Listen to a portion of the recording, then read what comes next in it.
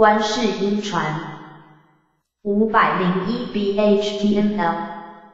003第3回怪老人妙舌说慈航，小公主停哭听佛记。004第4回雾色成龙欲传大位，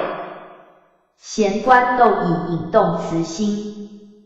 005第5回救孤禅公主受伤，依创藩国王悬赏。006第6回众庸医都无丹顶药，怪修士只说雪山莲。003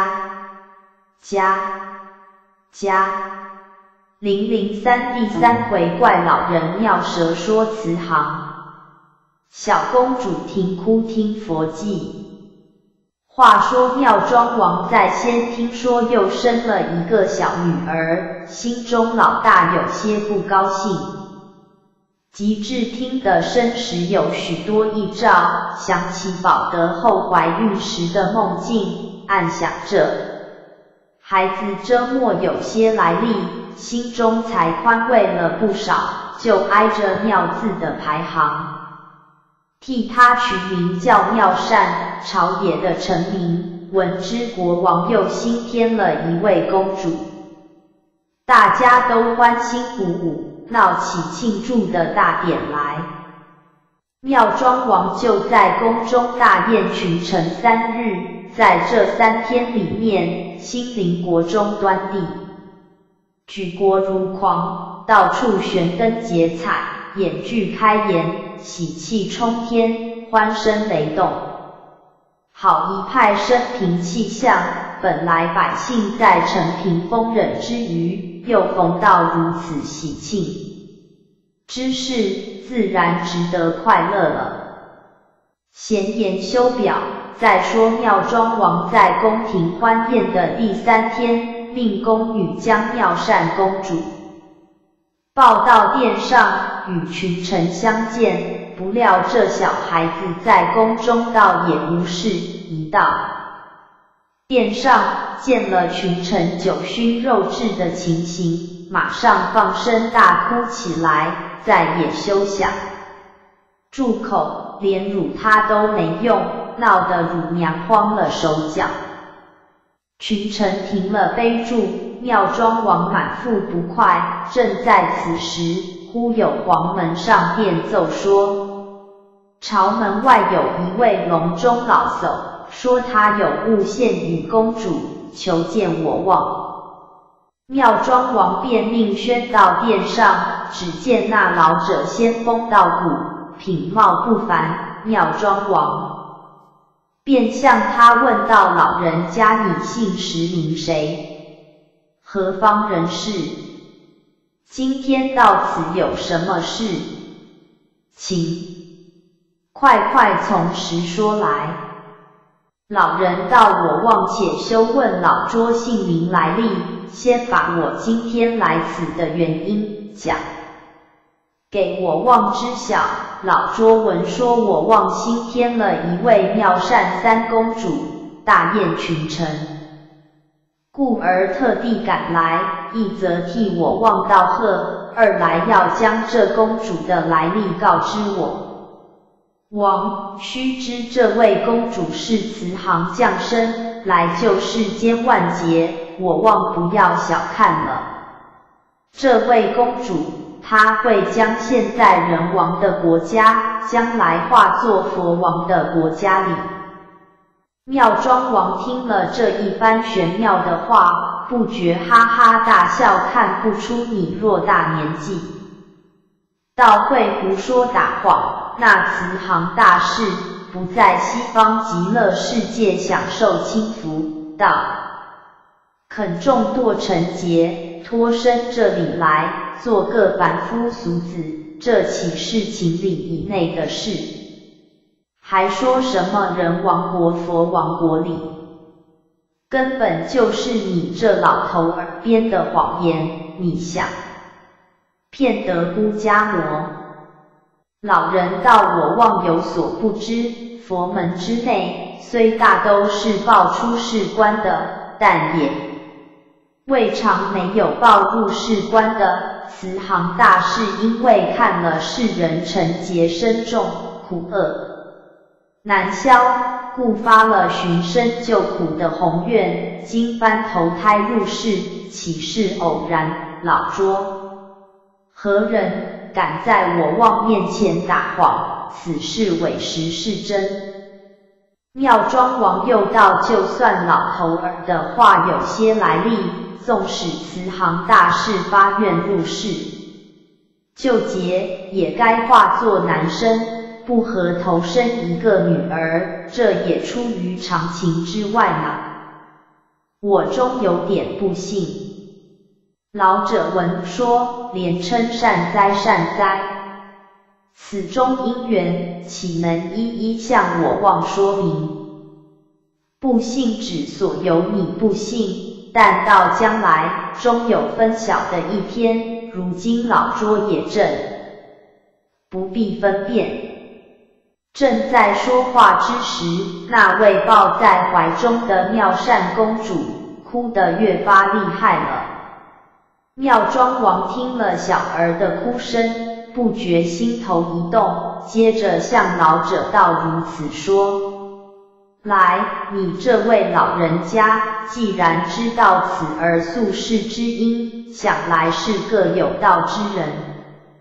现在这小儿如此狂啼大哭，究竟是为了些什么？你可知道不知道？老者打个哈哈道：知道知道，一切前因后果，无有不知道。公主的哭啊，这叫做大悲。公主因为见我望为了她诞生，大开筵席，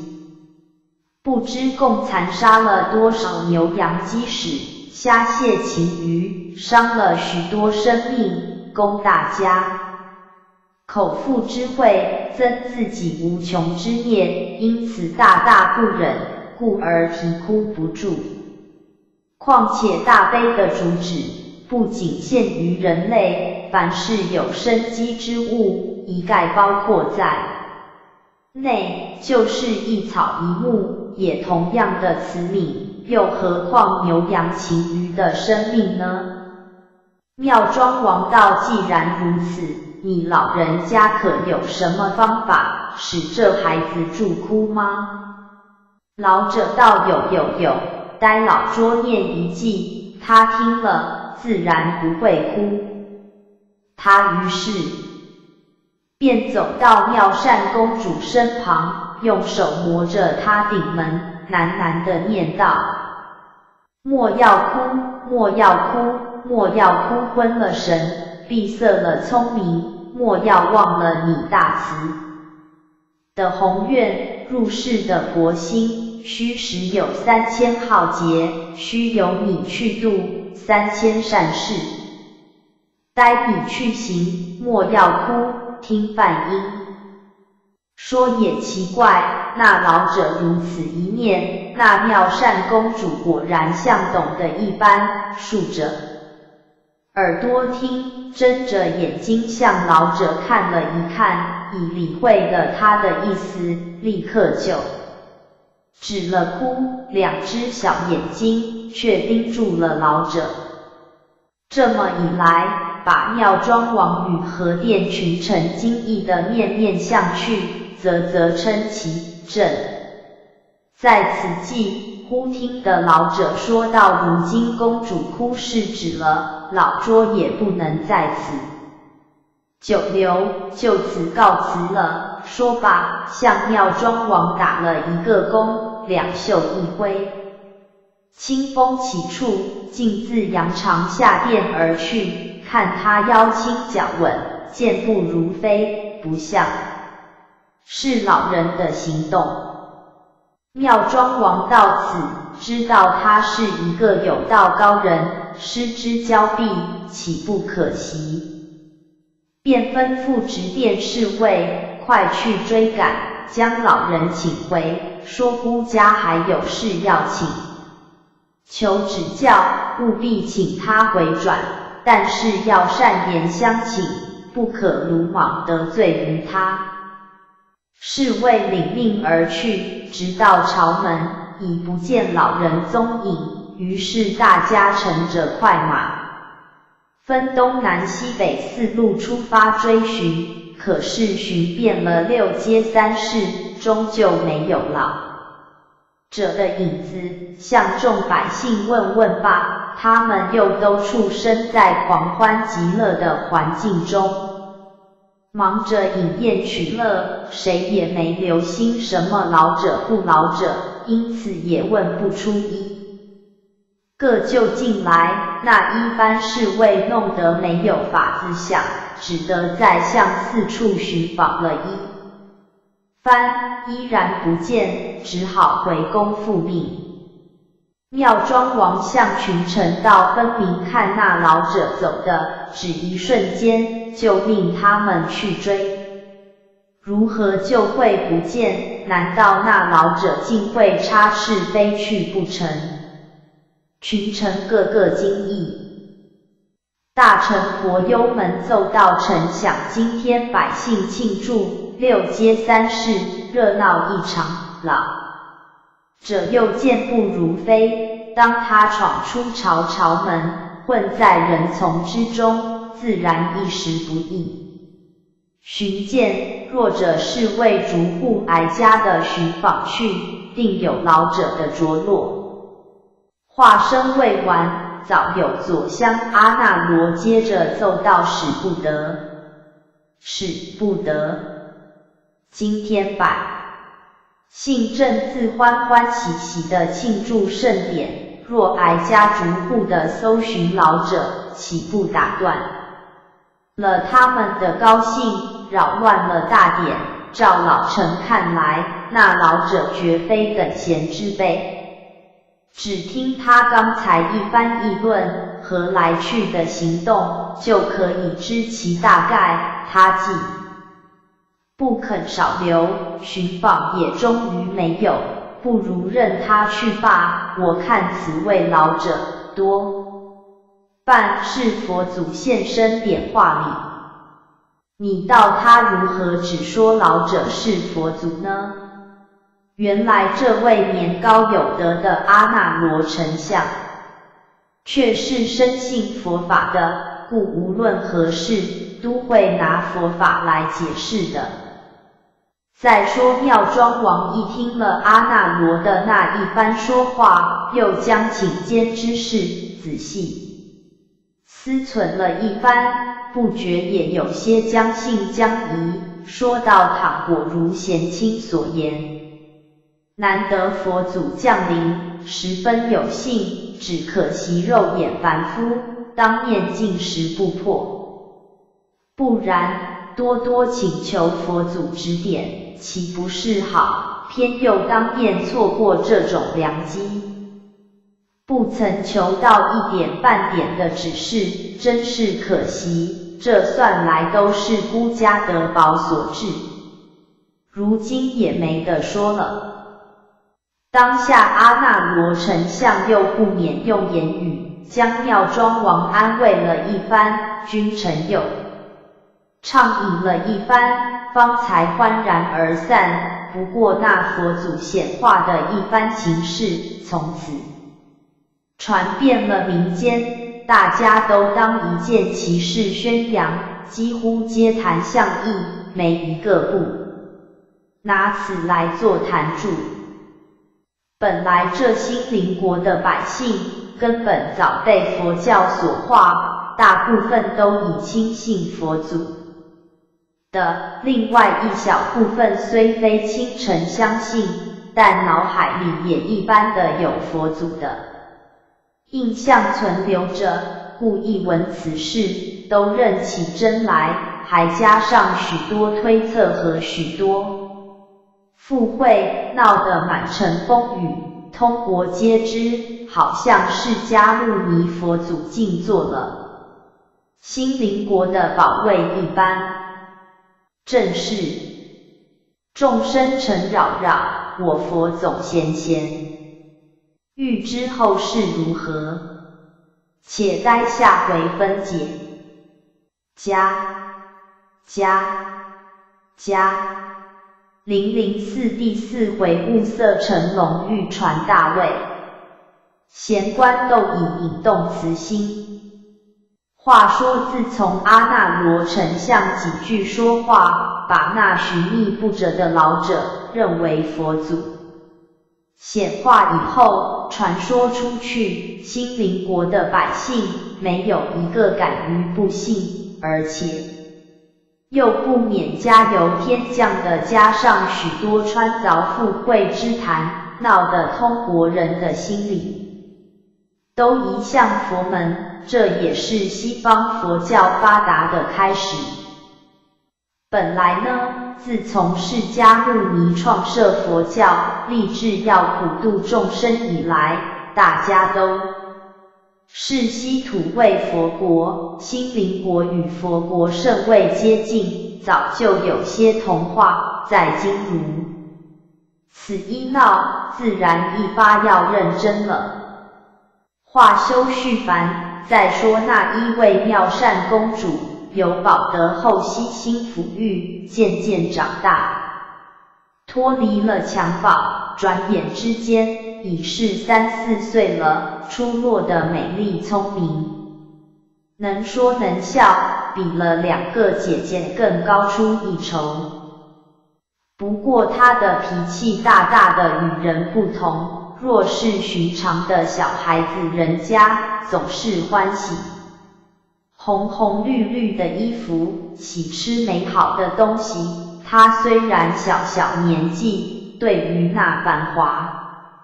锦绣、山珍海味一概不爱，只欢喜不草粗粝。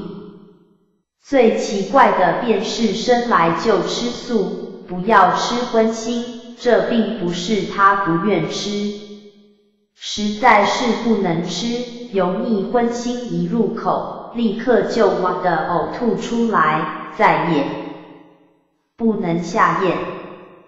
妙庄王与保德后见他如此情形，虽觉有些奇怪，但这是无可如何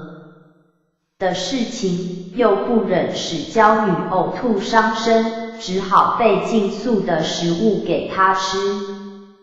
方才合他的意。6岁上学读书，好似有素会的一般，端地是一教就朗朗上口，并且过目不忘，远出2位姐姐之上。因此，妙庄王与保德后十分爱他，真是同掌上明珠一般，老怀也很安慰，以为有女如此，也无一男儿。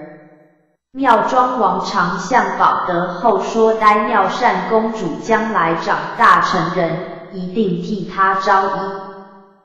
个文可安邦，武可定国，十全十美的人物来做她的驸马。非但郎才女貌相配，就是到那时再不生太子的时候，那做心灵国王的宝位也好传与驸马，还不致斩断婆家氏的血统。保德后对于这个主张也非常的赞成，夫妻2个安了这个心眼儿，连望子的心也渐渐的冷淡下去，只顾暗中物色相当的人才。这件事不知如何传到妙音妙缘2位公主耳朵里去，都不免自叹命薄起来。有一天，妙音妙缘2位公主一同在花园中观赏桃花，无意间走到仙人洞旁边，只见妙善公主蹲在地上，旁边立着一个宫女，2人都默不作声，不知在那里做些什么。妙音妙缘2位公主见了这种情形，不免动了好奇之心，缓步走过去看，却原来是乙斗。那时妙善也看见2人，便喊道：“2位姐姐，快来帮我将这些斗死的蚂蚁掘潭埋葬。”妙音妙缘两个相视的笑了一笑，道：妹妹，你自去斗了，我怕污了手，却不耐帮你做这些爬地皮的玩意，谈着便洗手走了开去。妙缘低低地向妙音说道：姐姐，你看三妹妹专门欢喜干这些爬土掘泥的村野勾当，父王母后倒当她宝贝一般，说什么要找一个文武全才的人招为驸马，万一母后就此不再生育，驸马还有继承大统的希望，她还得做皇后娘娘哩。世上基曾听见过爬泥的公主，你想可笑不可笑？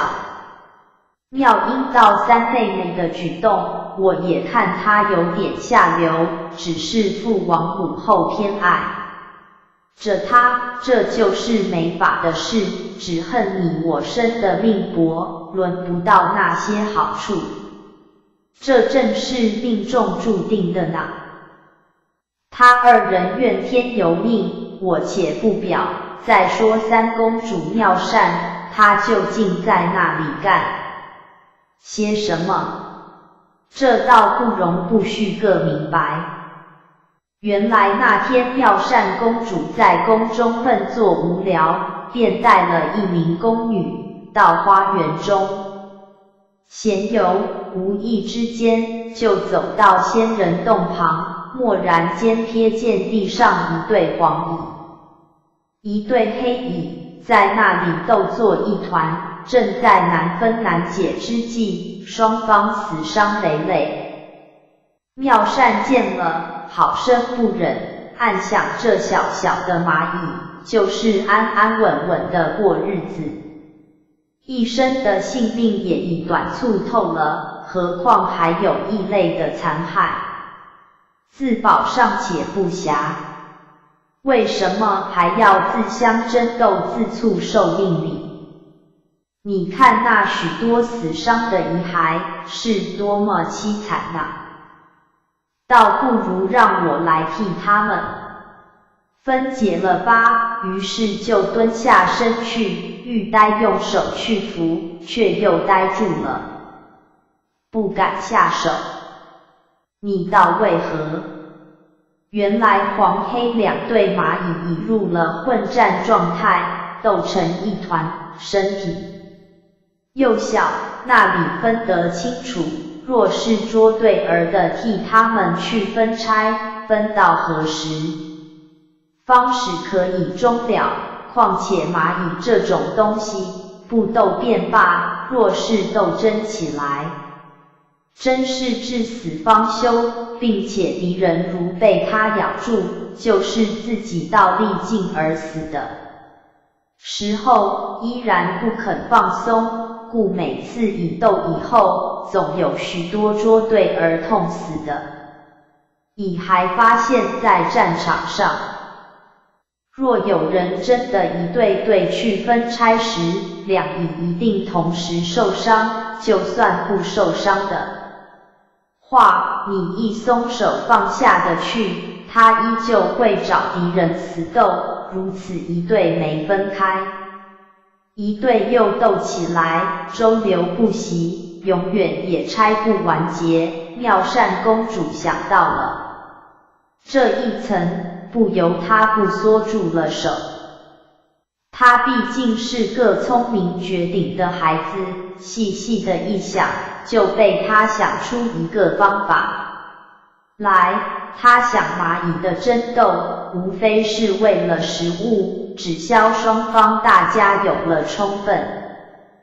的食物，自然大家各去搬运食物回洞，争斗就可以解开了。他于是就命宫女去取了许多香甜的饼屑，一方面又查看了两对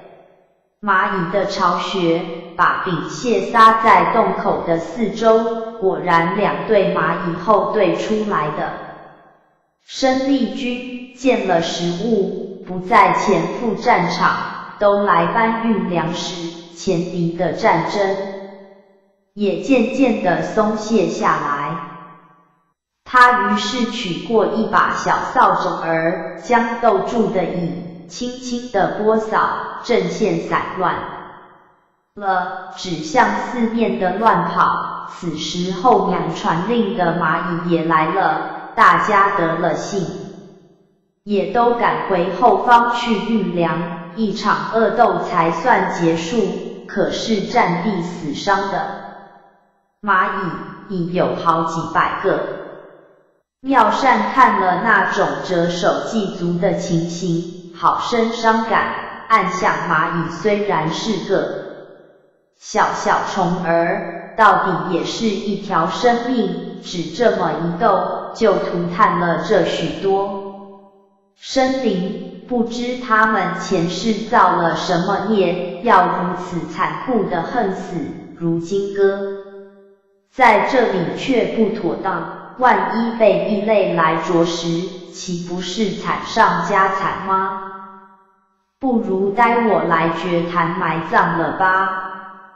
于是他就在近处掘了一个小小坛儿，正在收拾以尸去葬，恰好遇到妙音妙缘二位姐姐走来，便喊他们来帮忙，不料他们竟不顾而去，他也不再呼唤，只将蚁尸完全捡的送到坛中，用土掩埋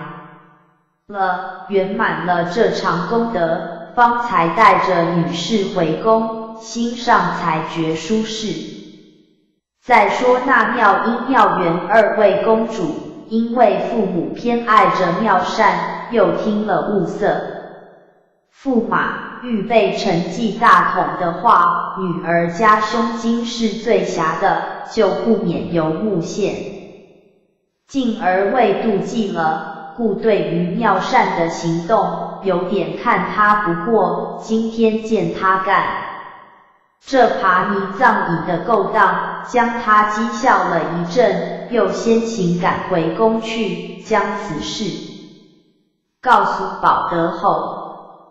在二人以为如此一来，可以减少母后钟爱之心，一念到自己身上。但是保德后听了二人的话，只付之一笑，还说他这种举动真能体上天好生之得理。妙音妙缘不妨保德后会说出这般的话来，心上怎不凄苦，几乎连眼泪都蹦出来了。那时妙善公主正圆满了她的功德，带了侍女回宫，见过母后，看了两位姐姐那种凄苦的神情，只当是受了娘娘的训斥，不敢动问。保德后见了他，问起刚才在何处闲玩，妙善便将寝间的事细细的述说了一番。保德后笑道：“你也忒煞淘气了，好有心思去干这些勾当，不嫌污了双手。若遇着毒蚂蚁，被它咬了，生起蚂蚁疮来，才够你受用礼。以后快别再闹这些玩意儿才好。”妙善公主听了她母后的教训，一面微微的答应，一面却又说出一段道理来。正是看他多素慧，小语唱禅机，欲知后事如何，且看下回分解。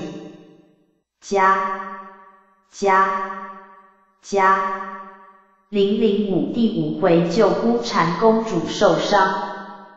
一创班国王悬赏。话说保德后听了葬蚁之事，将妙善公主教训了一番，他一边连连称是，一边待娘娘住口之后，便又接着说道：“母后有所不知，蚂蚁虽然是微小的虫类，但到底也是一个性命。孩儿看了他们两对争斗，死伤累累，好生凄惨，心上十分不忍，故设法将他们排解开来，以免继续的残杀。那些蚂蚁也好似有灵性的一般，却并没有一个咬了孩儿呀。他正说到这里，恰好妙庄王也回进宫来，问起大家在这里讲些什么。保德后又不免将此事告诉了一遍。妙庄王听了也笑着说道：这孩子聪明伶俐，别的都好，只是深究这种古怪脾气，全没有小孩儿家的气息，举动有些像老佛婆一般，使人不大快意，还得你多费一点心，好好的教导，使他改了这种习惯，才讨人欢喜哩。保德后微微应诺，妙庄王这一席话，在妙善公主听了，倒不在意。可是妙音、妙媛两位公主听了，十分快意，把刚才一片气苦之情完全压下，渐渐的满面春风，露出笑容来了。他们明知妙公主这种脾气深就在骨子里，终究是更改不得的。父王既然有这几句话，由他闹下去，一定有失欢的一日。本来呢，古人说得好，江山易改，本性难移，又说3岁定终身。这就说人的生性，从小到老是永远不会改变的呢。妙善公主既然生就有了佛性佛心，任你外界的力量如何休想改变的她一分一毫。保德后时常用温言去劝导她，依旧是我行我素，半点不动心。有一天正是炎夏傍晚时候，她因为室内闷热，到外边散步，走在柳荫之下，清风徐来，甚觉凉快，便在柳荫之下的石凳上坐着纳凉，好风送爽，清静异常。有一只孤蝉倚在枝头，不住叫着，好似在那里自鸣得意。妙善公主在这一片天机寂静之中，忽然一个人自私自想到，世上的人劳劳碌碌争名夺利，到头来终不免遭到许多磨难，受尽一切苦厄，至死不悟，多么可怜。如何想个方法出来，使举世的人都大彻大悟，免了沉劫才好。因此他的思路越想越远，凝神静坐，好似入定的一般。正在出神的当儿，那一片很和悦的蝉声忽然急躁起来，似乎遇到了什么侵袭。这一来，妙善公主心上一惊，把遐思收住，循着叫声寻去，只见一根绿柳枝上，一只鸣蝉抱在枝头，嘶声急叫，旁边另有一只螳螂，两把利斧已将那只蝉抓得牢牢的，昂起了细长的头颈，正待去咬来吃哩。妙善公主见了如此情形，暗想那只蝉分明是在那里向我求救，我若做事时，它的一条命就断送在螳螂爪牙之下了。好的那只垂柳并不算高，站在石凳上尽管攀得够，他于是便不迟疑地走过去，立到石凳上，一伸手就去捉那螳螂。那螳螂见有人来，即撇了蝉，举起他一对利斧来啄公主的手。那只蝉得了如此一个好机会，吱的一声，刷翅飞去。公主看得一呆，那只右手正待抓住螳螂，现在见蝉已飞去，不牢再去捉它，欲将小手缩回，不料在此一转念之间，那螳螂的利斧却毫不留情地啄住了他的手背，使劲的一拖，早深入皮肉，拖出2条1寸多长的血路，鲜红的血直冒出来。公主当时受了此创，痛彻心肺，不料手上一吃痛，眼前就是一暗，2只腿随之酸软起来，一个站脚不稳，倒栽葱一般跌下石凳去。这一跌非同小可，右额角正磕着一块石子，成了一个小小窟窿。左足踝又摔在树根之上，扭脱了剑，头上血流如注。妙善公主如何经得此等创痛，故立刻晕厥过去，不省人事，直到觉得满身疼痛，醒过来时，已在寝宫的卧榻上。妙庄王和保德后都守在旁边，大家都现着手忙脚乱的情形，见他苏醒，都道：好了好了，如今清醒过来了。公主才想起刚才的事情，觉得痛得厉害，头上的疮口已经裹好了，足踝的脱戒上没有接上，这2处的疼痛格外难熬，不禁哼呼呻吟起来。读者诸君，你道他昏倒在绿柳树下，如何会到寝宫？原来保德后独自坐在宫中，好久不见妙善的踪迹，心上十分祭奠，便叫宫女到园中去找，找到树下，见他满头是血，昏迷不醒地跌在地上。于是忙了手脚，急奔回宫中，告诉了保德后，大家才7手8脚用软垫将他抬回宫中，敷上止血药，裹了创口，好容易待得他苏醒过来。当下妙庄王便向他问道：儿啊，你如何跌得这般模样？如今又觉的身子怎样？快地告诉给为父的知道。妙善公主虽然心淡妙庄王的言威，明知说了出来，一定要受到埋怨，但她生性就诚实，不肯打半句谎语，硬着头皮将刚才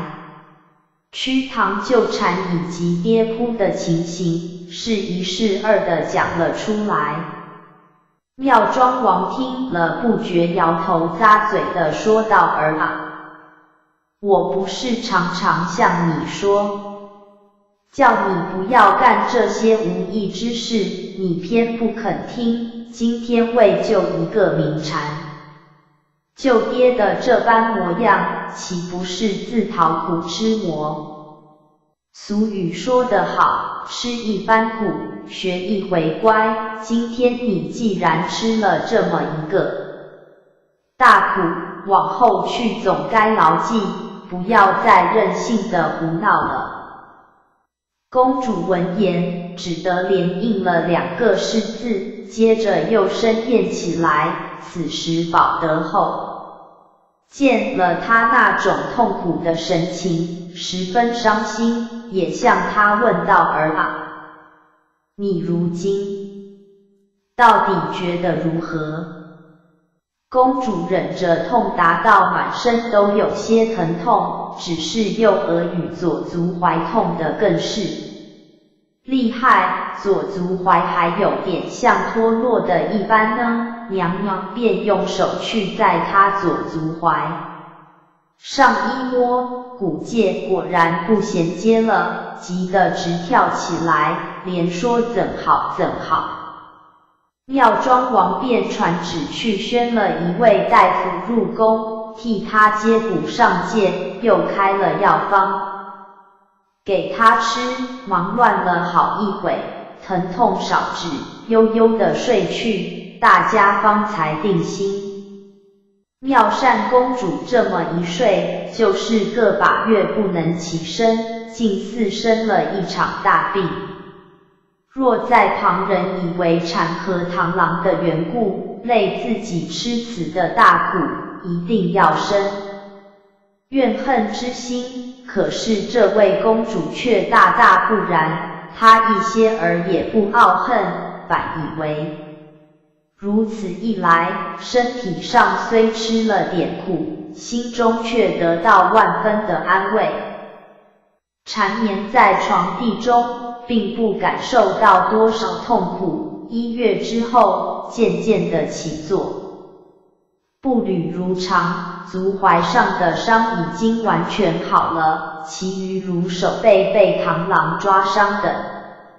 轻微的伤痕也都退尽，只有右额角的创处还不肯合口，大家又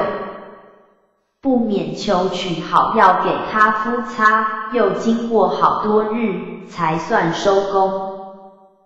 但额角边却添了一个龙眼大小的黑斑，好似美玉上有了瑕疵，很不雅观。保德后见了此斑，心中甚是不悦，向妙庄王说道：好一个如花似玉的美貌女孩子，现在额上有了一个斑，岂不损了美观？我想国中不乏善医之人，陛下又贵为一国之君，若是降旨招求，找个灵验方儿来治女儿的创斑，想来不是难事，陛下何不下诏试试呢？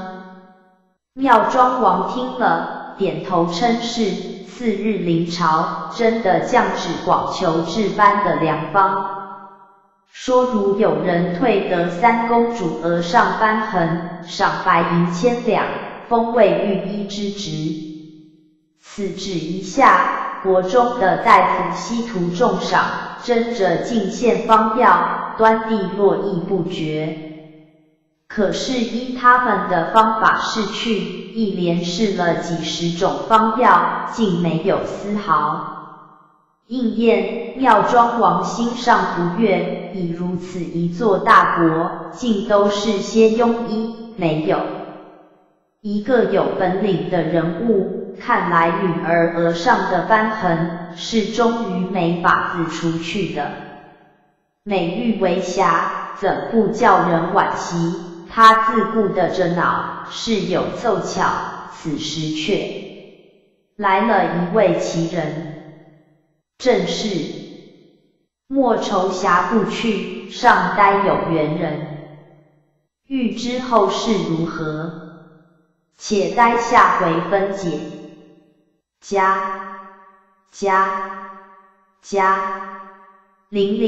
第6回众庸医都无丹顶药，怪修士只说雪山莲。话说妙庄王因为得不到良好方药，褪去妙善公主额上斑痕，心中老大不悦，他就立意要把国内医生一齐驱逐出境，不准在兴陵国内存身，以免百姓受他们的欺骗。他曾将此意与阿那罗丞相商量过，在他恨不得立刻实行，还亏阿那罗多方相劝，才算定下7天的限期，如其7天之内再没人一的好公主额上瘢痕，就实行驱逐医生。这一个消息传出巢去，把一般靠医吃饭的人都吓得面如土色，叫苦连天，只希望苍天保佑，降个奇人治了公主的疾患，免得一人受流离之苦。可是这种希望如何会有成验呢？一天过去了又是一天，兀自没个好消息儿，再过一天依然是时辰。大海，那一般医生的苦心焦思，真个是如与日俱增，转眼之间已到了第7天，只剩这短短限期，希望自然是格外少了。可是天不绝人之路，正在大家希望垂绝之时，妙庄王召阿那罗丞相商议，下驱逐医生的旨意，呼黄门关上殿奏称，朝门之外现有一位青年书生，要见我望，说是他有方法治三公主的疾患，待我望旨下。妙庄王为了此事心上异常不快，现在听说有人能治，自然欢喜，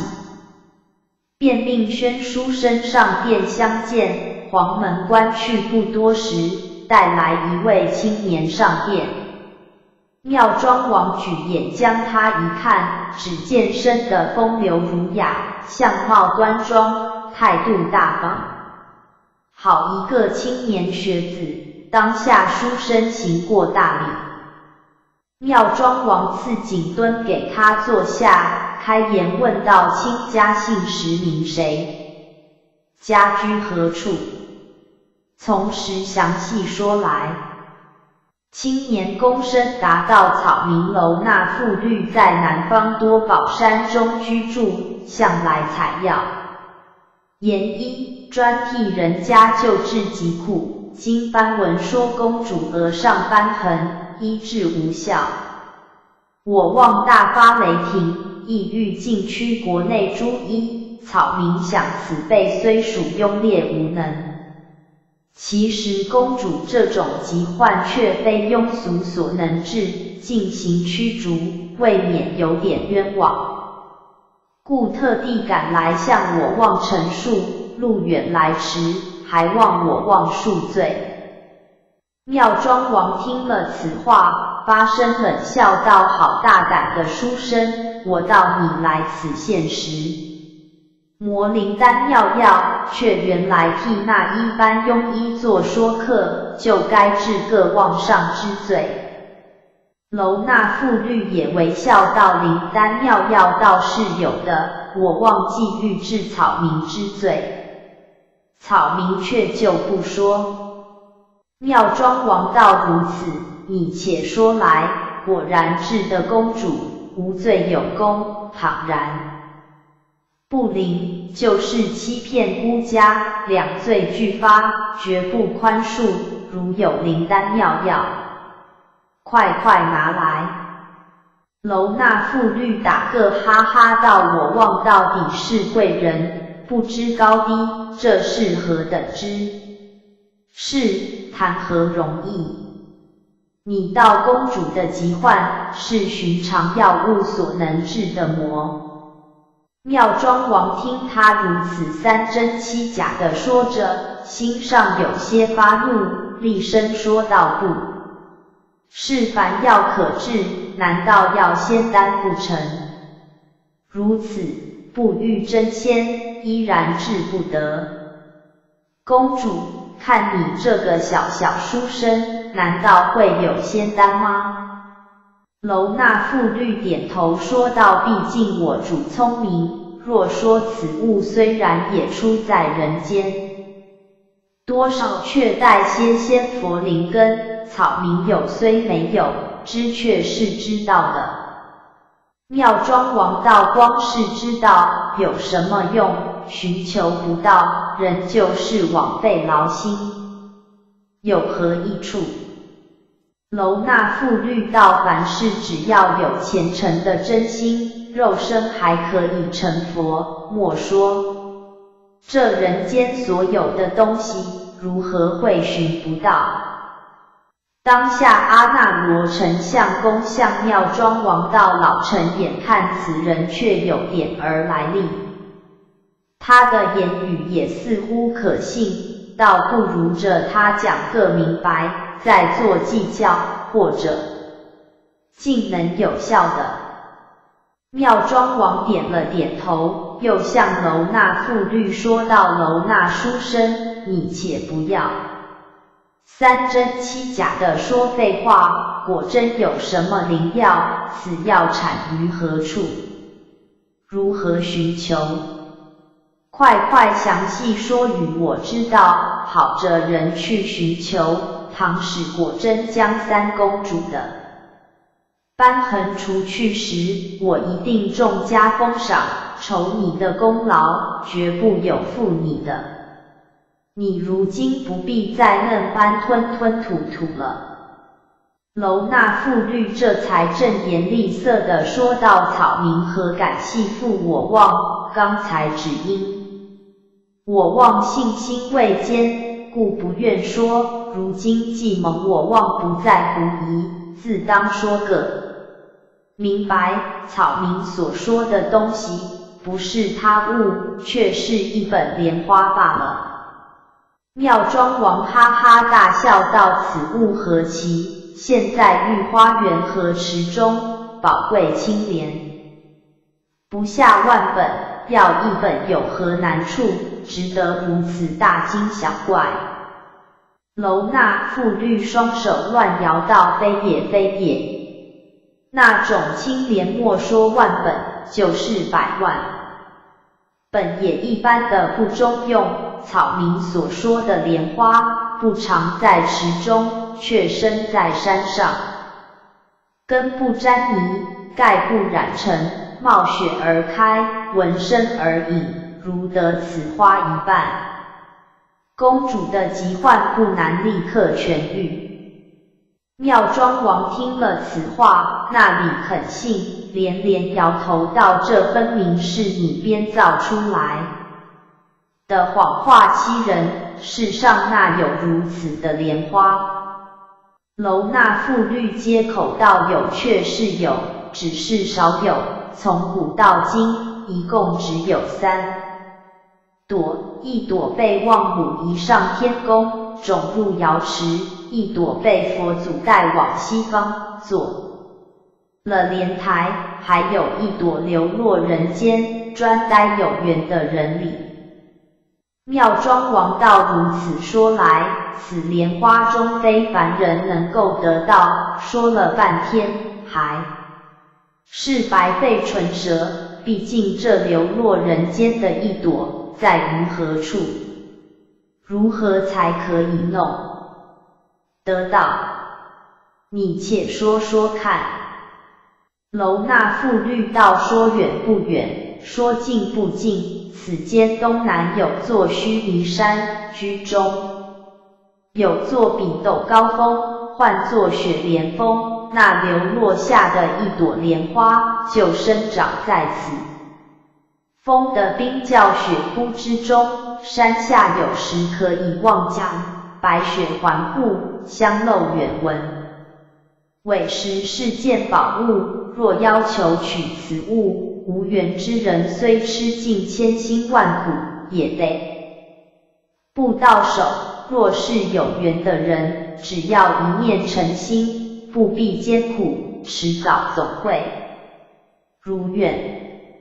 妙庄王沉思了一回，摇头道：不对不对，你既然知道莲花的下落有许多好处，难道你就不能发一愿之诚，前往求取，反来此间饶舌何谓？这分明全是一片胡言乱道，还是替一众医生做说客，来至孤家面前捣鬼。如今我也不必与你分说，权且将你奸下的我派人往须弥山雪莲峰上探个明白，得了回报，若果真有此物发现，那时用上宾之礼相待，倘然没有此物的话，那么休怪我执法如山，不肯饶你性命。楼那妇律连声称好，又道既然如此，那驱逐医生出境的事也得暂缓，待见了分晓再说。妙庄王也答应了下来，当下便吩咐将楼那妇律软禁起来，好好款待，一面便和阿那罗商量采莲的人选。阿那罗道这倒是个难题，一来此去须弥山遥远，广漠高原，森林绝壑，奇险百端，非是个勇武绝伦、胆识俱佳的人如何去的？再有一层，此人还得是心腹，否则难免路上畏难躲避，造言虚报，故请我望三思。妙庄王低头沉思，一时也想不出一个相当人物，便到此事待明日早朝，召集众文武共同商议，再行定夺。说罢，便退入宫中。阿那罗也下殿回归府邸不提。次日早朝，百官齐集殿上，行过了礼，分班站定。妙庄王便将以上事情向大家说了一遍，问谁可去的。当时即有执殿将军迦叶愿往，此人在武臣中好算得智勇双全的，却当得此任。妙庄王甚为喜悦，赐了3杯御酒状行。迦叶退朝之后，回到府邸，挑选了50名勇武精壮的兵士，预备下清水粮食，一应膨胀。个个上了骆驼，收拾妥当，即刻启程，一路东行，去寻须弥山头的宝物。这一队人马在广漠中一路行去，端地是一路十分艰难，万般困难。正是有心一般蛾，去访白莲花。欲知后事如何，须待下回分解。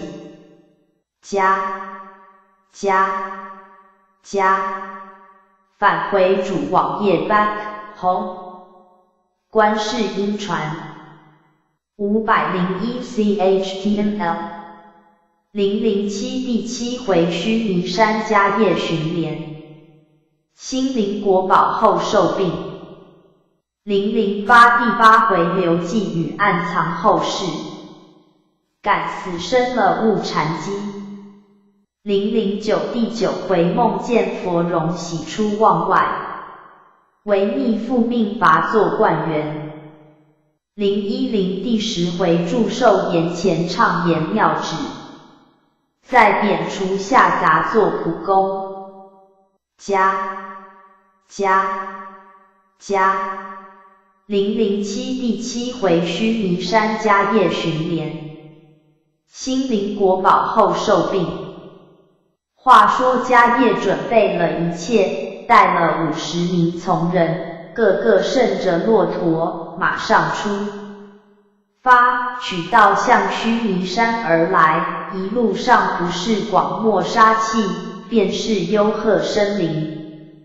十分不易行走。日间赶路，夜间就在旷野搭了棚帐休息，常数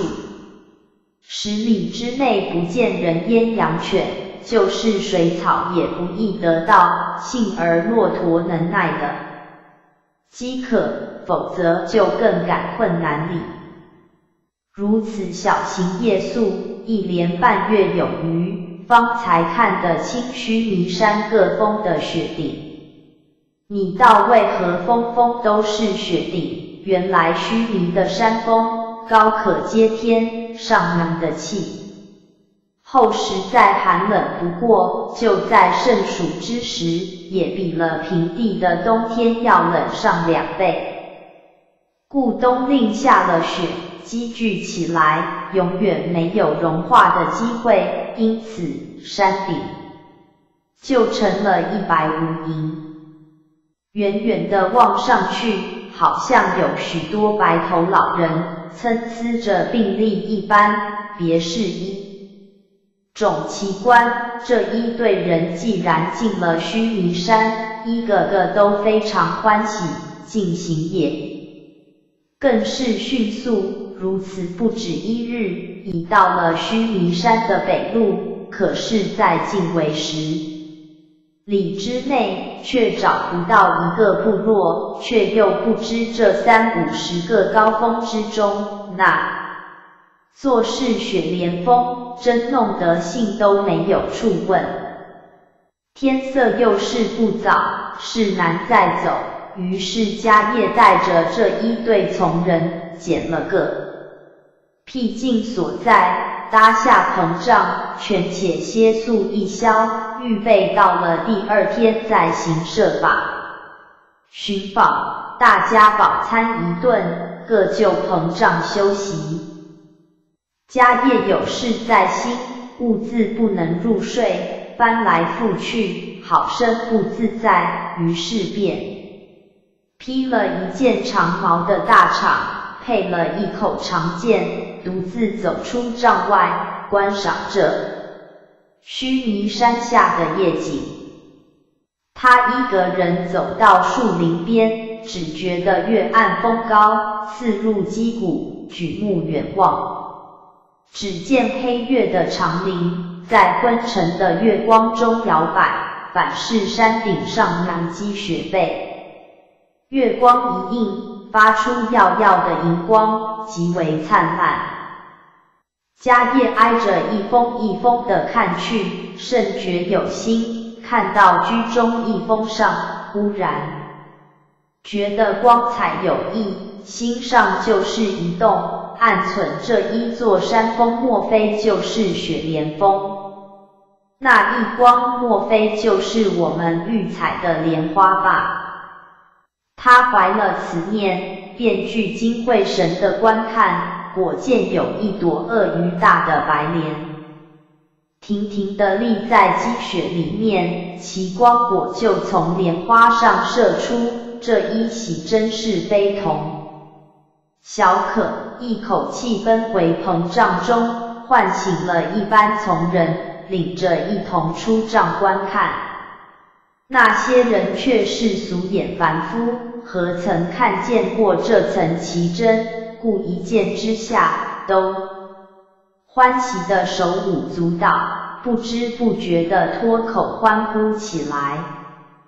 只大家这么一阵欢呼之下，就惊动了那莲花，竟渐渐地隐到雪中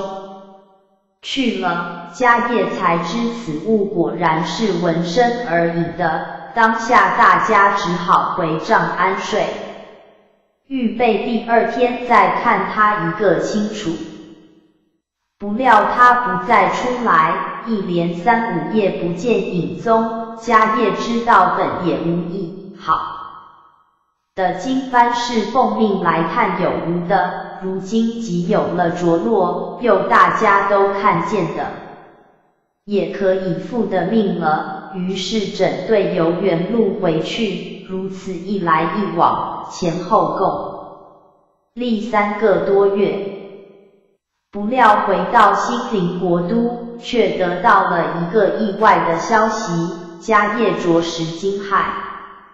原来妙庄王后保德国母竟在1个月之前逝世，此时举国都哀痛异常。迦叶屈指一计算，国母辞世的日子，正是自己在须弥山前发现宝莲的时书，暗中不觉有些奇怪，以为如此凑巧，这里边定有什么因缘，绝非偶然之事。当下他安顿好了从人，便径自入朝复命，把沿途险阻以及发现雪中白莲的详细情形从头说了一遍。妙庄王在王后心丧之时，心中沉闷不乐，如今听说雪莲有了着落，更增了许多惊悔，勉强向家业慰劳了一番，竟意一回宫。论情论理，雪莲有了着落，正是一件可喜的事，他正该喜悦，为何反而惊悔呢？他惊些什么？原来他惊的世间果然有这一品的莲花，悔的是不该一时糊涂，非但不信楼那妇律的金玉良言，反而将他忧求受苦，终于被他脱身逃跑了。要不然非但雪莲可以求到，就是其余的事也不难靠他指点而解决，如今一切都没有希望，叫他如何不惊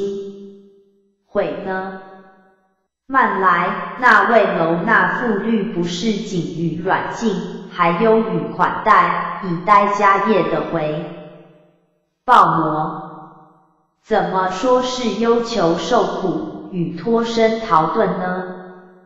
这里边却另有一个原因，且待我慢慢讲来。原来自从家业动身之后，楼那妇律起初本来软禁在一个花园里，行动很是自由，一切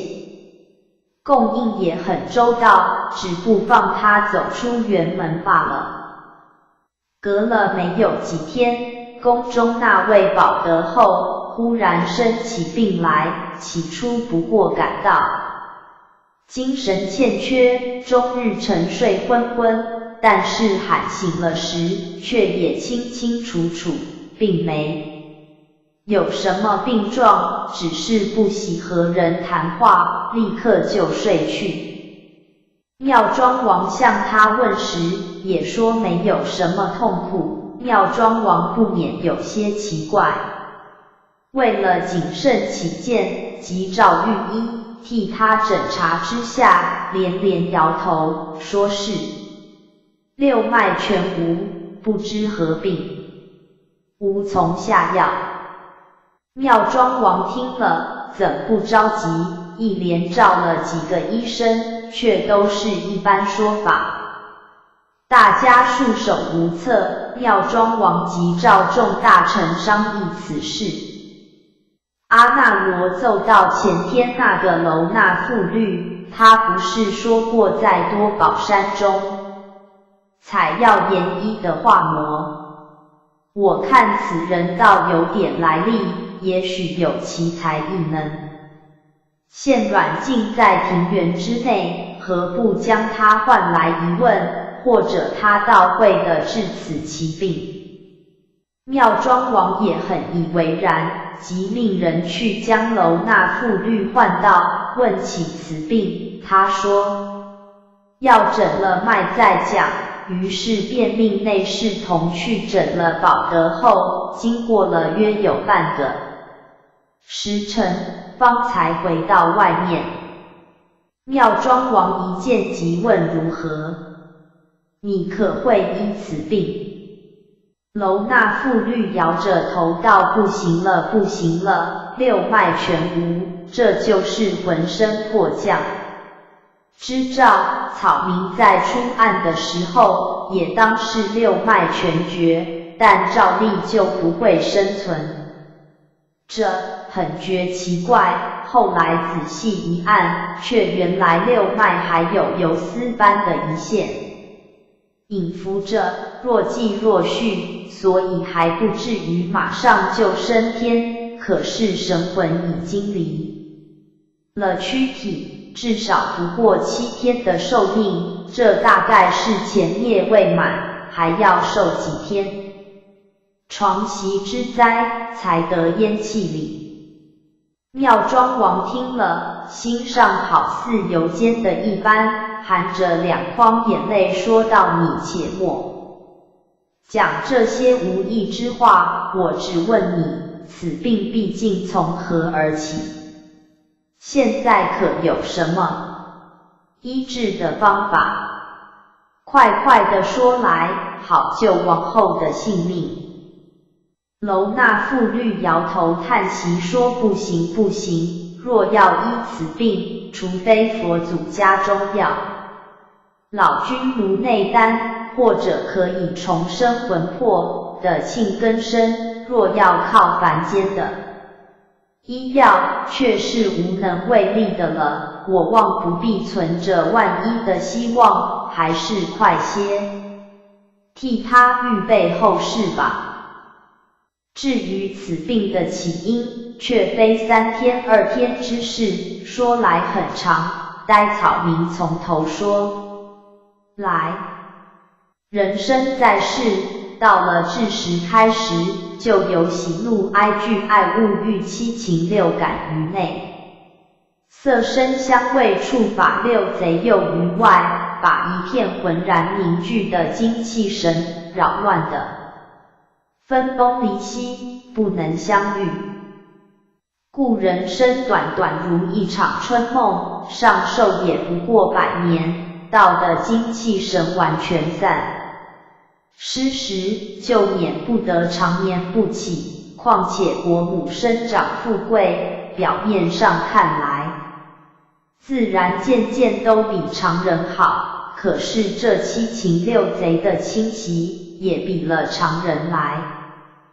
的凶，精气神的崩离也格外来得快。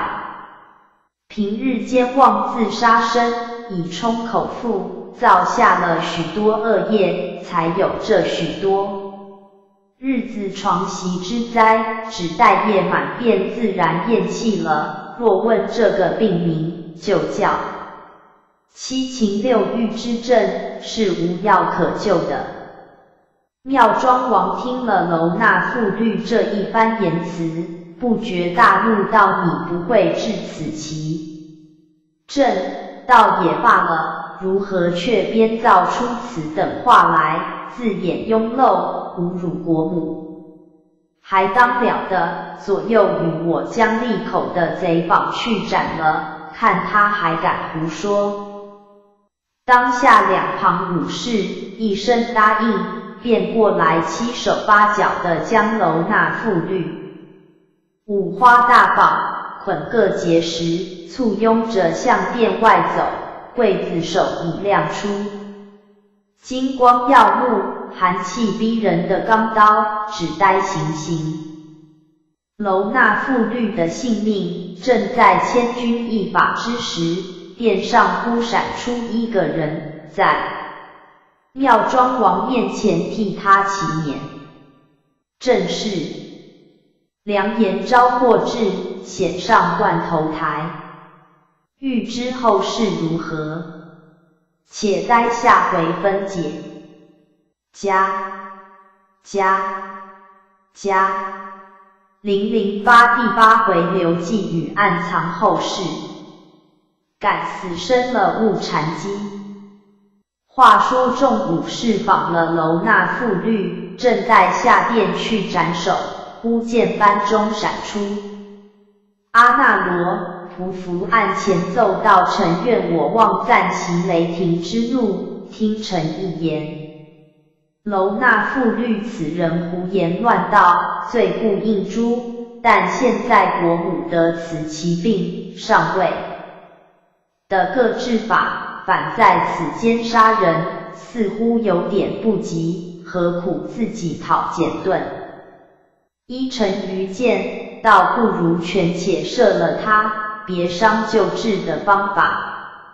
妙庄王道：“既然老卿家替他讨情，都看你的分上饶了他，但是死罪可恕，活罪难饶，使命推回来，给我打200大棒，然后发到死囚牢里受罪。”阿那罗几句话总算救了他一条性命，自然不好再说什么，归班是令众武士将楼那妇律松了绑，倾倒在地，结实地打了200大棒，押下殿去，送到死囚牢里，钉上镣铐，穿上铁链，让他去受罪。不料到第6天的夜间，狱官察监到楼那妇律所坐的地方，不觉大吃一惊，那里还有他的踪迹，只见那镣铐铁链都折毁了，抛在地上，座板上放着一张纸条儿，写着4句歌妓道：妙法从来尽6根，善缘终可化圆真，观空观色都无觉，因若能闻总去寻。狱官便传其一般劳役军头前来询问，都说收号之时，明明将他枷锁在总链上，因为他是个重犯，还另有链子穿了头发，将他吊定。如今门不开，户不起，如何会的逃走呢？于是大家点起灯求火把河间搜寻，连街石缝中也寻到，那里有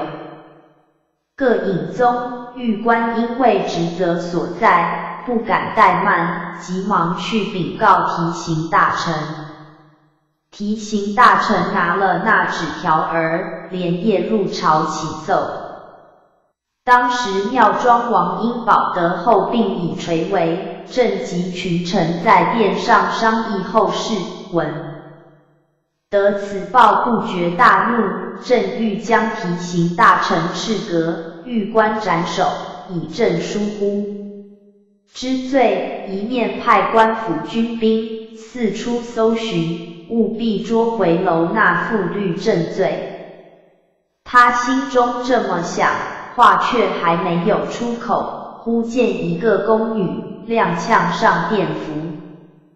的奏称王后已于寝间升天了。妙庄王一听此话，心中十分悲伤，两泪直流，就再没有心情去问楼那妇律的事。霍帝立起身来，直奔寝宫而去。原来保德后自从那1天诛医束手之后，虽由大家定了一张滋补的药方配给他吃，但是终究像浇在石之上一般，丝毫不发生效力，却越发显得力疲神茂的精神，一天不是一天，直到9月19这天晚上，竟伸伸腿瞪瞪眼，与世长成了。当时妙庄王心悲意乱，一切事务统由各大臣治理，忙乱一场，不在话下。那楼那妇律失踪一件事，自然也不追究。过了几天，妙庄王忽想起楼那妇律留下的那首歌妓，取来读之在寺，终觉得可解不可解之间，有些玄妙莫测。那4句却是并行横写的，无意之间忽悟到是藏头隐语。第1、第2两句头上明明嵌着三公主的芳名妙善2字，但3、4两句的头上却是观音2字，又不得一个适当的解释。他想观是用眼的，声音只可用耳去听，眼睛是看不见的，这2字如何连用一起呢？妙庄王对于这4句寄语虽得不到确当的解释，但心中知道楼那妇律此人绝非寻常之辈，故能脱了锁线，如神龙般的破空而去。可是他既然脱逃了，总不见得会重新回来，想也是没用。只所放过了此念。我在此且将这边之事暂时搁过，再来谈谈宫中那位妙善三公主。她自从爹伤病愈之后，保德后对于她的行动异常注意，闲常不放她往外游玩，就是到园中去，也得命3、5个宫女相伴，不准再做纠缠葬礼的勾当。如发现此等事情，不加阻止，闯出祸来，要将作伴的宫女处以极刑。妙善是心地最软不过的，经这么一来，他生怕因自己的行动害他人受苦，增加罪力，故改变了不少。他因此也不愿常到外面去走动，终日的宫中习静观书，闲时便和2个姐姐下一抚琴，消遣寂寞，一向安然无事，万不料快快乐乐过着安逸日子，保德后会生起其病来的。其实妙善公主虽只有7岁，但宿根甚深，天性独厚，一见母病，心上就焦虑万分，终日求神问卜，欲得呼天，愿折自己的寿算，以延母亲的寿命。但是保德后大限已尽，任你如何求祷，终于一些应验也没有。3位公主日夜侍奉汤药，陪伴着时刻不离，直到她弥留之际。保德后握了妙善公主的手，有气没力地说道：“儿啊，为娘的等不得你长成，半途抛撇了你，是多么伤心啊！为娘的死后，你须善事父王，不要再使那平日执拗的脾气，使父王多增伤感。”说道。这里便哽咽着不能成声。妙善公主听了此话，正如万箭穿心，忍不住2股热泪直淌下来。忽然眼前一暗，晕倒在地，保德后也就在这一刹那间长辞人世了。当时大家将妙善公主唤醒过来，不免悲伤痛苦，在许多人里面除了妙庄王以外，要算妙善公主哀悔最甚，但在她哀悔之中，却又悟了一片禅机。她想母亲生我育我，辛辛苦苦一直把我抚养，这般大恩深得重，今丝毫没有报答，她已弃我而去，这深重的罪孽，如何可以消得呢？他灵机一动，忽想起了慈悲的佛祖，他想佛法能超越3界10方，就这一切苦厄，使同根乐土，最具神通，如今欲报答慈母深恩，和忏悔自己的罪孽，只有向这一条路上去求。他存了此心，便发愿修行，舍身佛门。在当时却也并不将己意告人，为终日诵经礼佛，把长日光阴都消磨在经卷里面。可巧他有个寡姨，也是个虔诚奉佛的人，现在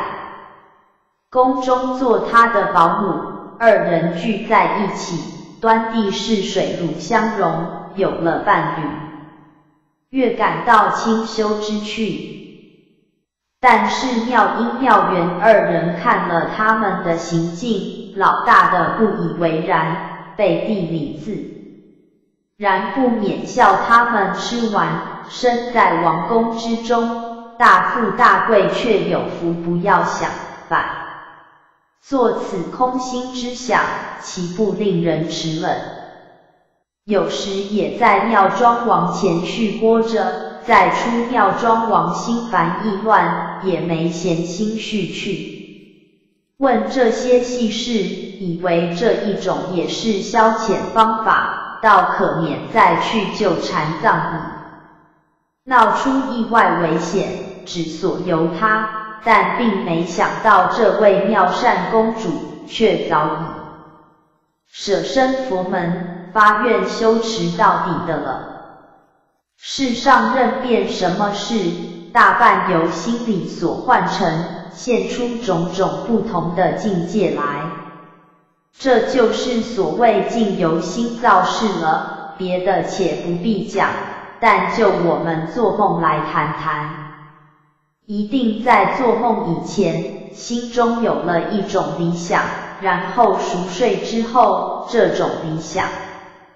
就在梦中实现，梦境万物出于理想以外的。当时妙善公主信心既坚，故心中常盘旋着西方佛祖，以及将来功行圆满之后，如何救苦渡劫，使世人同登极乐，他常存着这种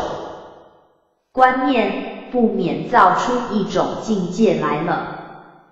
那一天，他躺在床上，似睡非睡，朦胧之间，忽觉满屋三间里大放光明，光明之中涌现出佛祖庄严宝相，丈六金身，顶上舍利放光，脚下莲花遮的。妙善公主见了，便到身下拜，请求佛祖指点迷津。佛祖道：尘劫未消，苦难未受，如何变得成道？只能够艰辛耐苦修持下去，心境自能逐渐明澈，道的静如明镜时，一切都能了悟。妙善又问成道的日期，佛祖道：早礼，只待你取得须弥山下白莲花，有人送你白玉净水瓶，那才是使成道之时。记着记着，我佛去也。说罢这几句话，就觉金光收敛，眼前万象都灭，依旧朦朦胧胧的睡在床上，何曾有些什么佛祖？这明明是黄粱一梦，可是在妙善却以为刚才的佛祖显化，特来点化自己的信心，更是坚决。正是妙境由心造，黄粱转眼醒。欲知后事如何，且看下回分解。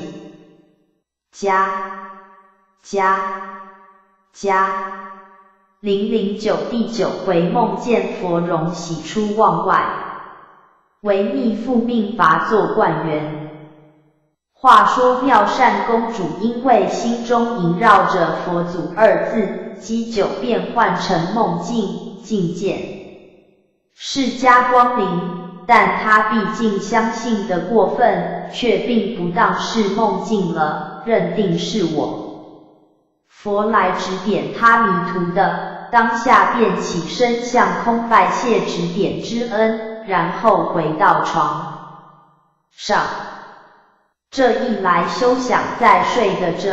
不住地将佛祖说的话往复寻思，想到须弥山白莲一事，更是喜出望外，分明以前听父亲说过，楼那妇律曾指此物可以医额上瘢痕，且曾派迦叶前往探访过，果然有此珍品。佛祖今番又如此说法，看来这朵白莲花倒和自己命运有很深切的缘法。要想超凡入圣，是非寻觅这朵宝物不能成功，他一路想去，不知不觉已是雄鸡三唱，东方发白。他那里睡得稳，一咕噜爬起身来。恰好那位保姆也起身入内，大家习惯过了。妙善公主便将夜来之事绘声绘色地向保姆说了一番，她听得目定口呆，喜形于色，合掌当胸，不住地宣诵佛号。她本来信佛圣贤，现在听了妙善有成道的希望，就存了一人得道鸡犬升天的观念。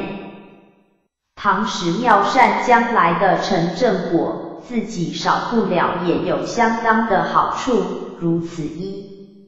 设想，怎不叫他喜出望外呢？自此之后，妙善公主心中又平白地嵌上一朵白莲花，魂梦之中时常不期而然地涌现出来，但她也曾想自己身处宫中，不能出外一步，须弥山又去此千里之遥，纵使有了那白莲花又如何可以求得到手？欲仗他人之力罢，却算不得自己的功德，看来此事倒是困难。忽又心想到不对，修道之人是不知有难字的，越是艰难。当前越是要将难关打破，才会有光明之路，才能超登彼岸。纵然千劫万难当前，也不可贪安趋避，如此一步步做去，缘法来时，莫说相距千里之遥，终必有机会可到，就是再烦难些也一般可以达到愿望的。他这么一想，便将一切杂念完全并绝，一心一意地研究佛家的经典，专等缘法的降临。光阴荏苒，转眼已是数亿寒暑。妙善公主已是16岁了，她的功行自然与日俱进，从进修达到内观之境，再进便可以入定了。到了此时，心地更觉得光明朗澈，一尘不染。不料到此却起了一众魔障，你道为何？原来保得后福分之后，妙庄王因为常赐2位公主年纪已长，便先后替他们择配，各招1位驸马，一文一武，都是国中有名的英俊少年。但对于妙善公主的姻事格外来的注意，因为在前与保德后有过传国的说话，如今膝下依旧无子，意欲实行前言，可巧妙善年已长成，此事也急于办理，一方示意各大臣，叫他们留心物色，一方面便向女儿说明。不料妙善公主一听他一婚的话头，却大大的吃了一惊，一口回绝父王，只说是情愿终身修道，整拔苦厄，绝技不愿嫁人，并且早已在佛祖前发下愿力，舍身佛门，若然违背了信誓，永堕泥犁，万劫不复。他这一番说话，正把各庙庄王气得一佛出世，二佛涅槃，白瞪着眼，半晌说不出话来，隔了好一会，才向他善言开导。你不要执迷不悟，你不想世上的人，那一个没世家之好，情色之欢，岂有放着现成的荣华富贵不要享受，反去修那虚无渺茫的道，忘记成佛之理，你现在不过一时受了佛经的蒙惑，闭塞了本性，才致如此，终究是不免要后悔的，还是听了我的好。妙善又说到，孩儿立志已决，要修行到底，一则报父母生育之恩，替父王和已故的母后积些功德，将来好同证正觉；二来孩儿自己忏除恶业，愿替众生受一切苦恼，以发过言誓，绝不生懊悔之心。愿父王成全了孩儿的志向，莫要再提婚嫁之事。妙庄王到此不觉震怒道，这都是保姆的诱惑，就着保姆结劝。公主，限3日之内复命，如其3天之内仍旧不能将公主劝的回心转意，听从王命，到那时定叫你2人一同受罪，绝不宽恕。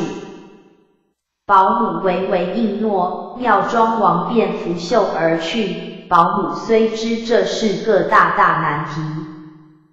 但王命又不可违背，只得苦苦劝解公主，哪知她竟是铁心肠，任你如何也劝不动分毫。说得急了，她便咬钉脚铁到千刀万剐，一切都凭处置，只有嫁人却万不依。保姆也弄得没了主意，只准备着这身躯受罪罢了。3天的光阴转眼就过去了，妙庄王便传了保姆来问话。保姆照直说了一番，妙庄王恨恨地说道，亮来这贱骨丫头，不给她些苦水吃，终究不会觉悟，便命将妙善公主贬入御花园，充当是花灌水的杂役，倘有过失另行处罚，非到悔悟前非，顺从王命，不负公主名号，与杂作宫女同样待遇。这道旨意下来，大家都吃惊异常，但妙善却处之坦然，痛了保姆，迁到园中居住。清晨起来，便不敢多懒，凡事汲水浇花、扫地、洗桌等事，无一件不是公自去操作。园中地方又广大，收拾周到，却非容易，幸得保姆帮同料理，才算省力了些。可是他究竟是娇养惯的，一向身居宫中，百事都有他人奉侍，不用自己操劳，何曾做过这些劳力的工作，不数日已弄得胼手知足，精疲力竭。在妙庄王的所以忍心如此，也总以为他一定受不了这种磨折，吃苦之后自然会回心转意的。不料妙善公主却是另有一番心肠，她以为修真的人一定要身历许多磨难劫闷之后才会有成正果，现在所受的痛苦不过是磨难的开始，算不得多大的困厄，这些如其受不了，那就永久不会有成道的希望。他打了这么一个主意，非但不回心转意，信道的心一发坚决，身体上虽受到不少痛苦，心中却闲适，后来做得惯了，竟连劳苦也不觉得了。妙庄王也时常暗中视察他的行动，见他如此，心中兀自气恼，但也无可如何。那一天恰值妙庄王的小生日，妙善公主清晨入宫祝寿，妙庄王见他头乱粗浮，举动之间，竟像个尼僧，心中好生不自在，极致看了憔悴的神情，到底是自己的亲生女儿，又有些不忍，当下也不说什么，只微微地叹了一口气。隔了好一会儿，才向他问道：儿呀，你受的那般苦，总该有些醒悟了。妙善公主答道：孩儿没有苦，所经历的一切，皆人生分内之事，算不得苦楚。至于孩儿的心境，一向朗澈，本来没蒙蔽过，无从说到醒悟，还求父王明鉴。妙庄王听他如此说法，便冷笑一声道：好，谅你苦还没有吃够呢。同回头两位姐姐和驸马都要拜寿，我须在园中排筵相待，好好的到来世后，稍有差池，叫你受用，还不去与我洒扫来。妙善公主领命，回到园中，将各处洒扫收拾。本来这座园林自从由她管理以来，所有各树花木都栽培得欣欣向荣，生机畅茂。各处的亭台殿阁都整理得次序井然，十分清洁。今天再加上一番洒扫，端地是几净窗明，一尘不染，他和保姆收拾到地，专等妙庄王等到此开筵。到了廷午11天的13时候，只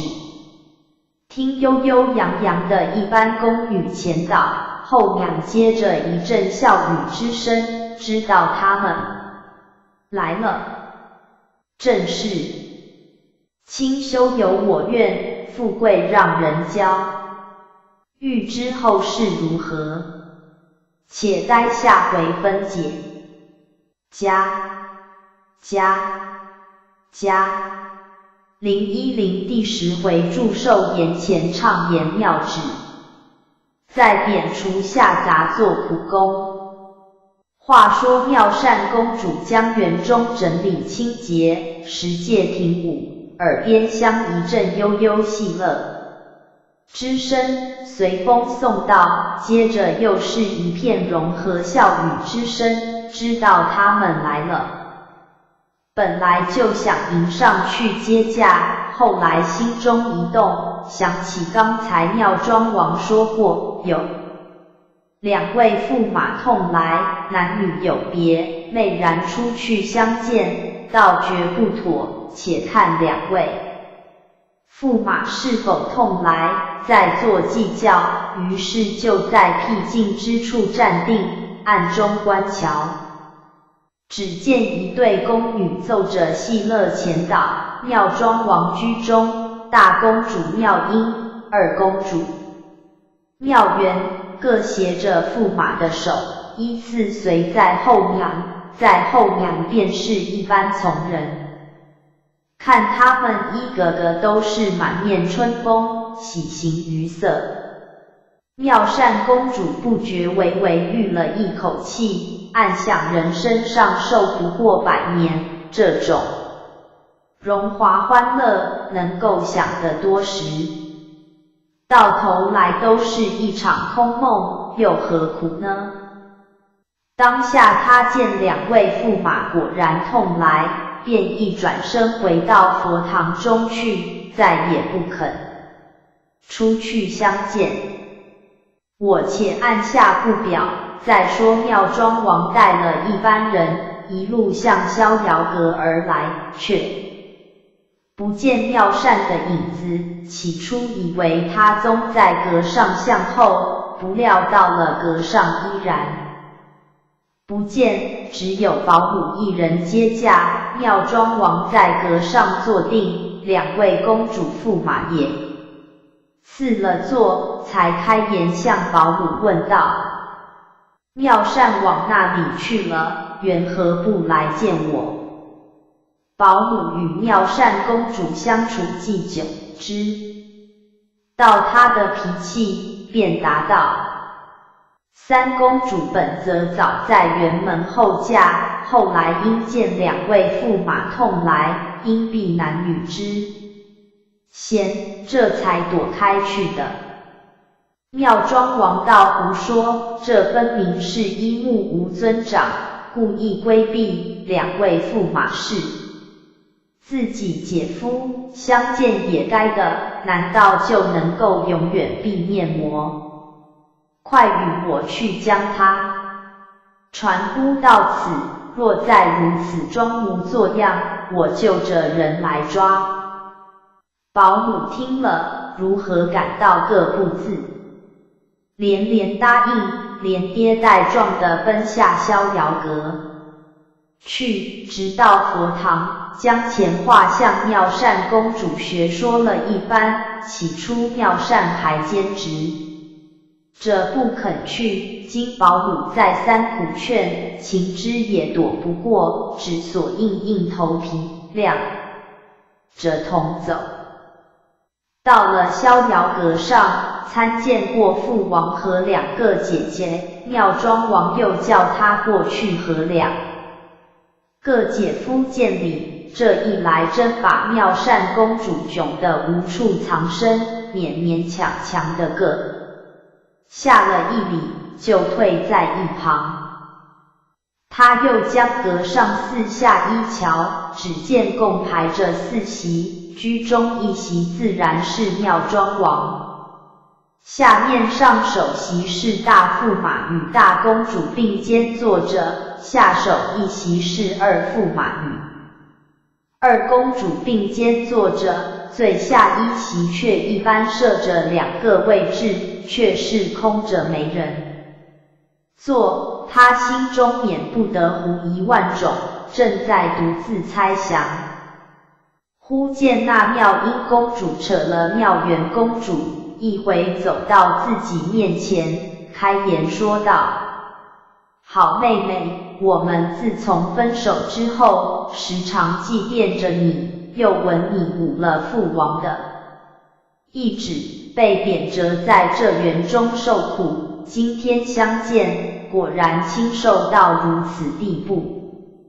这虽说是父王的家罪，算来到底也是你自取的呢。你想人生在世，为着些什么？荣华富贵人家求还求不到，你有了却不要想，岂不是愚蒙透了魔？况且男婚女嫁，这是礼上应得的，如何可以违背？你看我和你二姐姐，现在不是想进闺房之福魔？别的不说，就是同来同去，同席同游，也就够人艳羡，这不仅做了一个人应当如此，你不看那梁间的燕子，岂非也是双飞双宿的魔？说到这里，妙元公主也接口道：是呀，大姐姐的话说得一些也不错，我们且将眼前的快乐丢过不讲，传宗接代也是必然要的。倘使世间女人都和三妹妹一般见识，人类不就要因而灭绝，那时还成什么世界？父王的希望也就于这一点上，故今天也替三妹妹设下了一个双座的席儿，你就去做了末席，须佐以待成龙客罢。好妹妹，你看在我们两个姐姐面上，也不能再使性执拗了。说完，妙音妙元各牵着他一条臂膊，想送他入座，不料妙善一听了两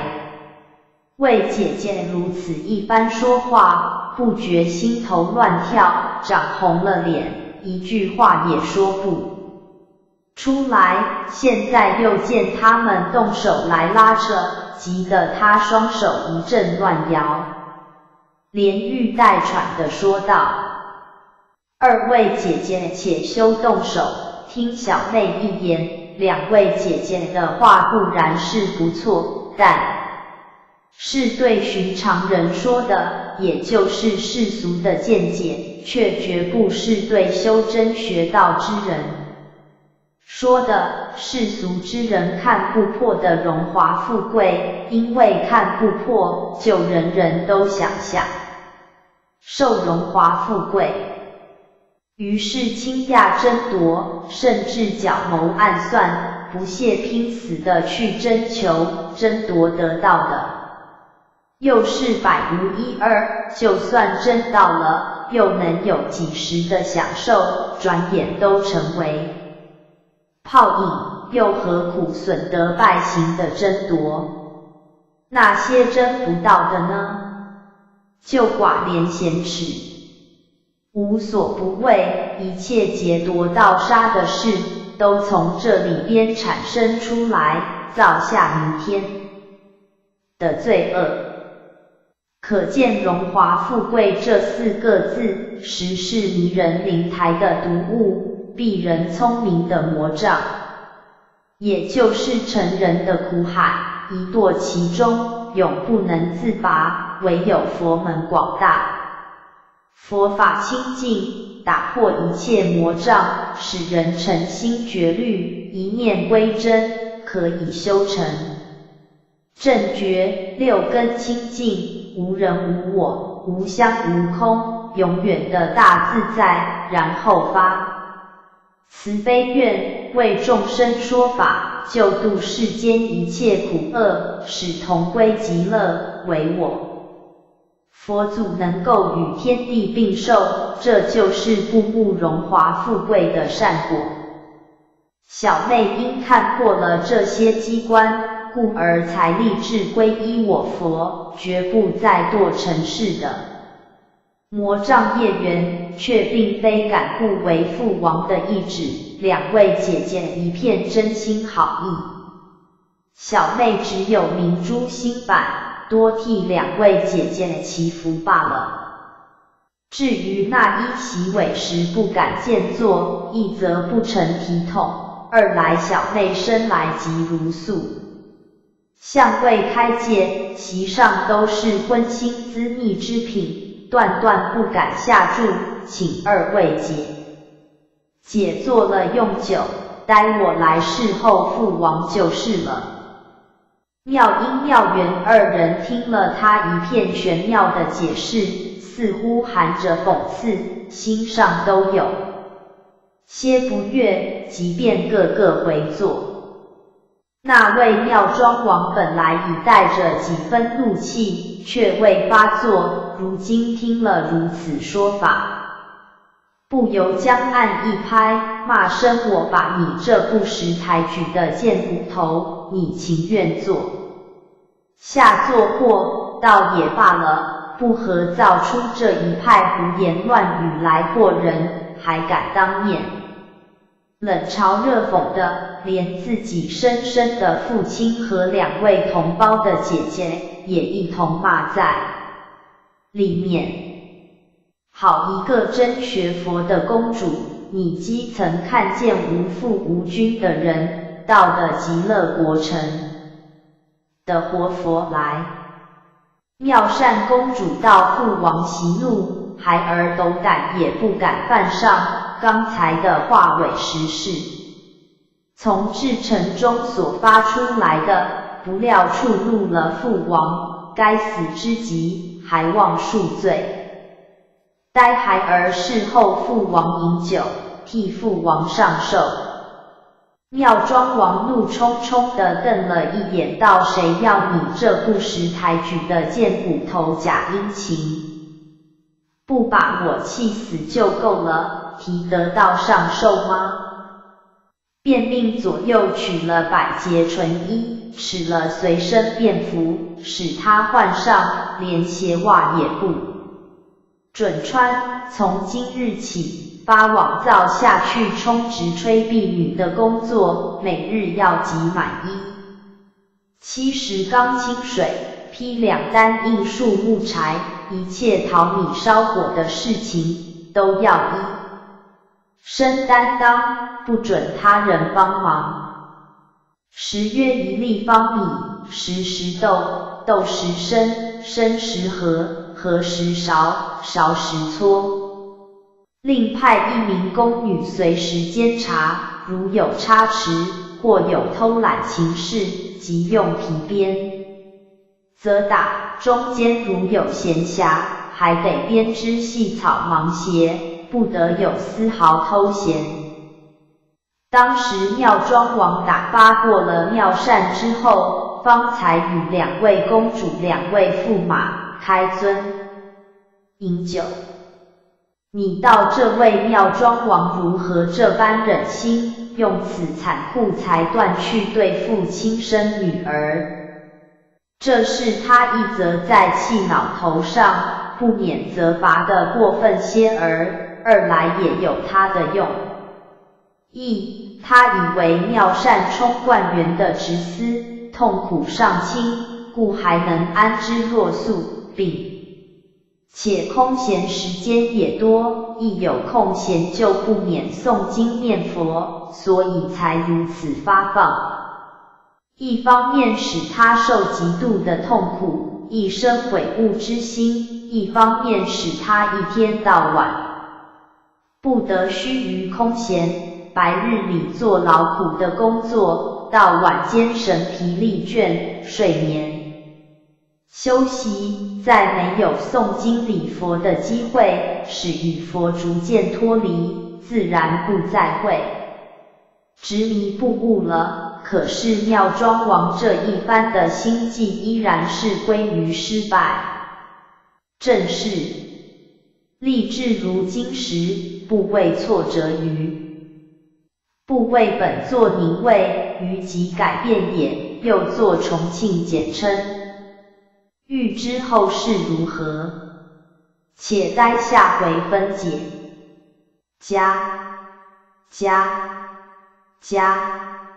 返回主网页 back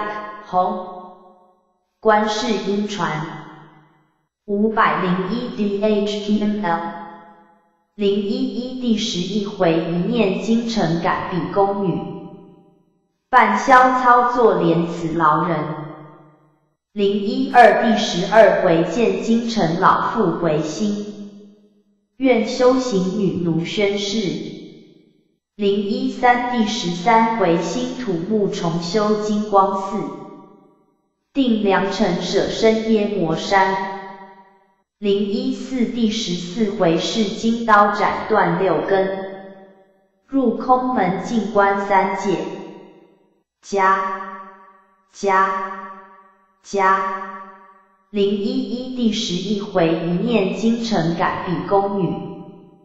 半宵操作莲池劳人。话说妙庄王与妙善公主毕竟是情关骨肉，所以忍心将他发往灶下受苦，原想使他受此磨折，回心转意，顺从自己的主张。不料这位公主立志坚决，情愿身体受尽苦恼，却始终不改变修道的信念。她自从发往灶下之后，清晨起身之后，便去井中汲水，虽然力量不够，还是勉强做去，直到70缸水挤满，日已停午，便去淘米烧火，午饭之后，再拿了刀去劈柴，到规定的柴劈完已是日暮时分，又要去淘米烧夜饭，1日之间却没有一点的闲暇。照这么繁重的工作，就是年轻的壮汉也必然感到痛苦，何况她是个娇弱的公主呢？不消说要腰瘫背折，力尽筋疲了，这么一来，他果然不似惯原时，可以按时做他的亲客，但他坚决的信心又怎会因此磨灭？于是，他熬忍着身体上的痛苦，在晚饭之后燃起一炷清香，一方面取过麻皮编织草履，一方面却一面诚心的念佛，到夜深了才就草榻上安眠。第一天如此，在造下执意的下人们还以为他一鼓作气，勉强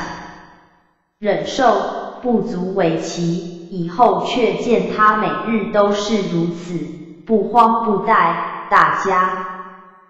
不觉都敬佩起来，很可怜他的处境，就是妙庄王派来监察他的公与永廉也向他表示2分的同情。大家既然一致同情于他，自然不再冷看，你去帮他汲水，我去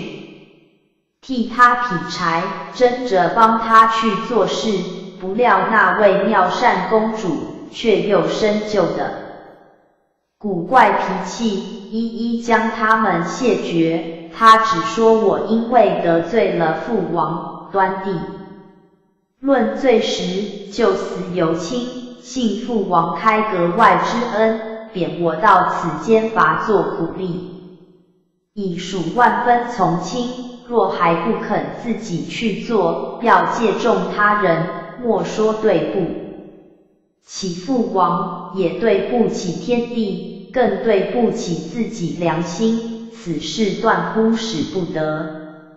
我应做的事，还得我自己做得好，你们众位的厚爱，我只有感激于心罢了。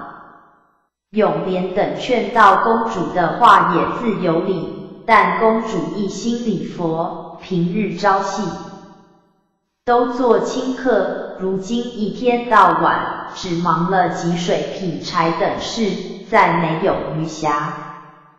及此休也有休的时间，我们因此愿替公主分担这些杂物等。公主好腾出功夫来礼佛修道，早成正果，那时我等也要刀公主的化度，公主可以不必兼职了。妙善公主闻言，喜形于色道：善哉善哉，看不出你们倒也具有宿根，但是只知其一，不知其二。礼佛修道只在一颗心上，心上若是虔诚向佛，就是不诵经不礼忏，也终会得到感应。要是心不向佛，虽然做尽许多诵经礼忏的形式，也绝不会见功德的。我如今虽然没有空闲做形式上的客诵，但一颗心却无时无刻不在佛祖左右，故那些杂物尽管由我自做，不劳你们费心。至于你们真心向佛的话，大家可依我刚才的话做去，自然迟早会有感应的。永廉等见他如此坚持不从，当下也不好再去相强，只所由他暗中却商议了一个方法出来。等妙善公主睡觉之后，大家瞒着她，将缸中积得满满，木柴也替她劈碎捆好，只剩淘米烧火等清淡的事情让她自己去做。妙善公主第二天起身，正就井中汲了一桶水，想去倾入缸中，不料那70缸中清水已满，心中很觉奇怪，再到柴场上一看，硬劈的柴也完全劈端整了。他便向灶下执意的男女问道：缸中的水是谁汲的？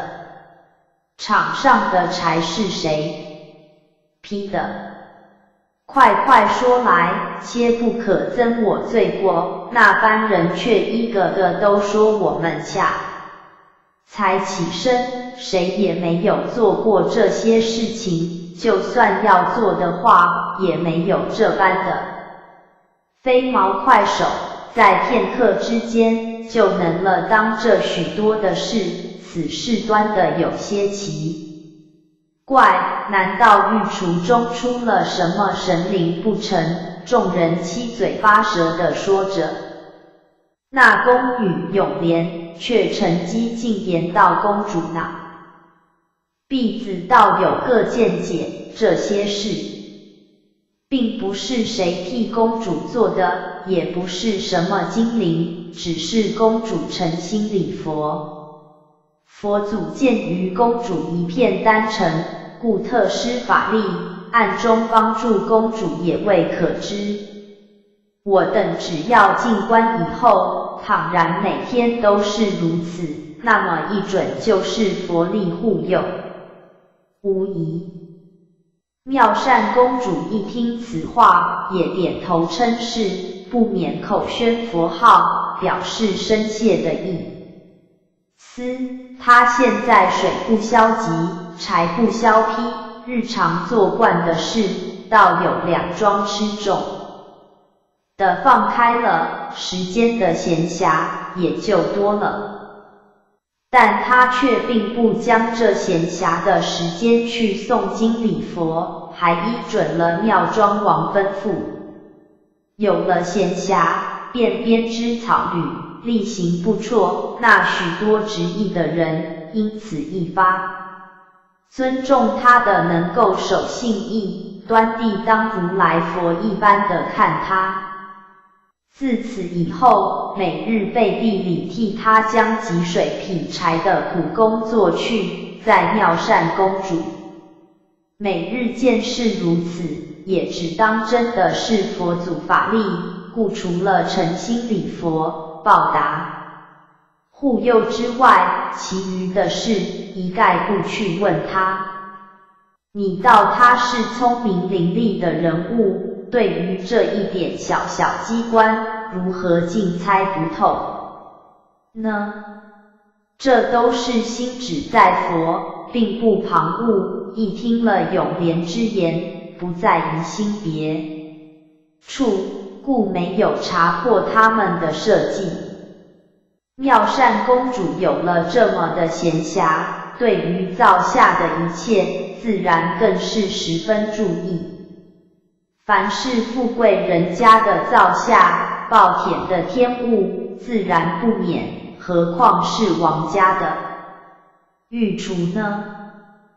他见了杀鸡宰鸭的那种惨状，恻然心悯，必替面上110来遍的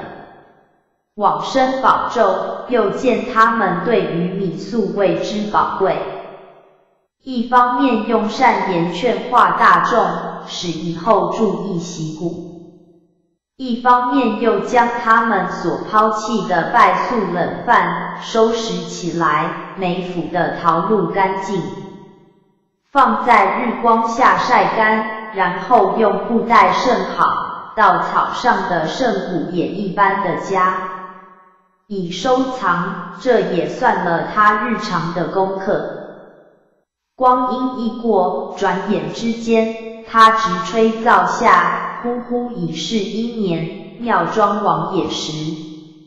常照监察他的宫女永莲问话，无奈那永莲已受了公主的同化，两人已心心相印，自然一味庇护着他，那里肯说他半句坏话。妙庄王听了，心上虽不以为然，但见他能耐的那般劳苦，没有怨愤之心，倒也不免有些佩服他的毅力，唯有付之一叹，他已明知前次的希望是永不会成为事实的了，但终究还有些看不破。趁着元宵佳节，宫中闹花灯，常赐2位公主入宫庆贺的时候，叫他们再去善言劝导他一番，看是如何，这也不过是尽人事罢了。2位公主奉命之下，便到妙善公主的卧室中去，姐妹相见之下，自有一番气魄，然后渐渐地谈到正文。妙善公主不等2个姐姐开言，便先说到2位姐姐的好意，小妹一概都知道的，只是小妹立志已决，自不能中途改变，如其2位姐姐端地见爱，看在同胞分上，只求在父王面前添句好话，求父亲如了。小妹修行的夙愿，拨个4官给小妹做饭修之地，那就感激不尽。这场功德胜造7级浮屠，还望2位姐姐成全。妙音妙缘2人见他如此说法，明知劝不醒他，多说也是没用，便略敷衍了几句，告别出来，见过了妙庄王，将前事告诉一番。临了妙音公主反劝妙庄王依孩儿看来，3妹妹是不会回心转意的了。她到底也是父王亲生之女，如其使她在灶下杂作受苦，倒不如成全了她的志愿，竟让她去住法空门，或许她身有宿根，将来竟会的成正果，万一果能得到，与父王也多少有点好处的。2公主妙缘也是一般的从旁相劝，不由妙庄王不回心转意，当下摇了摇头，接着说出一番话来，正是今臣能改革，今时亦未开，欲知后事如何，且待下回分解。012第12回见京城老妇回心，愿修行女奴宣誓。话说妙庄王听了妙音妙缘2位公主一番劝解之后，不觉长叹一声，说道儿啊，你们还只道为父真的忍心叫你3妹妹受苦，却不知为父的另有一片苦心，原想使她受些磨折，抛弃修行的心念，好好的招一个驸马，共享荣华之乐，不料他的意志却如此坚决，端地百折不回，这也是无可奈何的事情。若讲到你家这3妹妹，看来是注定要修行的，她自小就是如素，而且言语行动都常带着几分佛家气息，人家说是宿根，或许有的。最奇怪便是3朝庆贺时的怪老人，几句祭物就止了他的哭。还有那个楼那副绿林桃时留下的藏头寄语，引嵌着妙善观音4个字，凡是这些似乎都有关系，如今想来都印在他身上，或者他有修成正果的希望，也未可知，如今是没法使他改变意志的了。只所由他城外耶摩山下有座金光明寺，在前本有僧侣住持，后来因为山中出了猛虎，常常出来危害，寺中的僧侣一个不小心，便被猛虎绝食，吓得一般光头，亡魂丧胆，不敢再在寺内居住，四散逃奔别处存身。这金光明寺就此荒废，以后凡是行脚僧人等过此，也都不顾而去。一来寺中没有招待食宿，歇不得脚；二来又怕猛虎伤害，不敢存身，以后变成了席上，故荒废到今已有10来年之久，依然没有僧徒法律，可信是虎患早就没有了。如今妙善既要求各舍身之所，这金光明寺正是个绝好的所在。待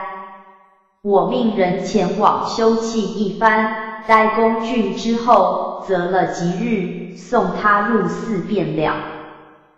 妙音妙缘二人听了这一篇话，才明白了妙庄王向日所以命妙善观缘和发往除下做工的用心，当下大家庆贺令节，不在话下。到次日，妙庄王果然下旨，命在国库拨了款项，派定大臣监督。昭公兴修金光明寺，那时三公主直吹灶下，本来不知此事，可是公与永莲最先听到消息，不由得喜出望外，一路手舞足蹈地跑到妙善公主的寝室，大呼小叫地闯进去，连称三公主喜事来了。这么一嚷，倒把各妙善公主吓得一跳，因为她那时正坐在佛前闭目定心，做她内观的功行，忽然被永莲一嚷，乱了心神，又听得喜事二字，怪觉刺耳，即睁开眼看定永莲道：有何喜事，值得如此大惊小怪？要不是我躬身，神魂都被你扰出窍去，毕竟何事？快从头讲来。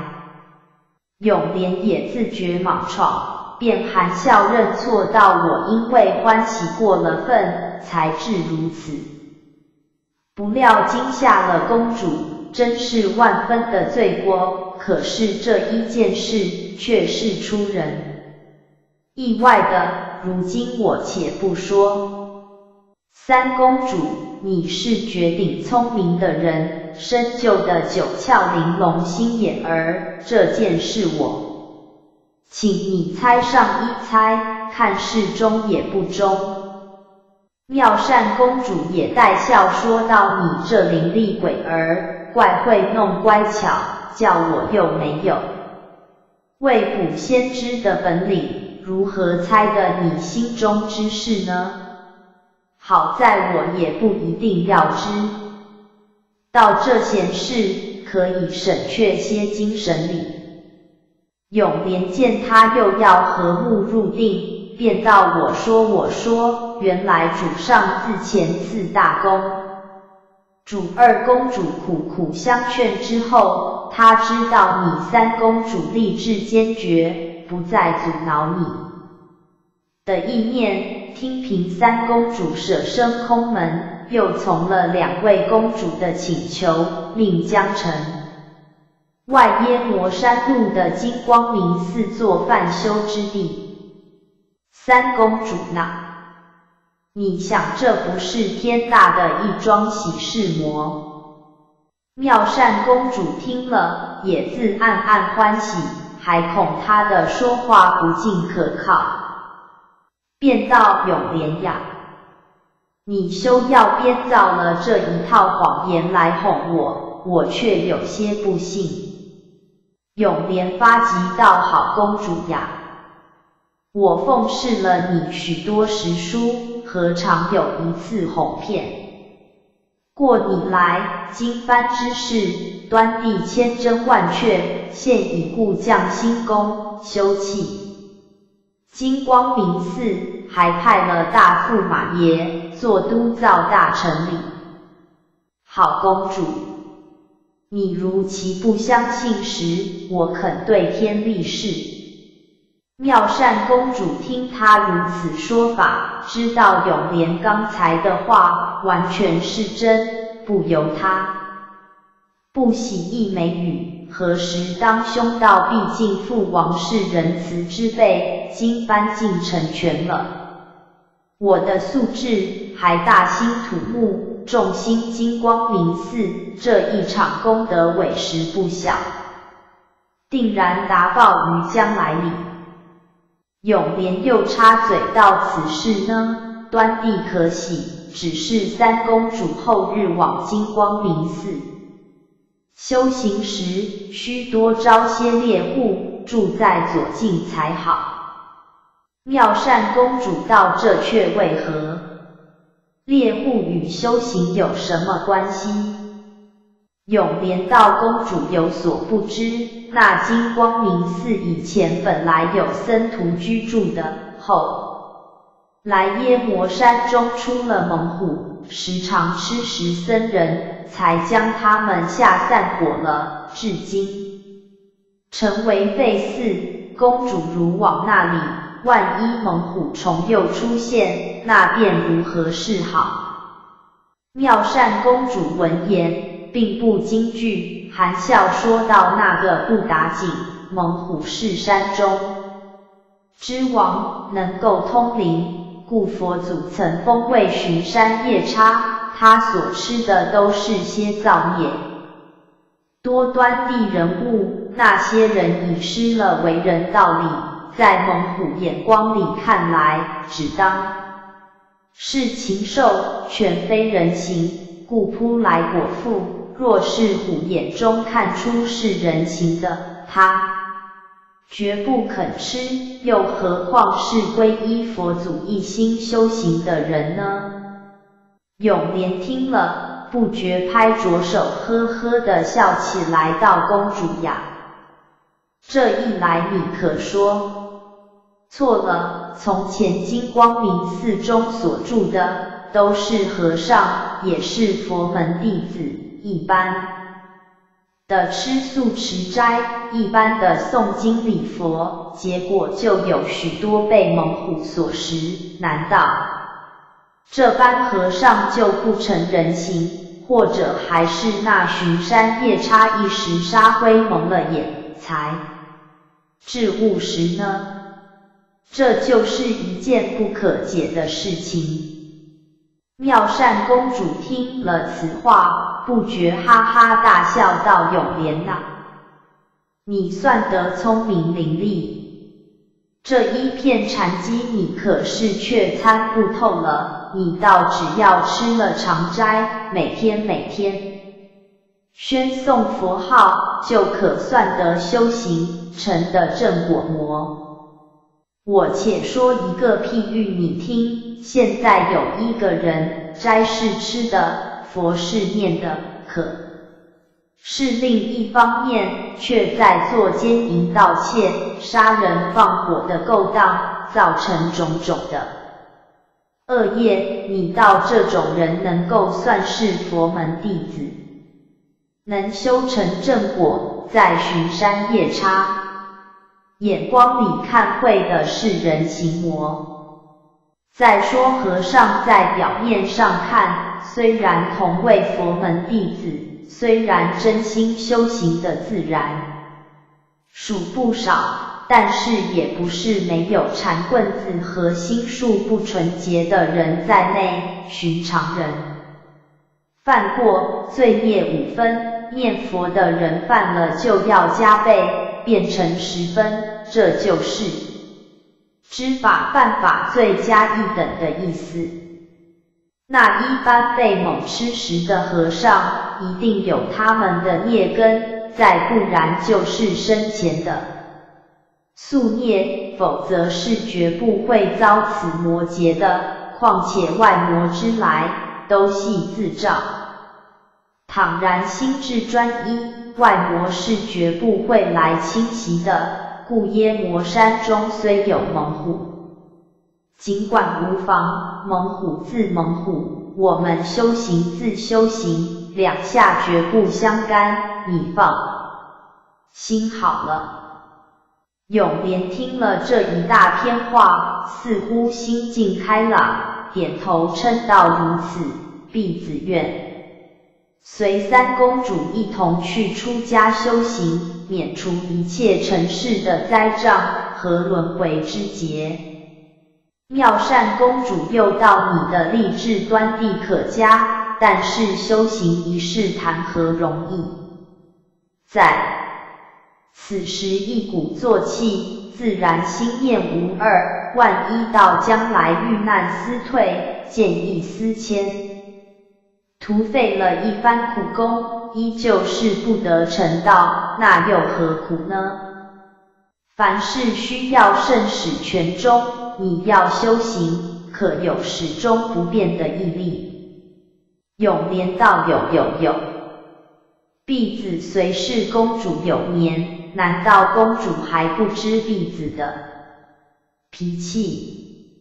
若是不信时，待发个誓愿你听。说着真的朝外跪下，说道：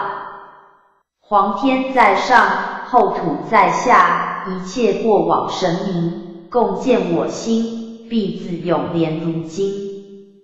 发愿修行，如有三心二意，半途反悔，累积火焚，甘心承受。说罢磕了3个响头，方才站起来。妙善公主看着他如此虔诚，又添了一个清修的伴侣，心中十分喜悦。正是清修非易事，端在有信人。欲知后事如何，且待下回分解。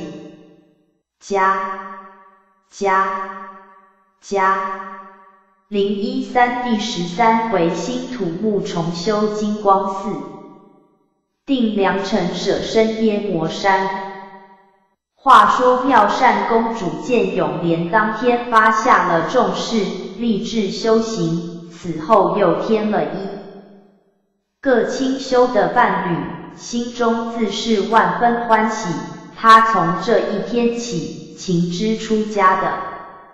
日子定然不久，于是预备一切手续，专等剃度，不在话下。再说妙庄王自从下旨招工兴修金光明寺，又派了大驸马督工大兴土木，这消息不久就传遍了通国，一般高手匠人都纷纷来归。还有一般百姓听说是三公主舍身修道，重修金光明寺，都十分敬佩，表示同情。本来呢，一位国王的公主，安富尊荣的日子不要过，却情愿含辛茹苦，冷冷清清的度此红于清净的生涯，那是多么难能可贵呢？众百姓既生了敬佩之心，于是争献奇珍异宝，点缀这庄严的宝刹。你献宝石雕佛祖伽蓝，我献南坛做雕梁画栋，故今般修建的材料都是人民所乐献的，这也因为国中连年风调雨顺，百姓富有，蔬菜才如此踊跃，材料既然富丰，工程的进行自然顺利迅速。况且这座金光明寺虽然长久无人居住，不免轻易毁坏，但规模到底上再比了凭空建筑，难易也就悬殊。故自2月初旬开工，一路讽日清和，没有阻碍。到了5月初旬，殿宇禅房已经全工造具，把一座颓垣败瓦的金光明寺修建得庄严灿烂，金碧辉煌，黄瓦红墙，十分轩敞，可是屋宇虽已完工，还有许多雕塑的佛像还未恭敬，又隔了多时才把里面布置的井井有条。都宫的大驸马复命萧察，妙庄王亲自前往验看，果然十分合意。回宫之后，便命关心司礼等官分别选择吉日良辰和拟定公主舍身出家礼节，大家又不免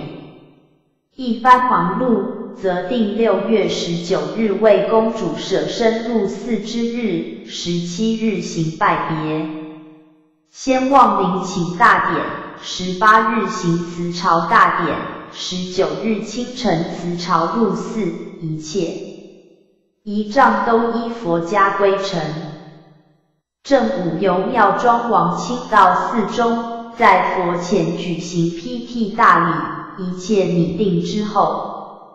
妙庄王才召见妙善三公主，将各事告诉与他，叫他做准备。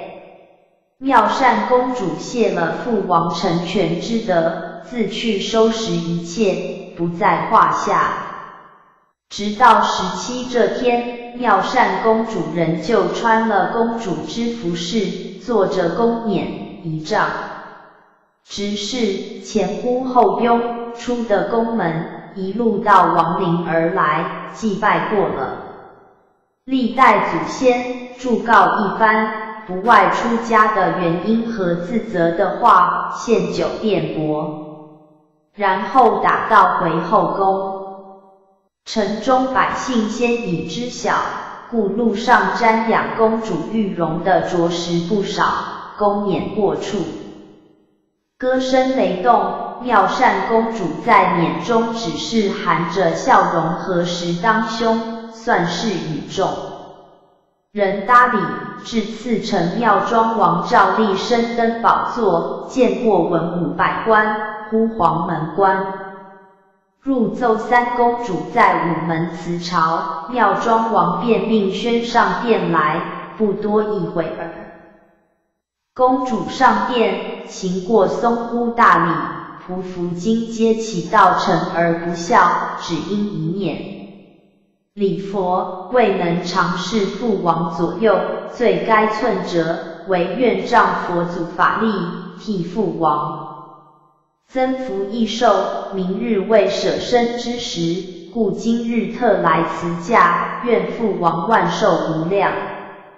妙庄王一听此话，心中着实难受，就好比刀钻箭射一般，险些儿淌出2行老泪来哩。你想这一位聪明伶俐的公主，好容易抚育成人，现在却要与自己断绝关系，舍身出家，怎叫她不难受呢？当下勉强地忍住了泪，向妙善公主安慰叙历了几句，便命用自己的玉辇送公主回宫。妙善公主虽然立志坚决，可是10多年父母之情也不能抛撇干净，倒也觉得有些依依不舍。回到宫中之后，坐不多一会儿，长公主妙音、二公主妙媛也都来了，大家手足情深，又不免殷勤叙郭一番，直到国墓方始别去。妙善公主在事前早已布置妥当，故此时倒反没事干。死去的伴侣，除了保姆和永莲2人之外，那灶下也有10来人愿跟去替三公主执意，他们也不管主上准许不准许，各自拾掇着，预备明天随三公主一同出宫，故这班人却忙碌起来。这一来是妙善公主为人和善，大都心悦诚服；二来那一般人多少有点宿根，故愿抛撇了繁华，去过那冷淡的生活，一宿无话。直到来朝五更起身，习惯已毕，公主因为此时尚未受替，故仍穿宫装。晨曦为忙中，早有宫女报称执事已齐，请公主示下。妙善公主又向宫门行了大礼，正待到妙庄王请公辞驾，忽妙音妙原两位公主走来，同声说道：“我等奉父王之命，特来相送三妹妹。父王且说不必入宫辞驾了。”妙善公主又向寝宫遥遥拜了9拜，然后方与两位姐姐拜别，到底是同胞姐妹，终不免依依难舍，续了一番终曲，方才黯然登辇。长赐二公主也承辇在后相送，一路直出宫门，就钟鸣鼓响，范乐悠扬，幡状前导，与宝后随，一对对提炉燃着诸品茗香，香烟缭绕，直透九霄，一对对花篮插着百样奇花，香风洁具。保姆与永莲一个手执白玉如意，一个手执迷尾拂尘，分饰保冕。左右执殿将军家业带着300御林军，随辇护送，常赐两位公主的保冕，也自有宫娥彩女簇拥。这一天6街3市的人拥挤得不堪设想，因为大家事前知道今天是三公主舍身入寺的日子，一清早就有许多人在要到事后都要一睹荣光，并且有许多人带了鲜花珍草，预备献给公主。后来越聚越多，把由王宫到金光明寺的一条大路挤得只见人头，真个是万人空巷，举国若狂了。公主保冕过处，大家都欢呼舞蹈，争着将鲜花异草向辇中抛去。虽经御林军驱逐，也休想赶得散他们。保冕行的没有多少路，辇中的鲜花已堆得满满，远望上去，好似鲜花扎成的一般，香气氤氲，好一派景象。一路上出的城关，缓缓向耶摩山路进发。公主坐在辇中，远望那座耶摩山，虽算不得十分高峻，却也深的雄奇秀丽，兼而有之。距城约有10里之遥的绝尘霄，天生是绝好。修真之地，行行重行行，已到山前，转过一个山凹，再抬眼望时，眼前就是一亮。只见面前是一座金碧辉煌的山门，里边一条白石砌成的通道，直达天王殿前，红墙四面环护，屋面都是用金色琉璃瓦盖就。此时朝阳射在上栏，只见万道金蛇缭绕空际，耀目生辉，真是庄严灿烂，无与伦比。妙善公主到了山门，便下辇步行，到天王殿里过4大天王弥勒维陀，再进来便是一片极大的广场，场上苍松古柏，如痴盘龙斗，翠盖张天，上梁便是一座白石砌成的法台，台后便是大雄宝殿。那时台旁对立着2行比丘尼，约有30余人，见公主驾到，都排开前人鱼贯下台迎接，这原来是各处尼僧听得公主舍身本寺，故特来挂搭常住的。当下台上台下本挤着不少闲人，如今见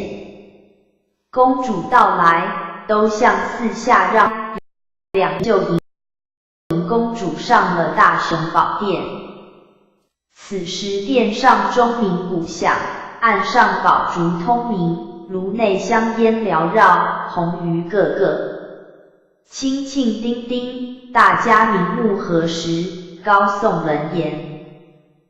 公主礼过世尊，一卷金币，方才由众尼僧引领来到禅堂修习。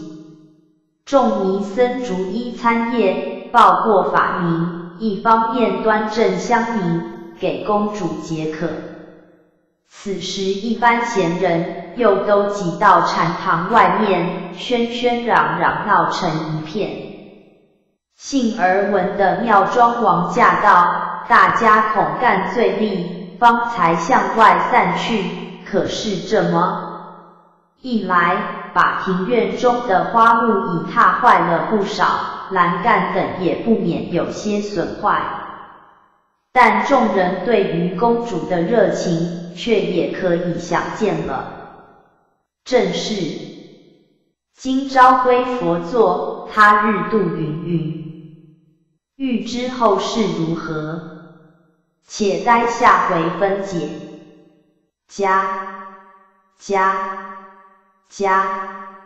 014第14回是金刀斩断6根，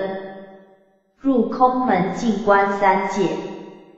话说一般群众因为要瞻仰妙善公主的玉容，故他足迹所经，大家都如浪一般的涌过去。毕竟因为人数太多了，把院庭的花木已踏坏了不少，雕栏之类不免受到损害。这并不是群众不顾功德，却因为如此越见他们对于公主的热情。后来听说国王驾到，大家恐干犯严威，方才纷纷散去。其实此时妙庄王方才出宫呢。妙善公主听说父王驾到，急忙起身来，常领了一班尼僧鱼贯的出了禅堂，一直的来到山门，预备接驾。大约候了1个时辰，才见倾倒的飞骑赶到，接着护卫执事蜂拥而来，提炉香袅，欲盖风摇。王驾已到，众大臣追随于后。三公主带了一众尼僧，当到跪拜迎驾，那般观礼的百姓也都匍匐道旁，肃静无华。妙庄王的御辇直到天王殿前停下，出了辇，便进往禅堂休息，众大臣都在外边侍候。3位公主又重新见过驾，分侍左右，坐了一会儿，妙庄王便命各殿点齐清香明烛，待我先行拈香，然后替3公主剃度下表。一声答应，隔不多时，报说已预备停妥。妙庄王便起身带了3位公主，先行来到正殿，文武百官后随。正殿拈过香，又到罗汉堂，又到迦兰阁，都拈过了，其余天王殿等处派各大臣代拈，然后回到大雄宝殿，一般尼僧以撞钟击鼓，朗声念佛。妙庄王在偏首里坐下，妙音公主站立在上首，手中捧定玉盘，盘中放着一把锋利金刀。妙元公主站立在下首，手里捧定一个钵盂盂中盛着半盂清水，保姆永莲也分立两旁，一个手中捧着黄色袈裟，一个手中拿着僧鞋僧帽，大家都凝神屏息，眼观鼻，鼻观心，寂静无声。那时三公主已到僧房中，换了平民服饰，杂在尼僧队中，同念着法赞，观相关上便奏称良辰已到。妙庄王便命宣妙善公主上殿，奉行大典。那时自有执事人等，打着一对长状，携着一对提炉，到尼僧队里，引了三公主来到妙庄王面前，跪拜如仪。妙庄王开言道儿啊，此时我和你还是妇女，隔一会就是末路人了。但愿你出家之后，艰辛修行，光大佛门，使后世敬仰。更愿你能够得到正果，肉身成佛，更愿广布佛法，救度世人。如今你且到佛祖跟前去虔诚发过愿心，然后该为父的替你剃度。公主又拜了三拜，站起身来，走到佛座前，到身下拜，默默通陈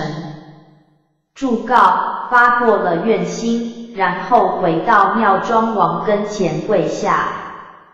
妙庄王在白玉盘中取过金刀，一面将妙善公主的头发向四下分开，使披下露出顶门，一面就在她顶门上剃了3刀。这么一来，不由他一阵心酸，两股热泪破眶而出，手中的刀阵阵欲剁，再也说不出半句话来。旁边的执事尼僧见了如此情形，生怕金刀剁的，便跪上一步，在妙庄王手中接过刀来，将妙善公主的头发一阵酥酥的剃，瞬息之间已变成一个光头。妙庄王于是又在二公主手里取过手巾，从钵盂中蘸了清水，在光头上开示一周，又亲自取过袈裟替他披上，又赐了鞋帽。妙善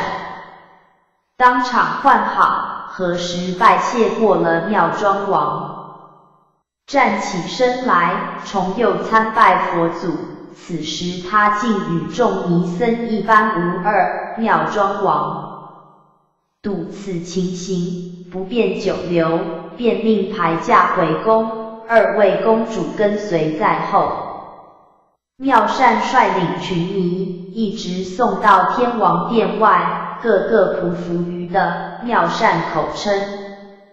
贫尼妙善，率领何四尼僧，恭送我望御驾，愿我望万寿无疆。妙庄王与两位公主一听如此称呼，心上又一阵说不出的难受，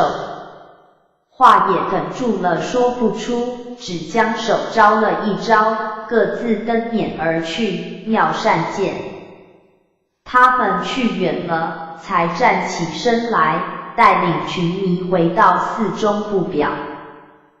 再说那一般观礼的百姓们，见如今大典已告完毕，再没有什么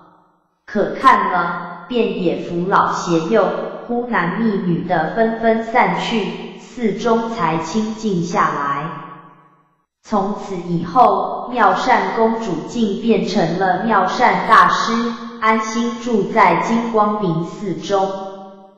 虔诚修行，贴身又有保姆和永莲二人作伴，服侍的人又都是旧时宫女，故她是此金光明寺，无疑是西方乐土，但那一般常住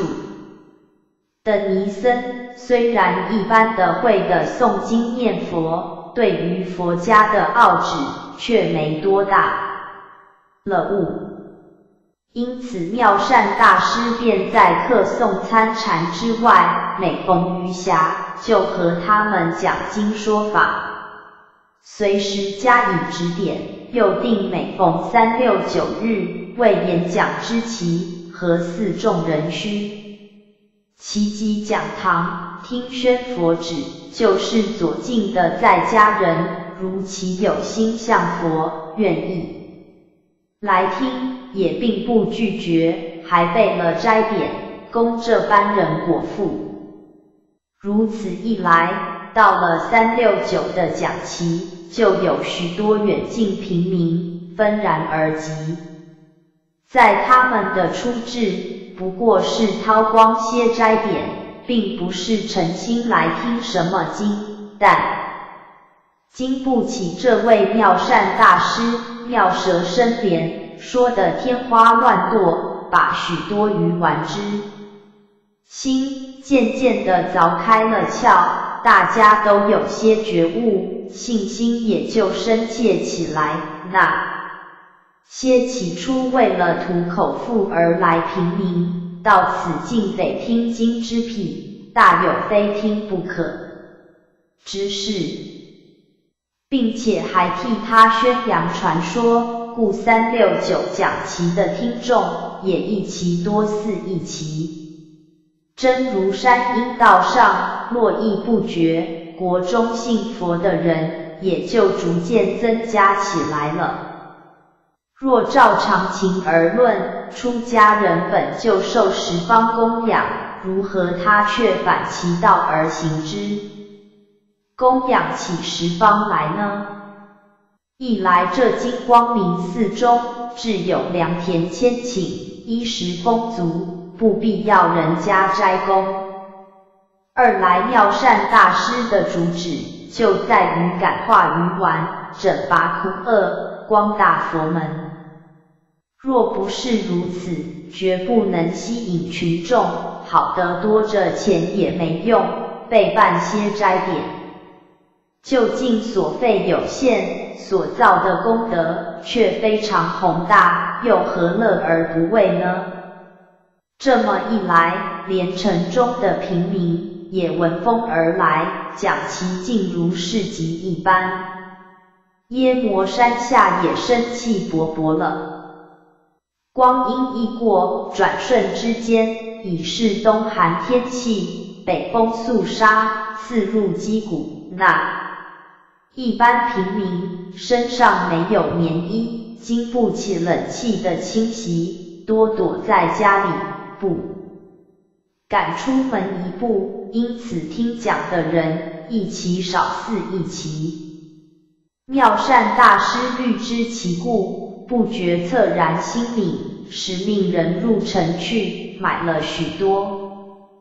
布匹棉絮，亲自加以剪裁，成大小不等的袄裤数百件，分交合祀。尼僧示意去缝纫，到底人多手快，不消几天已经做得完成。又命安下大锅，每逢讲期，预先煮下几豆米热粥，待大家饱餐一顿，再上讲堂。凡是没有棉衣的人，就将袄裤分给他们，大家既有了棉衣御寒，并且在风中走冷了，又有热粥可吃，再也不愁什么。于是听讲的人又众行增加起来了。话休叙繁，如此大家替他宣扬传说开去，通国的人民都是这座金光明寺好像慈善机关一般赤贫如洗，毫无依靠之人，竟有数百里老远赶到耶摩山来投身金光明寺。这位妙善大师却一视同仁，凡是出家的尼僧来投，一概收留在寺中也不讲什么三餐一绝的话，他们不想走，也不去催赶动身。由他住到几时，好的禅房广大众多，不愁容不得。至于在家人老远来投的，其间男女老幼都有，寺内自然不便收留。妙善大师又每人发给竹木柴草等材料，叫他们自去山路择的搭盖茅舍居住，每人各给些少本钱，叫他们去自谋生计，博个糊口之资。如此一来，不消几时，把这凄凉冷落的耶摩山路竟变成一个很大的村镇，那里居住的一般人都受妙善大师的恩惠，一个个都感激于心，将他的说话奉为金科玉律，每逢到讲期，不论男女老幼，都齐集讲堂，听他说话，故兴邻国中最早觉悟的，倒是这般下愚的平民。正是聪明能自悟，愚拙信心坚。欲知后事如何，且待下回分解。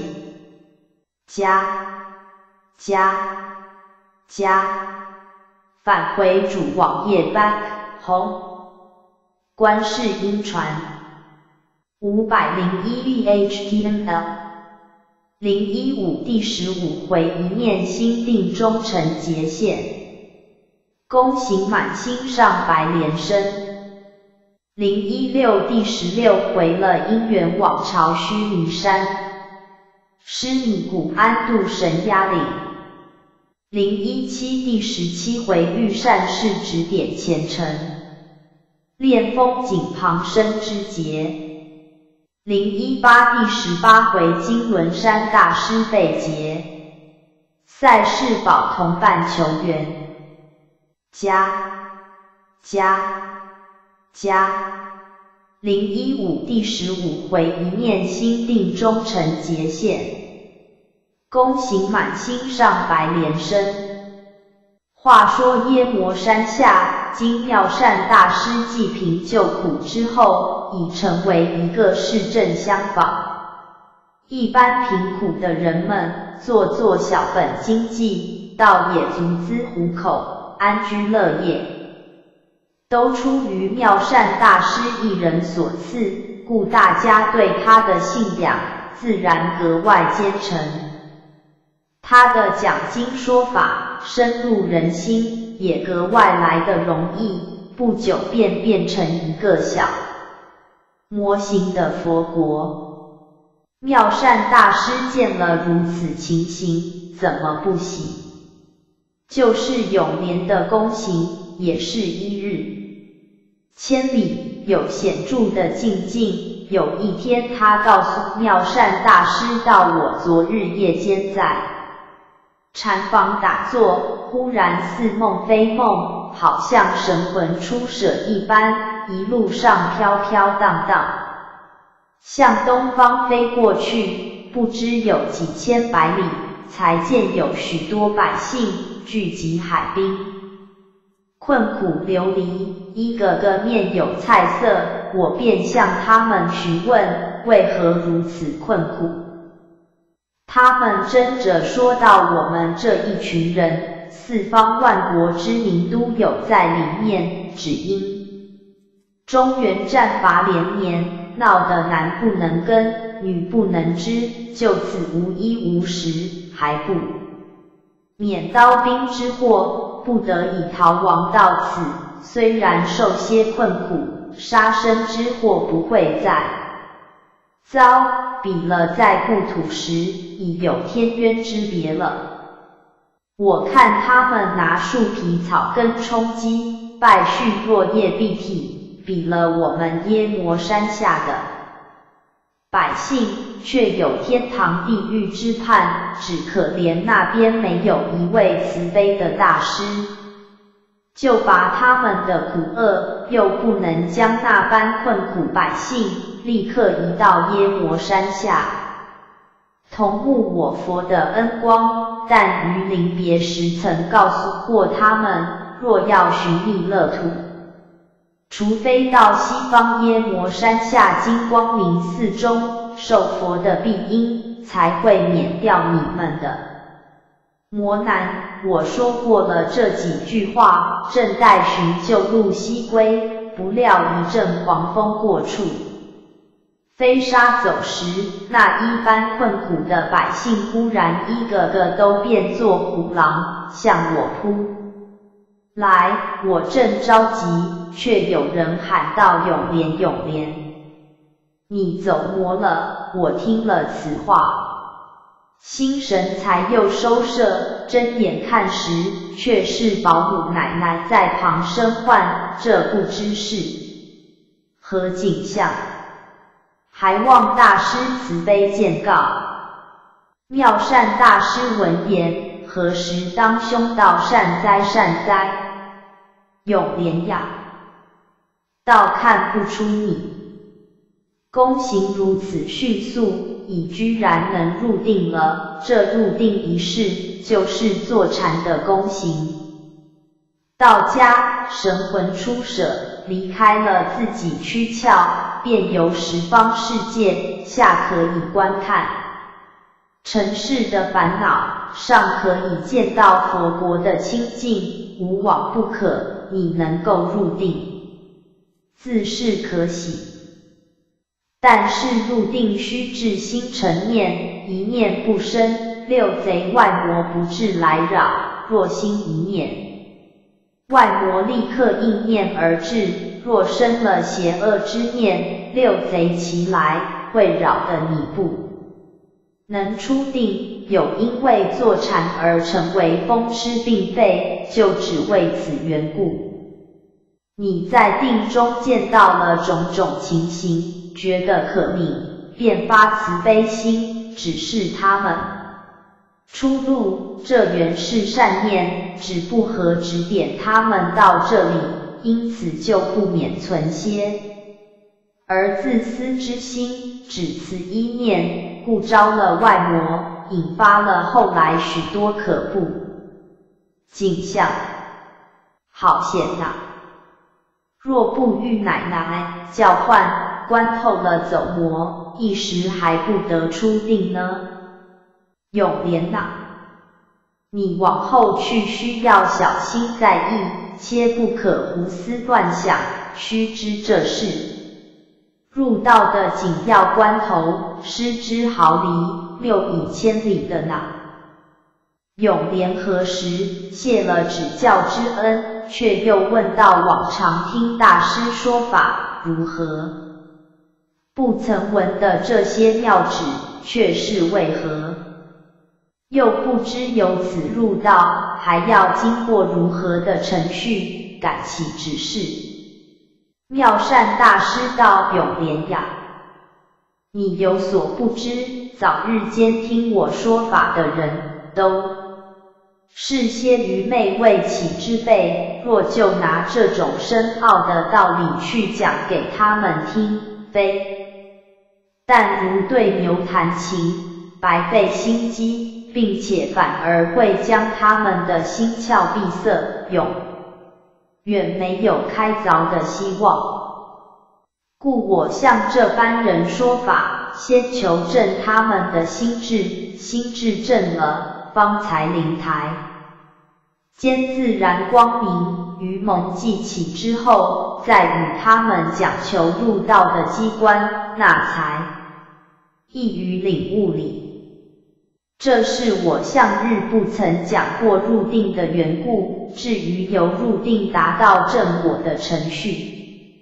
说远不远，说近不近，似乎可说，实不可说，入定一回事，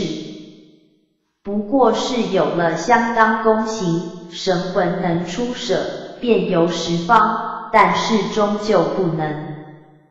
脱离躯壳。若是入了定，无法出定，要不多时，躯壳不然如常人萎化腐烂。就是已脱离躯壳的神魂，也要不了多少时候，就会分崩离散，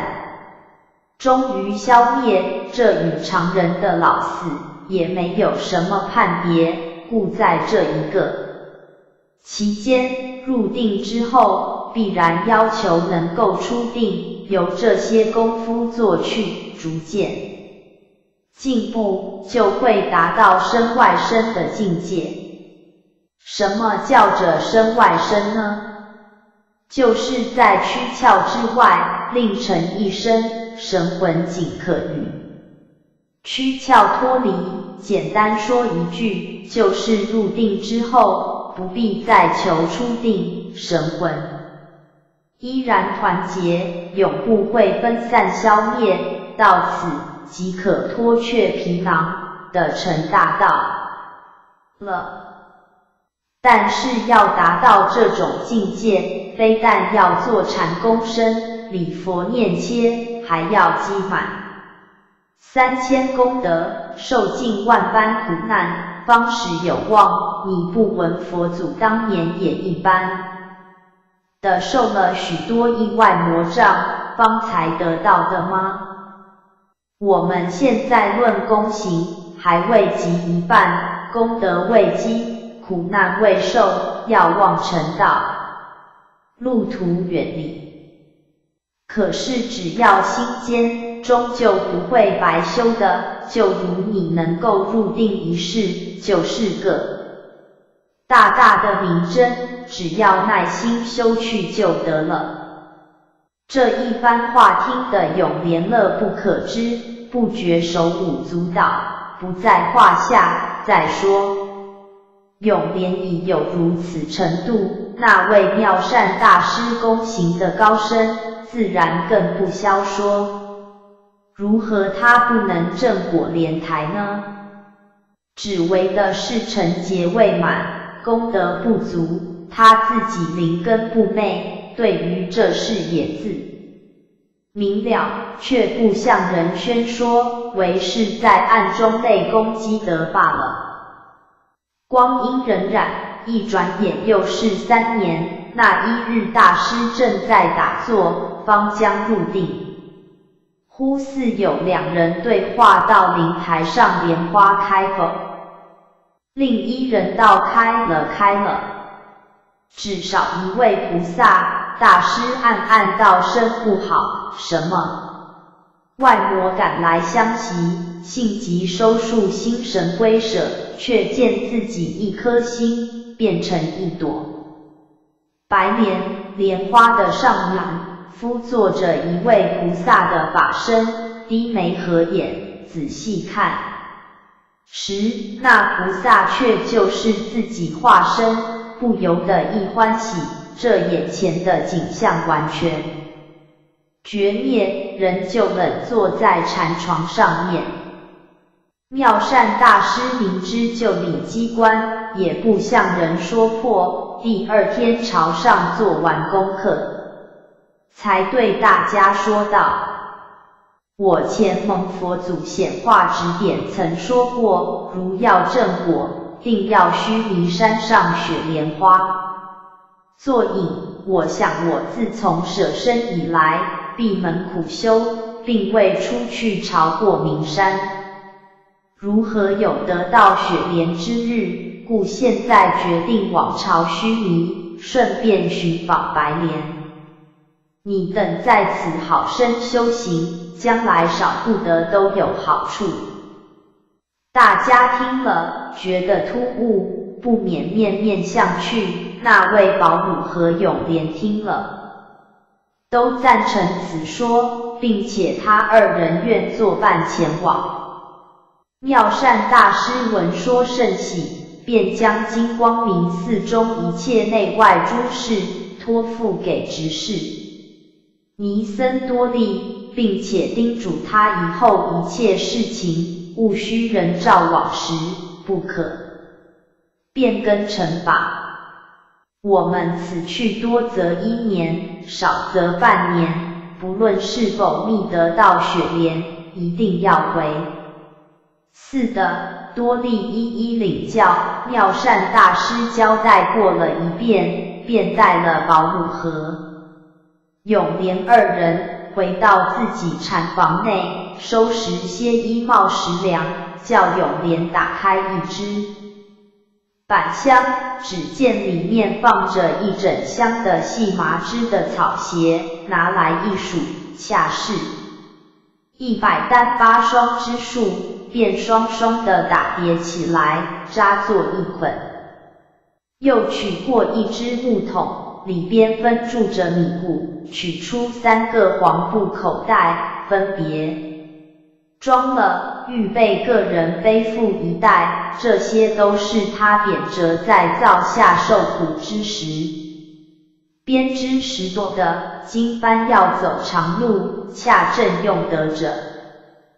3人的衣服合打着一个包囊，大家在路上好轮流背负。那一只紫金钵盂是出家人出门挂搭的信号，并且系妙庄王所赐，自然格外宝贵，由大师自己带在身旁。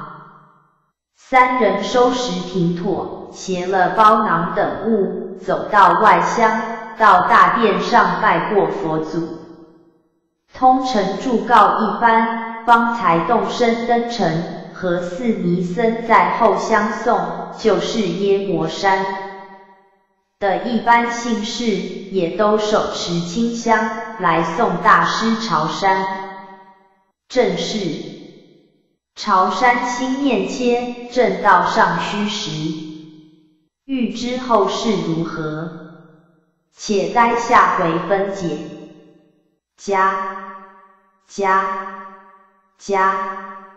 016第16回了因缘往朝须弥山，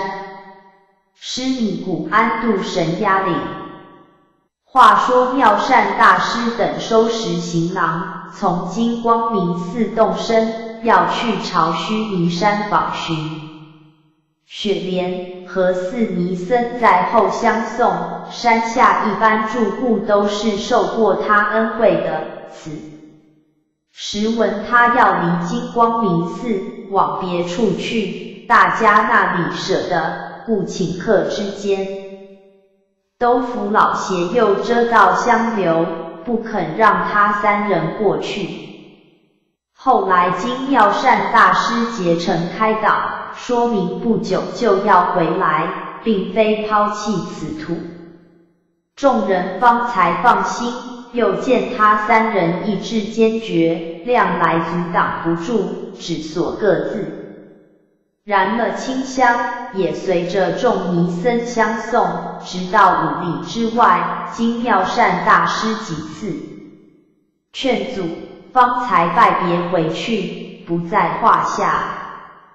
再说妙善大师等3人离了耶摩山金光明寺，取道向东而行。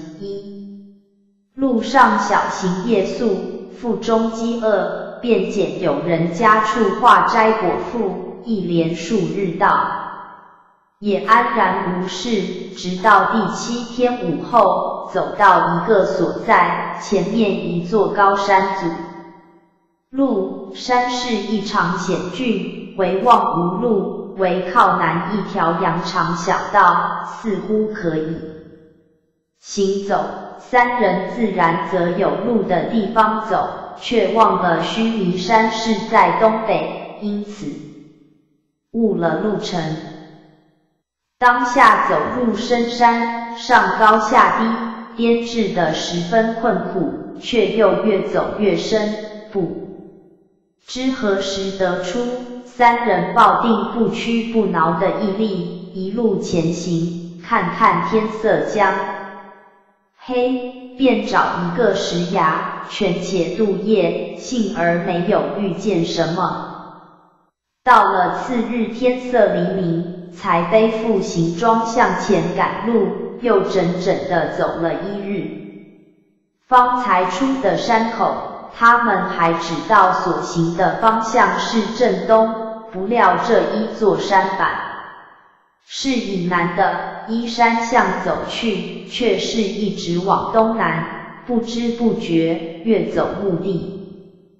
的越远。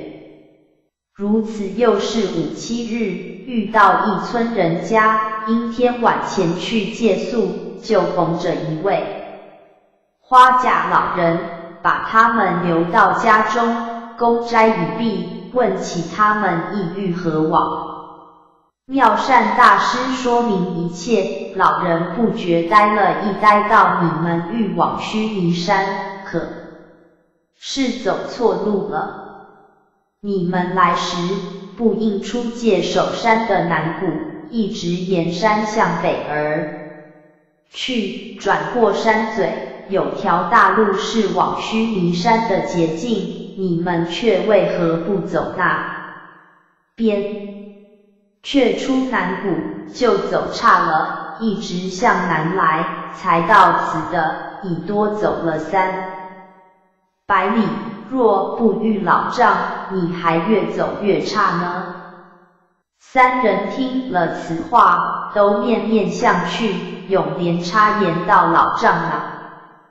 如此说来，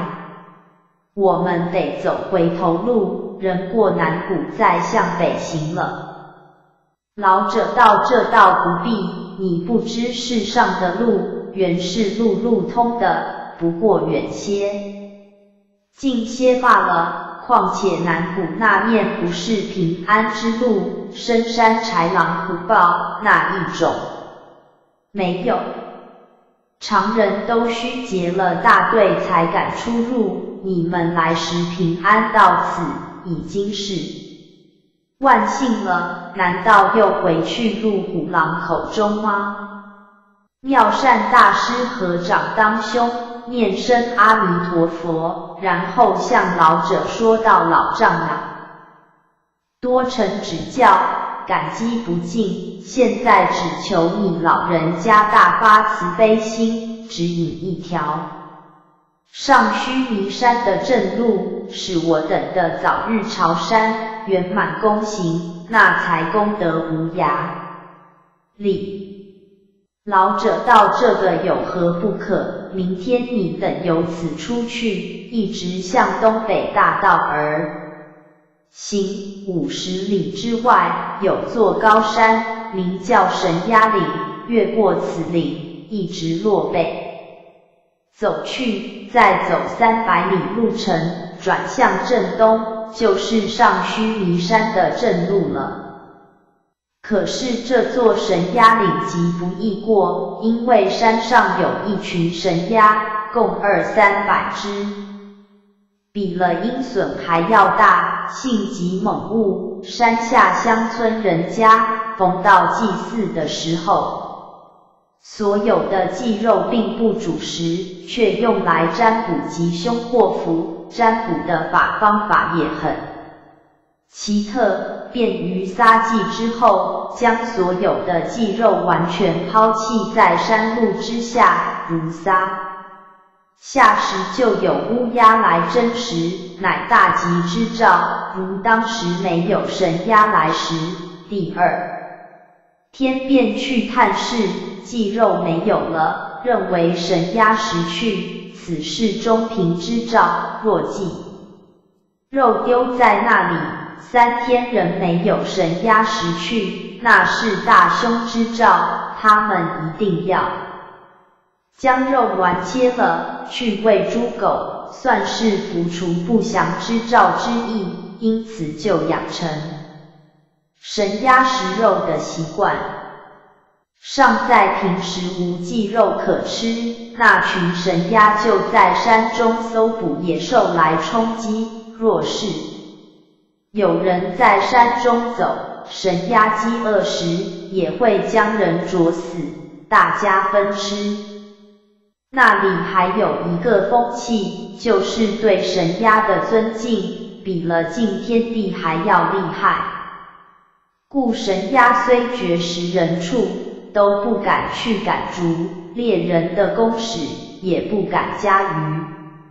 神鸦。山中的野兽到底有限，被吃的被吃，逃跑的逃跑，因此吃人变成了常事。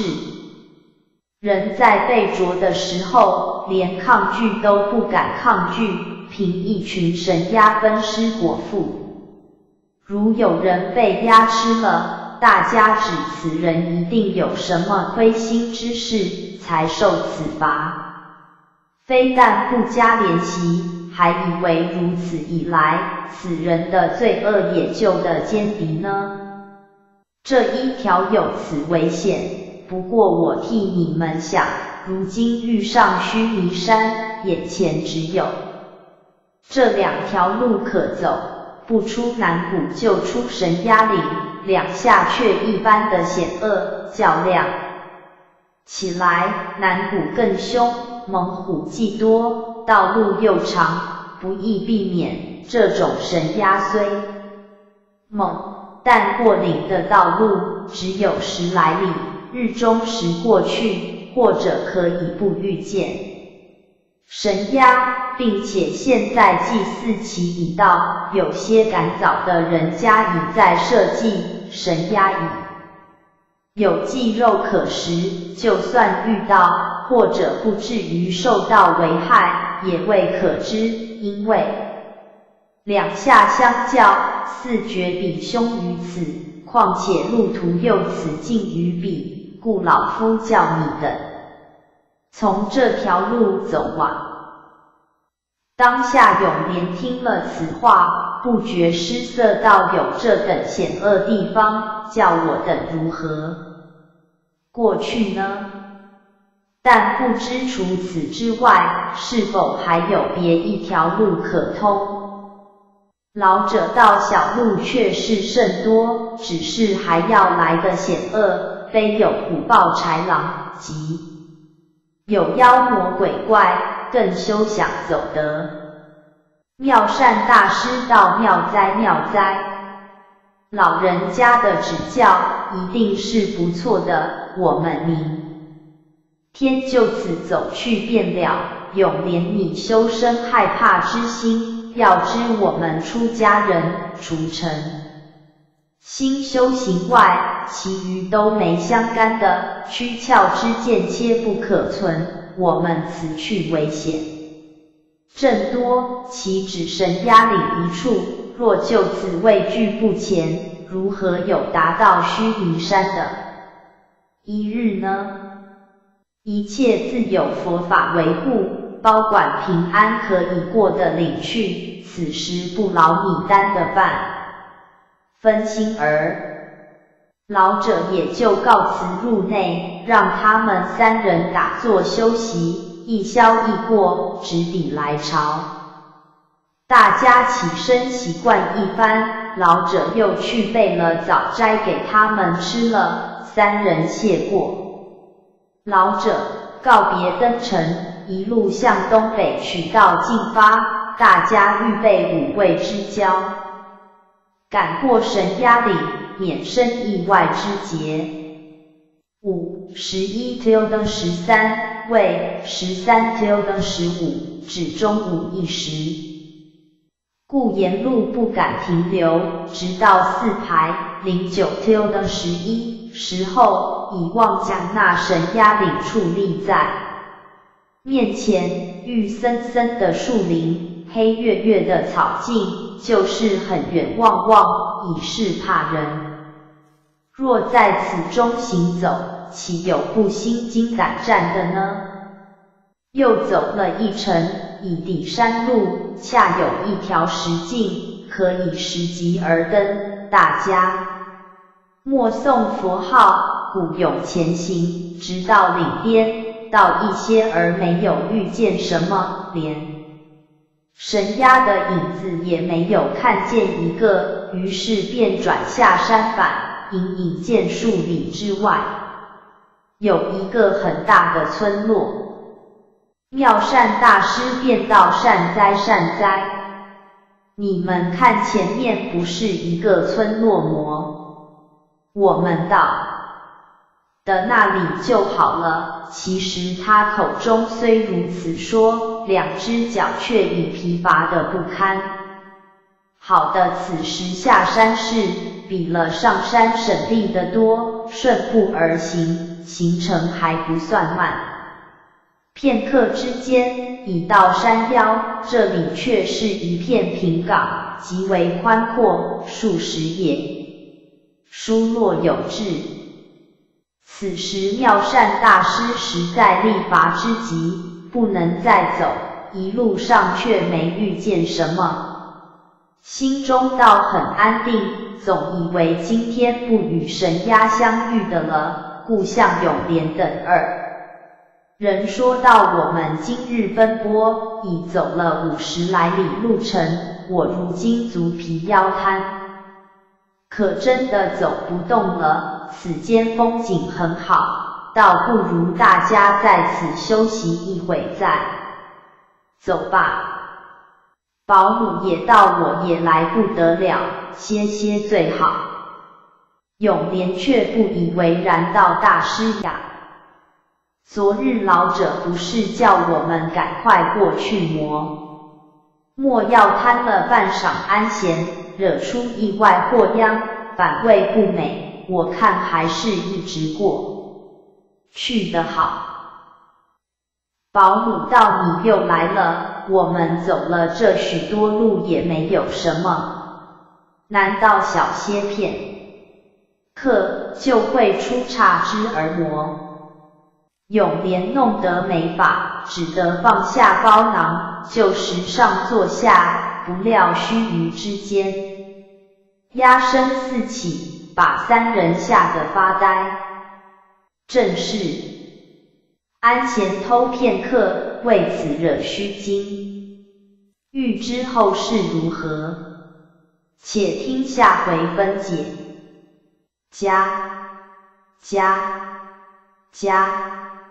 017第17回遇善事指点前程，恋风景旁生之节。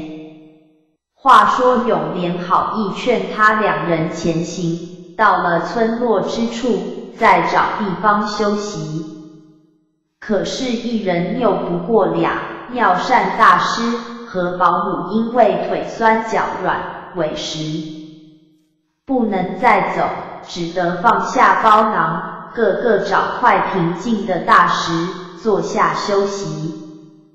走路也有个秘诀，最忌的便是中途休息。你若走长路，到半路上觉得力疲，尽管放缓些脚前行，虽然觉得勉强，但勇气不退，始终可以走到。若觉得力怯，便坐下休息，非但越休息越觉疲乏，并且连前进的勇气也会因之减退，重新站起来走时，竟有寸步难行之势理。他们3人都不曾走惯长路，故不知此种诀窍，当时一坐下，竟如生了根一般，恨不得就在此间过宿，还算永莲催迫的紧，好容易催妙善大师和保姆站起身来，扶了扶身上尘埃，正待各携着包囊往前走。不料正在此时，当头汪汪汪，一连几声乌鸦叫，吓得3人没了主意。永莲道，常言说得好，老鸦叫，或是道，何况叫的又是吃人的乌鸦呢？我早叫你们走路，若听了我的话，此刻相去已远，必得过乌鸦之恶，如今却是怎处？他们说话之际，四方的乌鸦都闻声而集，满天空都是呀哇呀哇的叫声，也不知共有多少。他们好似今天得了可口的食物，大家在那里欢欣鼓舞，互相庆幸似的。这一来，把永莲等更是弄得手足无措。到底妙善大师修行功深，定力坚固，却反而坐着下去，向二人说道：“你等且都坐下，收摄心神，修得惊慌，我自有道理。”二人没法，只所坐下，听候乌鸦来啄食，那恐惧一面早已抛向九霄云外，但那些乌鸦嘴里虽然呀嘛呀嘛的叫，在三人的头上不住的来往盘旋，却并不下来啄食。原来心神不乱的人，泪眼中看得极伟大，是不敢骤然相亲的。乌鸦盘旋不下，也只为此。但乌鸦虽不下来啄食，却盘旋悲鸣，为守着三人，也终究不肯舍之而去。如此约有半个时辰，妙善大师坐到分际，忽然觉得灵台间光明一闪，就似乎有人告诉他道：“你这人好呆，乌鸦悲鸣，志在求食，他又不是一定要吃人。你如给他一些东西，他们自去争食，你等不是就可以脱身了吗？你那袋中的饭干，不是很好的食粮吗？”妙善大师此心一动，便立刻将自己身上的黄布带儿解开，抓了一把饭干，用力向平地上撒去。乌鸦见了，果然都争着去啄食。他于是撇撒了大半袋饭钱在地，空中已不见一只乌鸦。他这才唤同二人，个个带了行李，三步当两步的一路踉跄下山，也不顾脚下高低，直奔到山路。果真不见有乌鸦追来，方才安了心，缓缓向村落前进，直走到红日西沉，方才达到村舍。那村中的人见三众打扮离奇，不像进的之人，男男女女都围上来观看问询。妙善大师难无着手，向大家说道：“平尼妙善是心灵国耶摩山下金光明寺中的住持，只因发愿往朝须弥，与他等二人一路行来，不料错走了路程，出了南谷，幸蒙善者指点，才绕道越过神崖岭，方得到此。如今天色已晚，前面又没村庄，不能再走，还望那一位施主慈悲，借一席之地，容过一宿，讨一余素斋。果父，别魔所求，明朝一早就得告辞的。”大家听说是从神崖岭那一边来，都面面相觑，其中有好事的人问道：“既是从那边来，一路上可曾见神鸦？”妙善大师回说遇见，又将刚才的情形诉道了一遍。众人听了其声，说道：“其事其事，这三个人有何魔力，连神鸦都不去伤他们？这莫竟是神人吗？”其中有个村长模样的人向众说道：“尔等且休啰嗦，这三位呢，原不是寻常人物，修行之人，上自33天，下至36道，无不未尽。何况神鸦又是通灵的，自然不会去难为他们了。现在既然来到我们村上，前面又是数十里没有人烟的去处，我们就好好的款待，老汉家中现成有着空房子，就请3位到我那里去歇宿吧。妙善大师等3人都合掌称谢，众人也都说到刘老儿，经幡道教，你当一次上门差了。3位高尼明天不上路的话，我们好歹轮流被斋款待，以尽地主之意。说着大家散去，刘老儿便领了3人一同到他家内，让他们坐下，然后命家人出来相见。他一家的人的确都是好善向道之人，一见3位高尼，忙着去烧茶、送水，准备斋饭，让3众吃了。天色已经不早，便将他们送入一间洁净上房，床褥整齐，十分清爽。妙善大师等就在此中打坐参禅。次日清晨，刘老儿备了早斋，请3位吃过，苦苦挽留。妙善大师到现在因朝山心切，不敢多留，有负老人家的圣意，只请指点前途路径，那就感激不浅了。刘老儿情知留他们不得，便到从此间一直落北而行，走了30里，前面有座小山头，名唤金轮山，你们不必翻山而过，只稍以东而行，超过山嘴，再头北走17、8里，就是赛事堡，可以投宿。但在金轮山左近，却需悄悄地从宿过去，不可有所留恋。到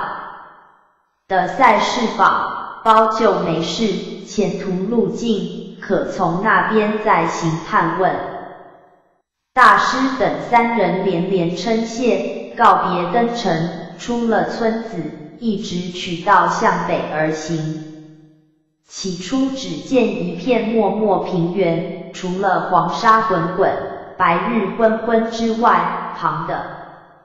一无所见，四边连水草都寻不到，只有他们3个人在沙漠中行走，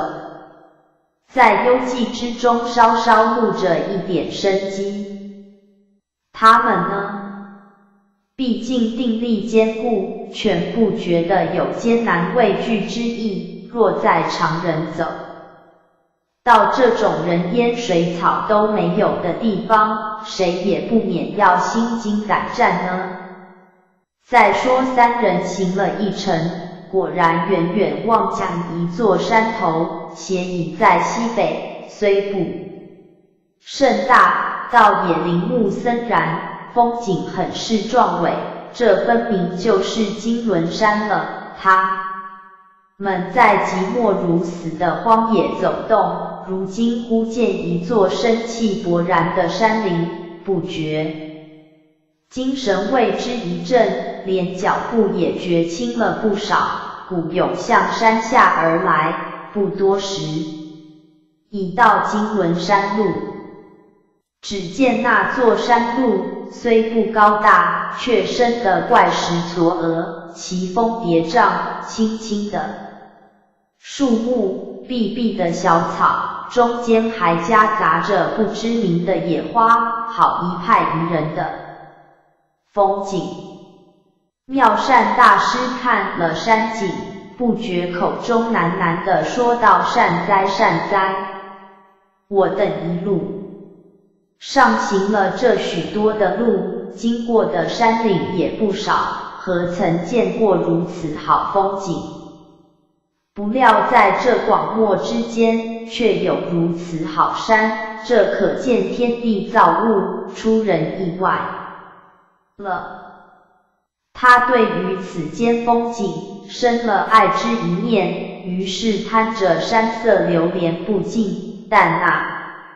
永莲却从旁催促道：大师呀，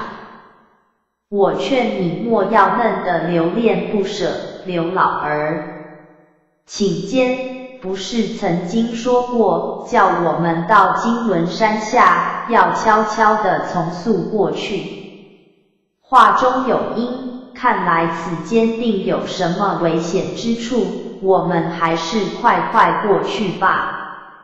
休再弄出枝节呢。妙善大师道刘老儿不过如此叮嘱，他究竟没有说什么。我看这座山生得如此可爱，也绝不制造什么妖魔鬼怪，况且在青天白日，看一会又怕怎地？永莲道话虽如此说，但到底仔细为妙，贪嫌完毕竟也迟了朝山路程，况且我往常听大师讲过，六贼之来，都由自赵木下的情形讲来，大师对于此山已生了爱的意念，留恋不舍，又动了贪的意念，一念上不能忘生，如今兼生二念，如何了得？我们还是走吧。妙善大师听了这一番话，也自警悟，收摄心神，连说好，走。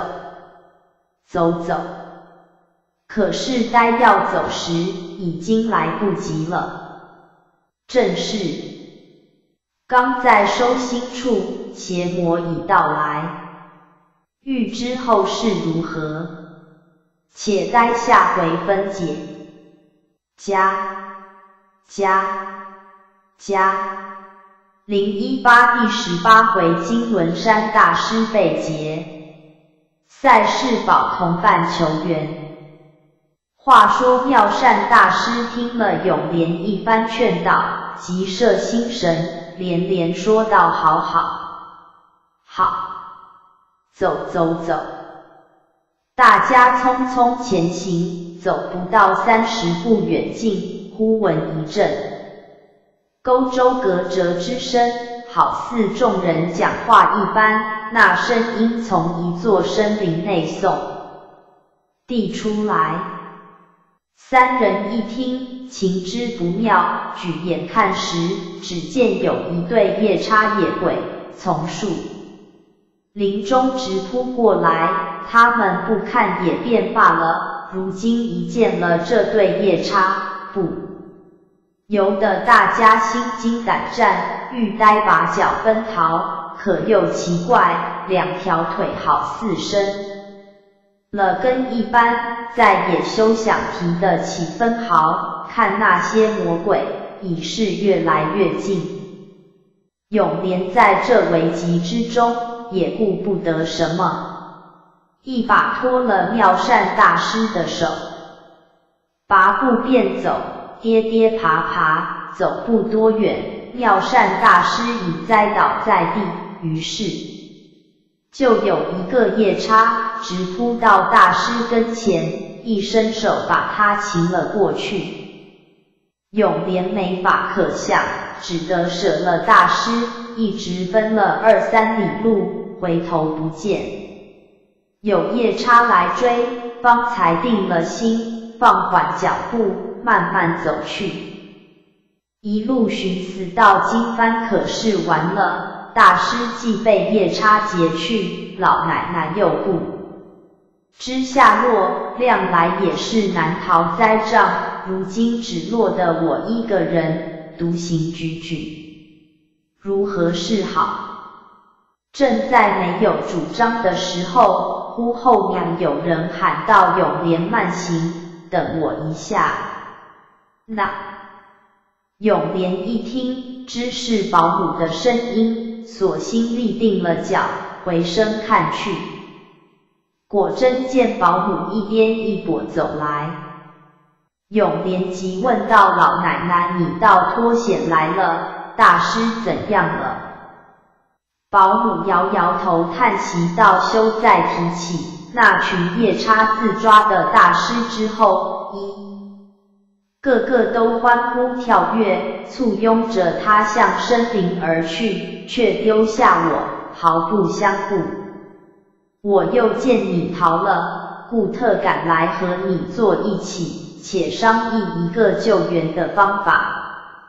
永连到那一群夜叉鬼，生得多么凶恶，料想大师被他们劫去，绝无好相与。但我与老奶奶都是手无捉鸡之力的人，又有什么方法可以救得他呢？保姆道话虽如此说，见死不救，到底失了出家人慈悲之旨。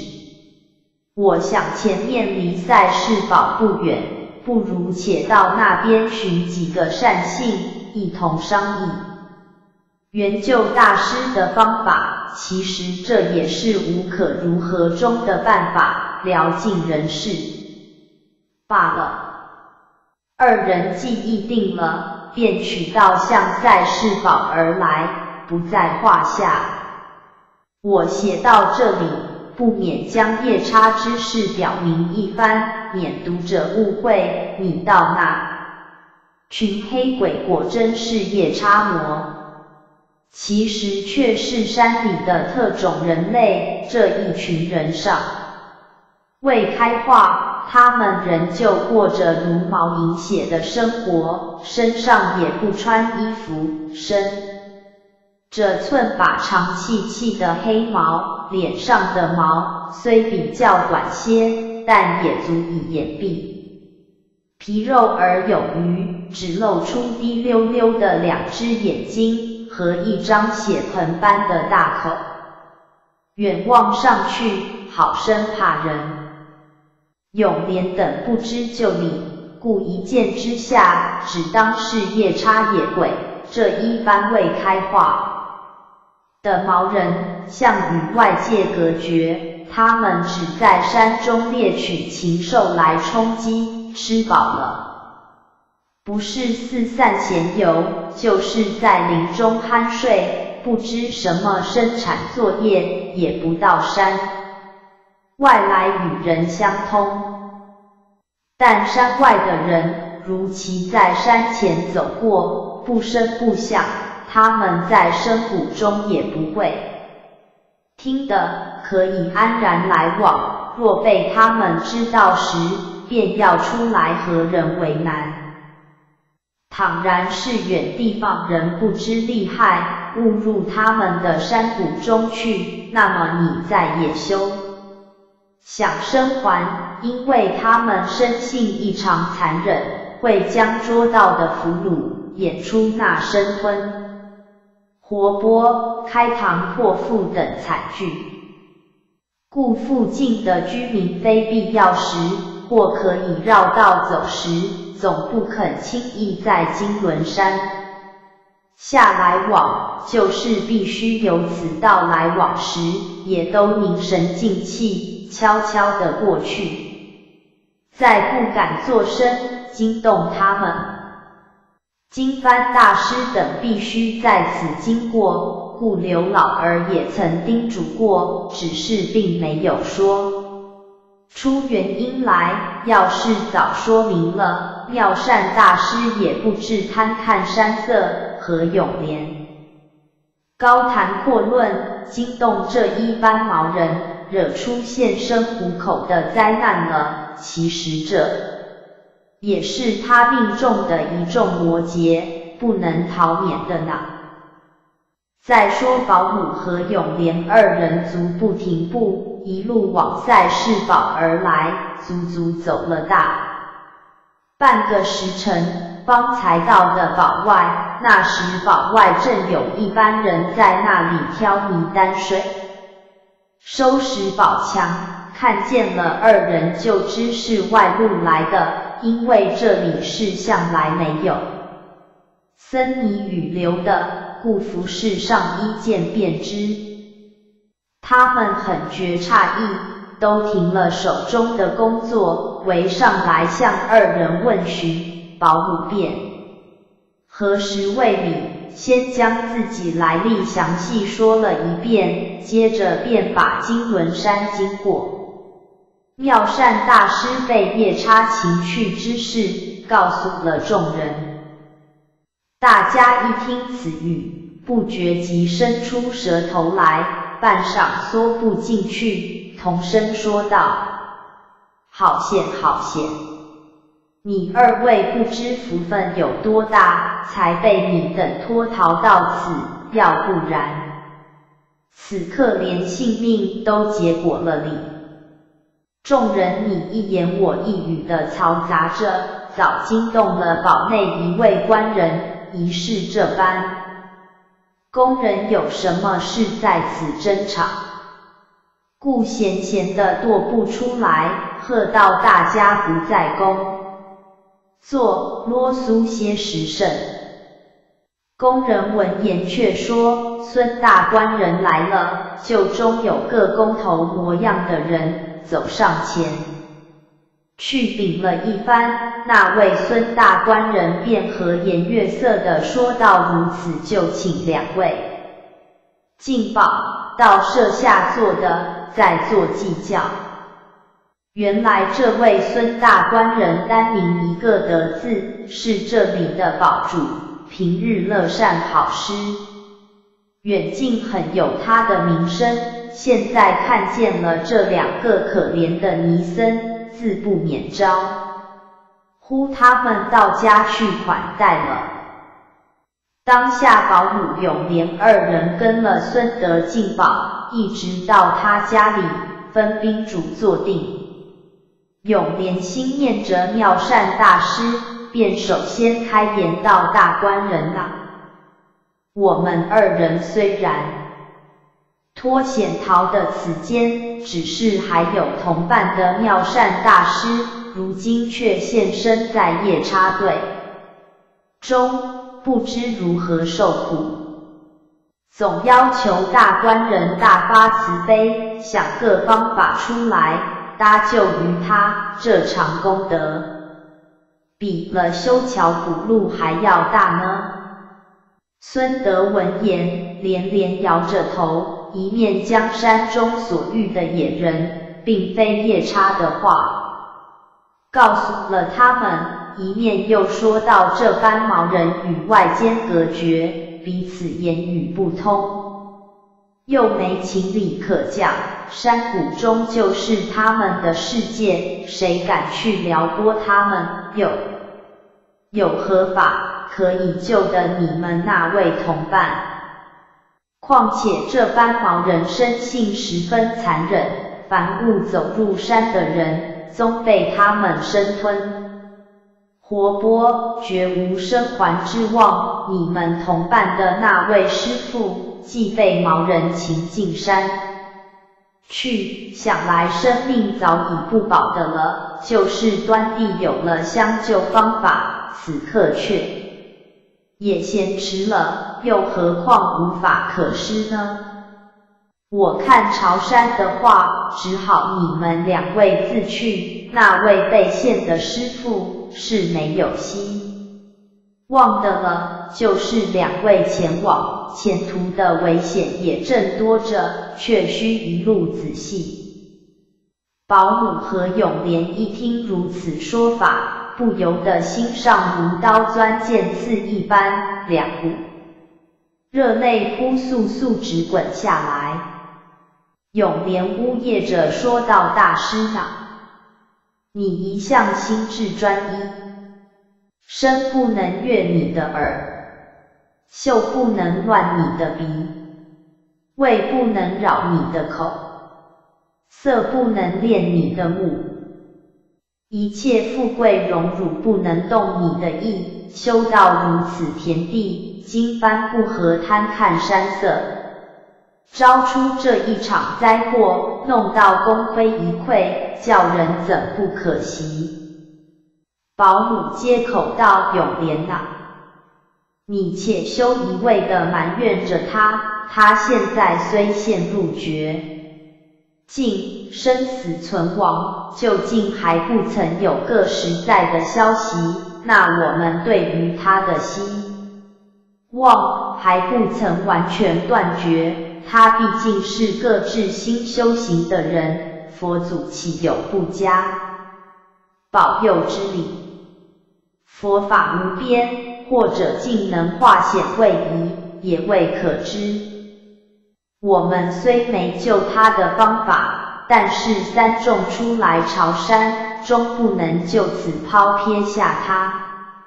我们却另行前去之理，就是果真他已不幸地被毛人所害，我们就不该独身，死也死到一起去，才见得我们一德一心啊。永莲道奶奶说的是，如此我们仍回到金轮山去，入山寻访大师的踪迹，就被毛人生吞活剥了，也只算前生的孽障，那么此的非久恋之乡，我们去吧。于是二人起立，何时向孙德告辞，孙德却起立拦阻道献了一个，再凭空送上两个，此事断断乎使不得，两下正在争执，喜信却自天外飞来了，正是忧疑刚具结，喜信忽飞来，欲知后事如何，且待下回分解。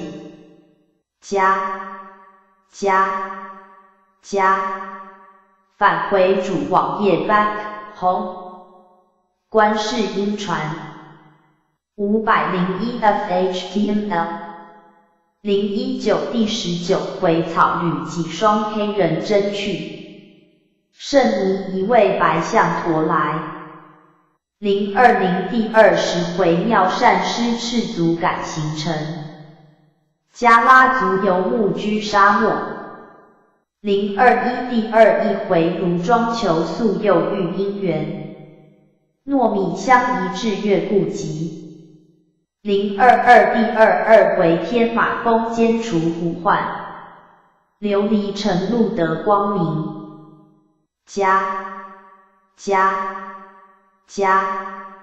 019第19回草履几双黑人真去，圣尼一位白象驮来。话说保姆永莲二人起身向孙德告辞，要入金轮山去寻访妙善大师。孙听急忙拦阻道：慢来慢来，献了一个再去送上两个，天下哪有如此的情理？况且那位被献的师父，我等实在限于实力，无法可以救的，故只好付之天命。如今两位既来到舍下，还想送入虎口去，在下如其做事，岂非见死不救吗？这不义的名声，在下却担当不了，今天无论如何，也不放两位去的。永莲道：这是我们自己情愿，与大官人何干？况且我等三人同出，如今失去一个，不能同生死，这岂不是一个更大的不义魔？还望大官人莫加阻挡，成全了我等的志愿，虽死也是赶得的。当下一面定要走，一面定是不放走，两下争执，不得解决，正在难分难解之际，忽有一个打杂模样的人，急急忙忙奔入院来，口中喊道：大官人！堡外又有一个尼僧骑着白象远远而来，大家疑心就是那位失陷在金轮山的师父，故特来报之。永莲插嘴道：不对不对，我们的妙善大师是徒步而行的，却没有坐骑，定是另有一位师父。孙德含笑道：凡事眼见为真，此刻被地悬猜，如何算得？既然那边有个人来，我们不妨同出堡外看看，验个是非，就算来者不是你们的大师，既属尼僧，也当有同门之意，大可见见啦。二人很以为然，便一同出了孙家，直到堡外，举眼向金轮山那条路上望去，只见2里外果然一只白象迎面缓缓走来，象背之上端坐着一位尼僧，此时距离虽近，在陌生人固然看不出面目，但在保姆和永莲目光中看去，却是清清楚楚，那端坐在背上的不是妙善大师，还是谁呢？这一来把2人乐得什么似的，尤其是永莲更手舞足蹈，牵着保姆的衣袖说道：“老奶奶，你瞧，那象背上驮的不是我们的大师魔？他不但没有遭殃，连带得到一只坐骑，这才是因祸得福呢。往后去有了代步，路上要顺利多哩。”孙德和众人听了此说，也都啧啧称奇。永莲2只脚那里还忍耐得住，连窜带跑地迎上前去，不多片刻，妙善大师已到的堡前，下了象背，与大家合十为礼，孙德便让他们一行3众进堡，可杀作怪，那只白象也跟着同走，好像养熟的一般。众人直到孙德家中，重新叙礼坐定。孙德道恭贺大师的庆生骸，这座金轮山向为毛人盘踞，凡误入其中的，从来没有生还的，今天大师算来还是第一人哩。毕竟佛法无边，才会有此灵感，敢请大师将脱险的情形说来与我等知道，也好为世俗劝导，宣扬佛法。妙善大师谢了招待的圣意，然后将被擒入山以及脱险情形详细细说了出来，听得大家忽惊忽喜。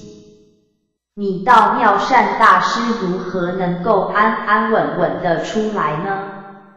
原来他在遇见毛人的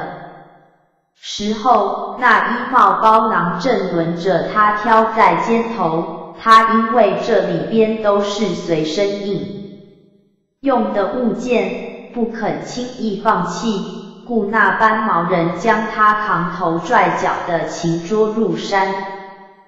他是2手抓定，竟骑带了进去，毛人将他拖到一个所在，只见一个极大的山洞，洞前有一片广场，广场的四周都是丛茂森林，望上去黑月月的异常可怕。毛人就将它放在广场的中间，席地而坐，他们口中各发出嘘嘘之声，不多片刻，就有许多同样的毛人应声而至，男男女女不下200来人，男女的分别只在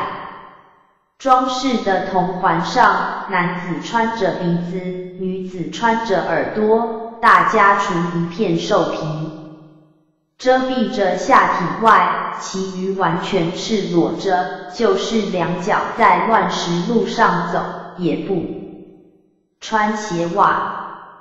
许多毛人把妙善大师团团围住，由那位手擒捉的人向众一一呀地说了半晌，好似自夸胜利似的。大家听了他的话，都欢呼跳乐捉对儿跳起舞来，表示他们的快乐，看他们越跳越起劲，足跳够1个时辰，方才觉疲倦，打圈围坐着休息。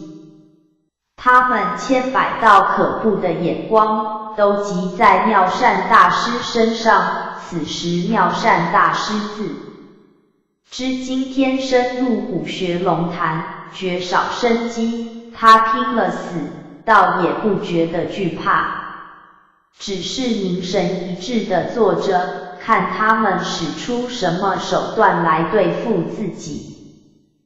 当下见许多毛人都咿咿呀呀谈论，像商议处置办法似的，不多一会儿，就中一个毛人忽然看见了妙善大师足上所穿的马草鞋，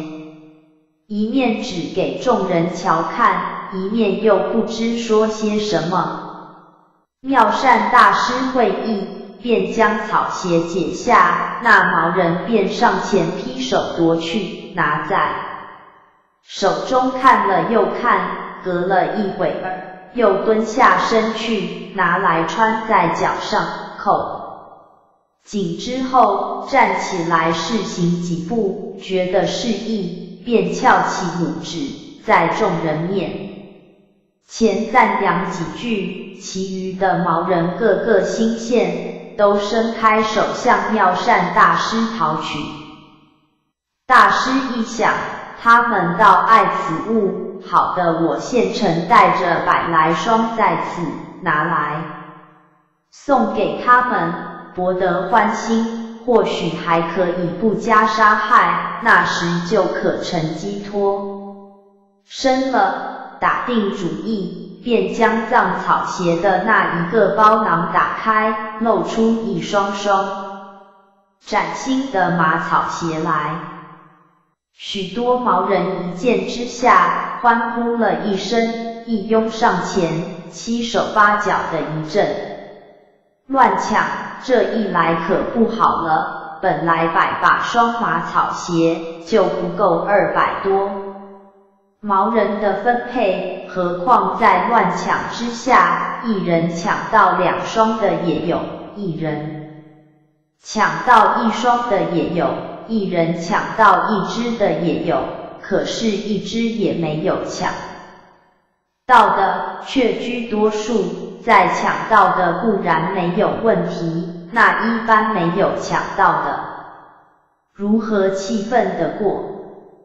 在杜宪交并之下，就起了争夺。马草鞋是微小之物，怎禁得毛人大力的抢夺？你一扯我一扯，纷纷毁坏，于是便激怒了对方，撇了草鞋，扭着就打，秩序也紊乱了。他们拼死的对打，早不把妙善大师放在心上。可是那位妙善大师见毛人专心厮打，不注意着自己，暗想机会来了，此时不走更待何时？也顾不得赤着双显，站起来一闪身，便向从莽之中奔去，幸而没人看见，他一口气奔了1里多路，两脚被荆棘所伤，血流如注，疼痛难熬，大有行不得之势，却又不知何处是出山之路，心中好生着急，正在彷徨其路进退维谷之际，只见前面有一头白象缓缓而来，妙善大师暗暗说声罢了，今番可真个休矣。刚脱了毛人之恶，却又逢到白象之灾，还想留得性命磨。他正急得走投无路，那白象却已到跟前，撩着鼻子，扇着耳朵，用头在他身上磨着，很是亲善，却并没有伤害之意。妙善大师见了如此情形，方才放了心，暗想这白象遮莫是佛祖特派来救我的，于是便用手去摸着白象的头额道：白象呀，你可是前来救我出险的吗？如其是的，请你把鼻子撩三撩，要不然我这身体如其被夜叉果腹，倒不如让你吃食，就请动嘴。说起像这种东西，在野兽中，心地的确算得慈善，而且通得灵心，往往有小孩子等被别的野兽所窘，他要是看见了，总肯冒死去救，从来不做心看人眼的，这也是他生就的天性。当下那头白象听了妙善大师一番说话之后，好似理会了他的意思，果真将一条长鼻子高高的撩了三撩，大耳朵拍拍的扇了两扇，俯首来救妙善大师。这一来把个妙善大师喜得如获至宝，连称善哉善哉，你如救我出险，将来朝了须弥的成正果，定当度你入佛门超脱畜生业道理。他正如此说，不料有几个毛人已跟踪寻来了，正是生机刚获到，魔鬼又众来，欲知后事如何，且待下回分解。020第20回妙善师赤足赶行程，迦拉族游牧居沙漠。话说妙善大师正和那白象说话，不料那时毛人已发现他脱逃了，跟踪寻来，后仰喧声大作。妙善大师听得道声不好，白象呀，那边夜叉追来了，如何是好？你端地有心相救时，便请早些领我出险。那白象闻言，便略不迟疑地伸过3尺长的大鼻，标的就是一卷，把妙善大师拦腰卷住，轻轻一提，提在半空，拨开4足，一直向前途飞跑而去，其速无比，真如腾云驾雾一般。不消片刻，已出了金轮山口，又走了3、5里，不见毛人追来，方才停下步子，轻轻地将妙善大师放下。大师微微地喘过一口气来，弹了淡衣上尘沙，抚摸着象额道：白象呀，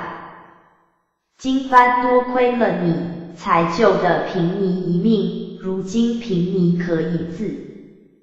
投赛家宝，访问失散的2个同伴了，你可回山好好休养，多积极庄功德，待我朝山正果之后，定来度你，绝不食言就是了。不料那白象闻言，非但不走，索性伏在地上，动也不动。妙善暗想这象儿不肯回山，虽倒想跟我朝须弥去吗？便又问道：白象呀，你既不愿意回转金轮山，想是要随我往须弥，你如有此意思的话，就把头点3点。果然那白象将头点了3点，接着把鼻子向自己背上指点着，好似叫大师乘坐的一般。妙善大师十分喜悦道：善哉善哉，看不出你倒是与佛法有缘的。但是做我坐骑的累你负重跋涉千里了。说罢便爬上象背，夫坐其上，白象就站起身来，缓缓地向赛家堡而去。大师正想到了那边，在访问保姆和永莲的踪迹。他对于2个同伴虽然散失，可是并不疑心他们被毛人所害，因为他想2人如其也被毛人擒去，在山中时一定会的看见，如今山中既然没有看见，一定逃往赛家堡，故他打定主意到堡中去探访。不料到的将近，永莲已迎面上来了。当下孙德等闻了妙善大师一番话说话，齐声说道：这是佛法无边，才有此巧事。那白象一定是佛祖差遣的，自属无疑。只不知大师又何来那许多马草鞋？永莲接口道：若要问起这马草鞋的来历吗？酷吏酷吏。于是又将往日宫中之事详细诉说了一番。孙德肃然起敬道：不料这位大师乃是兴灵国的公主，身在帝王之家，却不被荣华富贵赢了心，一念诚心的修行，吃尽痛苦，不烧便至，这真是古今难得。后日正果佛门是一定无疑的了。可是那些马草鞋既然被毛人夺去，此往须弥山又有千里之遥，一路上没得穿换，那是不行的。3位倒不如在此小住1、2日，待我命人多做几双僧鞋相送，免得赤足而行。妙善大师和掌柜米道：多谢大官人圣意，小尼只是心领，不敢拜赐，大官人不必多劳。孙德道：这却奇了，出家人本来是受十方供养的，几双僧鞋算得什么？却如何不肯受领？妙善大师答道：大官人但知其一，不知其二。出家受十方供养是不错的，但一饮一食莫非前定，佛法有因缘，不可过求。前次在宫中伐之草鞋是种的因，今番因草鞋得以脱身，逃出古穴龙潭，就是收的果。因果相抵，草鞋对于小尼的缘法已经尽了，切不可在此时另行种因的了。况且草鞋对于小尼有救命之功，也万无再穿之理。譬如一位救命的恩人，我们就该感激敬重他，是如父母神佛一般，那才是个正理。若是不感激敬重有恩之人，反去糟蹋凌辱他，天下有此等的道理吗？草鞋虽然比不得人，但其理则一，故小尼自此以后宁愿赤足行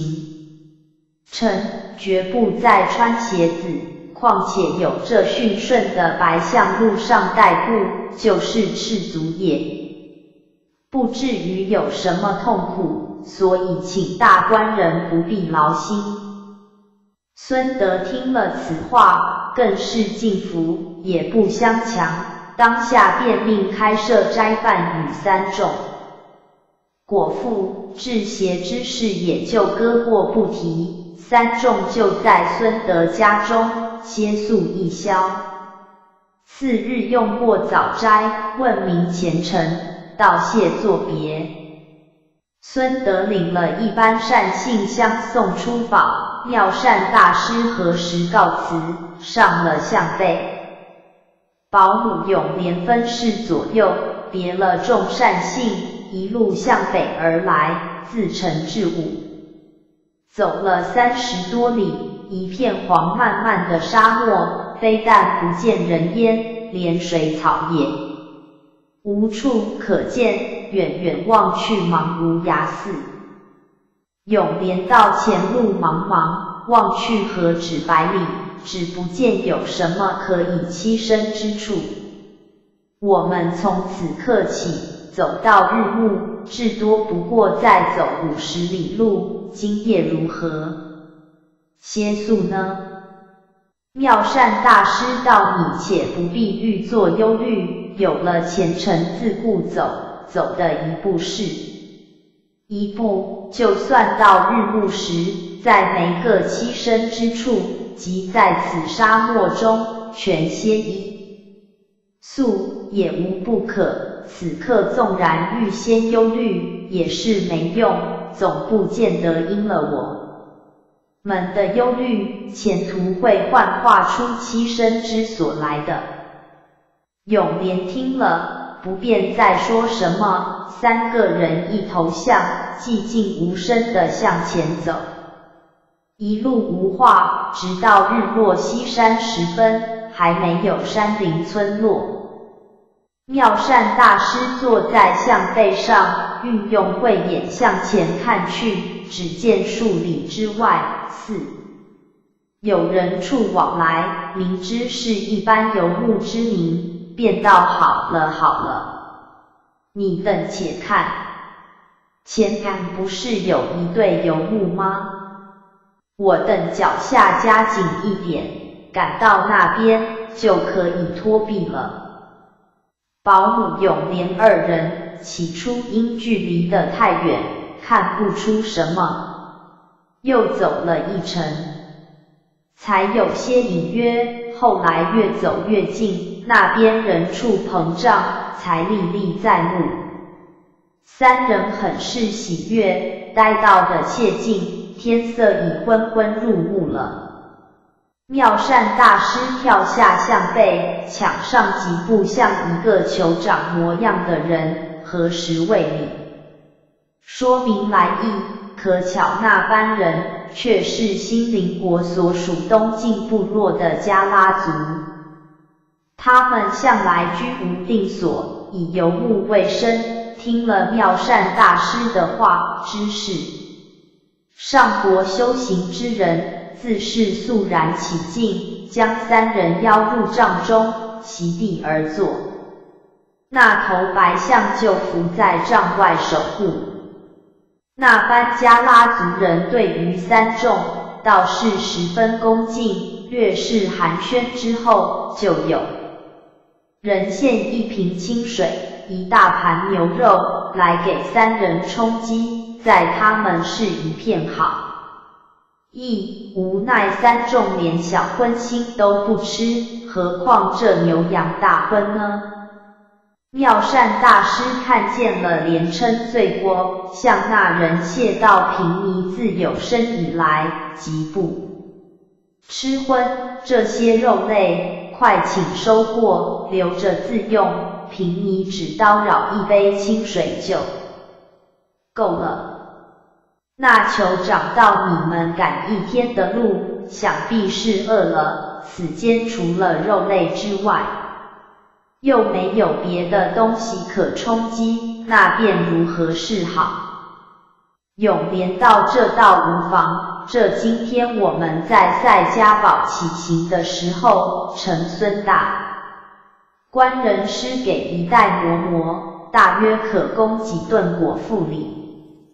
妙善大师道：是几时给你的？怎么我却没有知道？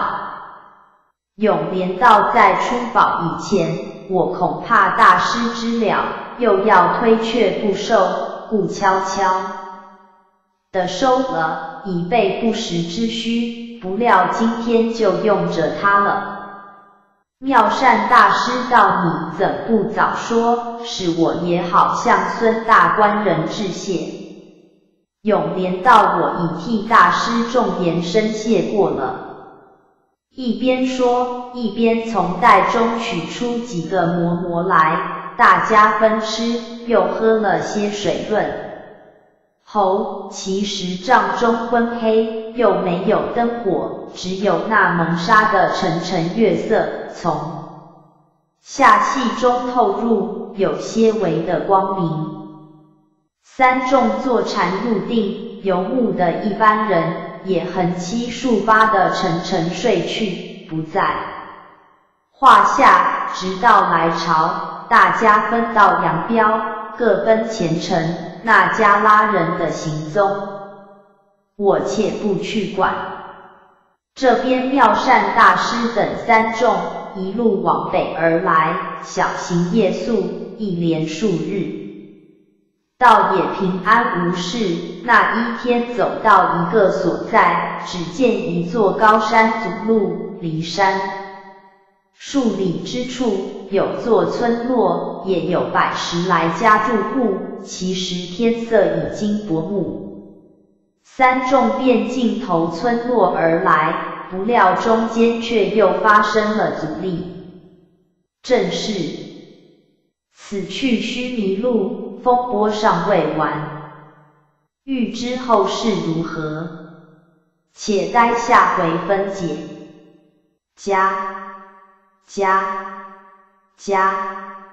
021第21回卢庄求宿又遇姻缘，糯米香一掷月不及。话说妙善大师等三众见天色已经不早，前岸又有高山阻路，其是来不及越过此山，幸离山数里处有个村庄，三众不免径投村中来借宿，顺便化些斋饭来充饥。到了村中，见有一家高门大户的人家，一望而知是村中的首富。常言道，出门要看天时，化缘须看场面。他们三人自然往这家门首而来，走到门前，只见门口坐着一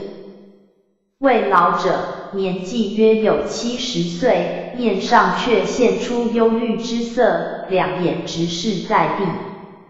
上，眼珠不稍转动，正在那里思量什么。三人走到他近边，他兀自不曾看见，永莲生性便急，抢上一步，合手向老者道：老人家沉思些什么？贫尼这厢有礼了。老者出于不意，听见有人说话，不觉吓得一跳，抬眼看着三人道：何方比丘尼？到此何干？莫促间倒把老汉一下。妙善大师何时谢罪道：多有惊扰，还望恕罪。贫尼等乃是兴灵国人士，因立志往朝须弥，路经宝庄，因天色已晚，特造尊府，请求借宿一宵，明日清晨就动身，绝不多扰，还望老人家行个方便。老者摇头道：你等来的不巧，若在往日，莫说留一宿，就是多留几宿也无妨，可是现在不行了，你等还是往别家去吧。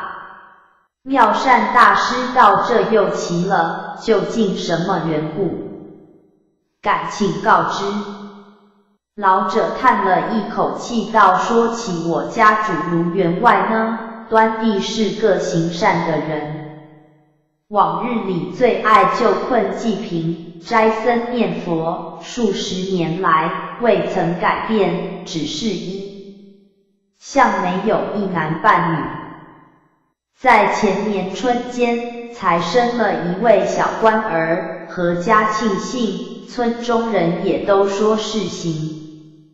善之报，不料在本月初旬，这小官儿呼起了腹泻之症，当时就请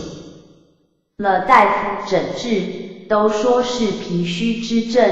不易治愈，故难定方，服药也是无效，在药力到的时候，稍微好些，药性一过，使依然如旧。据一个老医说，如要治愈此症，须得3盒糯米，煎之服下，使中土得了生机，然后才可用药医治。只可恨我们这里是不产稻谷的，要求此物需要越过这座天马峰，渡过碧溪河到那琉璃城，方可求得。一升有10盒约100 cc， 本来相去100余里，前往求取，也非难事，其不其巧不巧，这天马峰中本是平坦之路，向来连豺狼都没有的，在半年之前，忽来了4只斑斓猛虎，聚住山头，出绝人处，闹得山中不得安宁。大家不敢由此来往，与琉璃城的来往也因此隔绝，故名之那边有糯米，却无人敢冒死去取那。只眼见那小官人的病，一天沉重一天，据那老医说，性命只在此1、2天之内。现在我家园外正急得死去活来，滴水不入，已有3、4天了，情形如此，那里还有闲心招的你等呢？故请你们往别家投诉去吧。妙善大师口称，善哉善哉，老人家句你说不巧，我却来得正巧。这也是注定的缘法，你去告诉员外，叫他不要着急，若要别物，出家人却没有，3盒糯米囊却有，如能救小官儿性命，出家人绝不吝惜。老者听了，呆信不信地说道：真的吗？出家人说话需要当真，不可打诳，莫要骗过一宿就走路。妙善大师道：那有这等道理，你看我那2个同伴布袋中藏的不是米谷是什么？你只快去告知员外就是了。老者道：既然如此，3位在此小坐，待比汉去通报。说着便心冲地向内奔去，口中连呼员外员外。好了好了，小官儿有了命了，有人送糯米来了。那时卢员外正坐厅上发问，见他如此神情，便喝道：卢二，你可是发了疯吗？叽里咕哝，在那里说些什么来？老者连道：不疯，果真有人送糯米来了。于是便站住了脚，定了定神，方将妙善大师的话从头至尾学说了一遍。员外听了，不觉一跃而起，连说：卢二快去开了正门，说我出迎3位活佛。卢二那敢怠慢，一路踉踉跄跄地奔出来，开了正门，向3位说道：我家员外出迎3位活佛。妙善大师连称不敢。那卢员外走出正门，向3众一躬到地，口称：下士如云，不知3位法驾光临，有失远迎，万望恕罪。现在请3位入大厅用茶用斋。妙善大师等何时还礼到平尼，何德何能，赶劳员外出街，只因朝山远来，欲打扰宝庄一宿，就惊动了员外，真是十分罪过。当下卢云便让三人进了大门，直到厅堂，重新叙礼，分宾主坐定，略略寒暄了几句。妙善大师就开言道：闻的小官儿病重，须的糯米浆吃，才可保无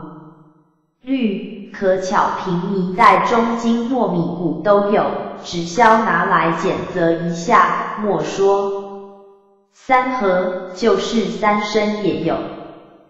卢云闻说，真是喜出望外，千恩万谢。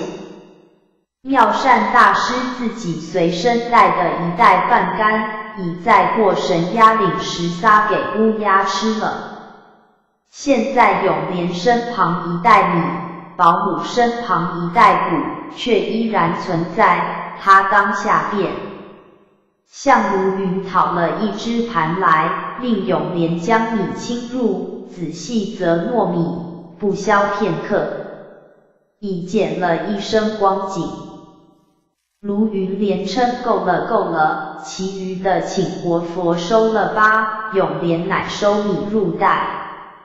妙善大师又吩咐道：此米煮时，不用淘擦，以免伤了元气，减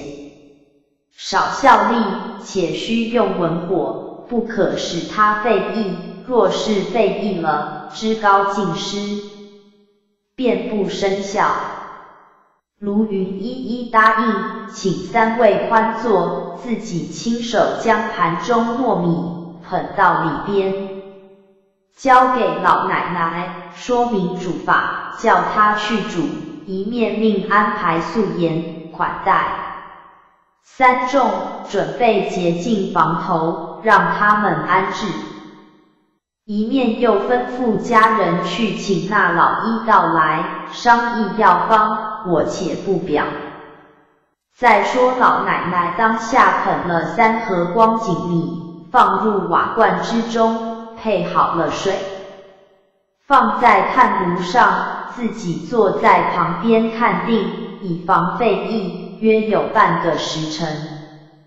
已经成为粥糜，香气扑鼻。于是便在上面细细地盛了一盏去，给小官儿吃。那时小官儿已经神气耗散，不进饮食，已有多天，此时只好用汤匙慢慢地灌下去，灌完了一盏，看他好似沉睡的一般，老奶奶倒很喜悦，便去收拾过了瓦罐，熄了炉火，再回到房中，伸手去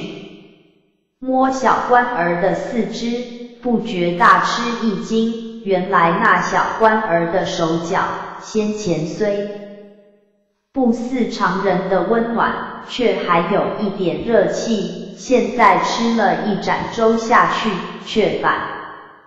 变得冷如寒冰，一点热气也没有，连头上也是如此，那光景已是回去的了。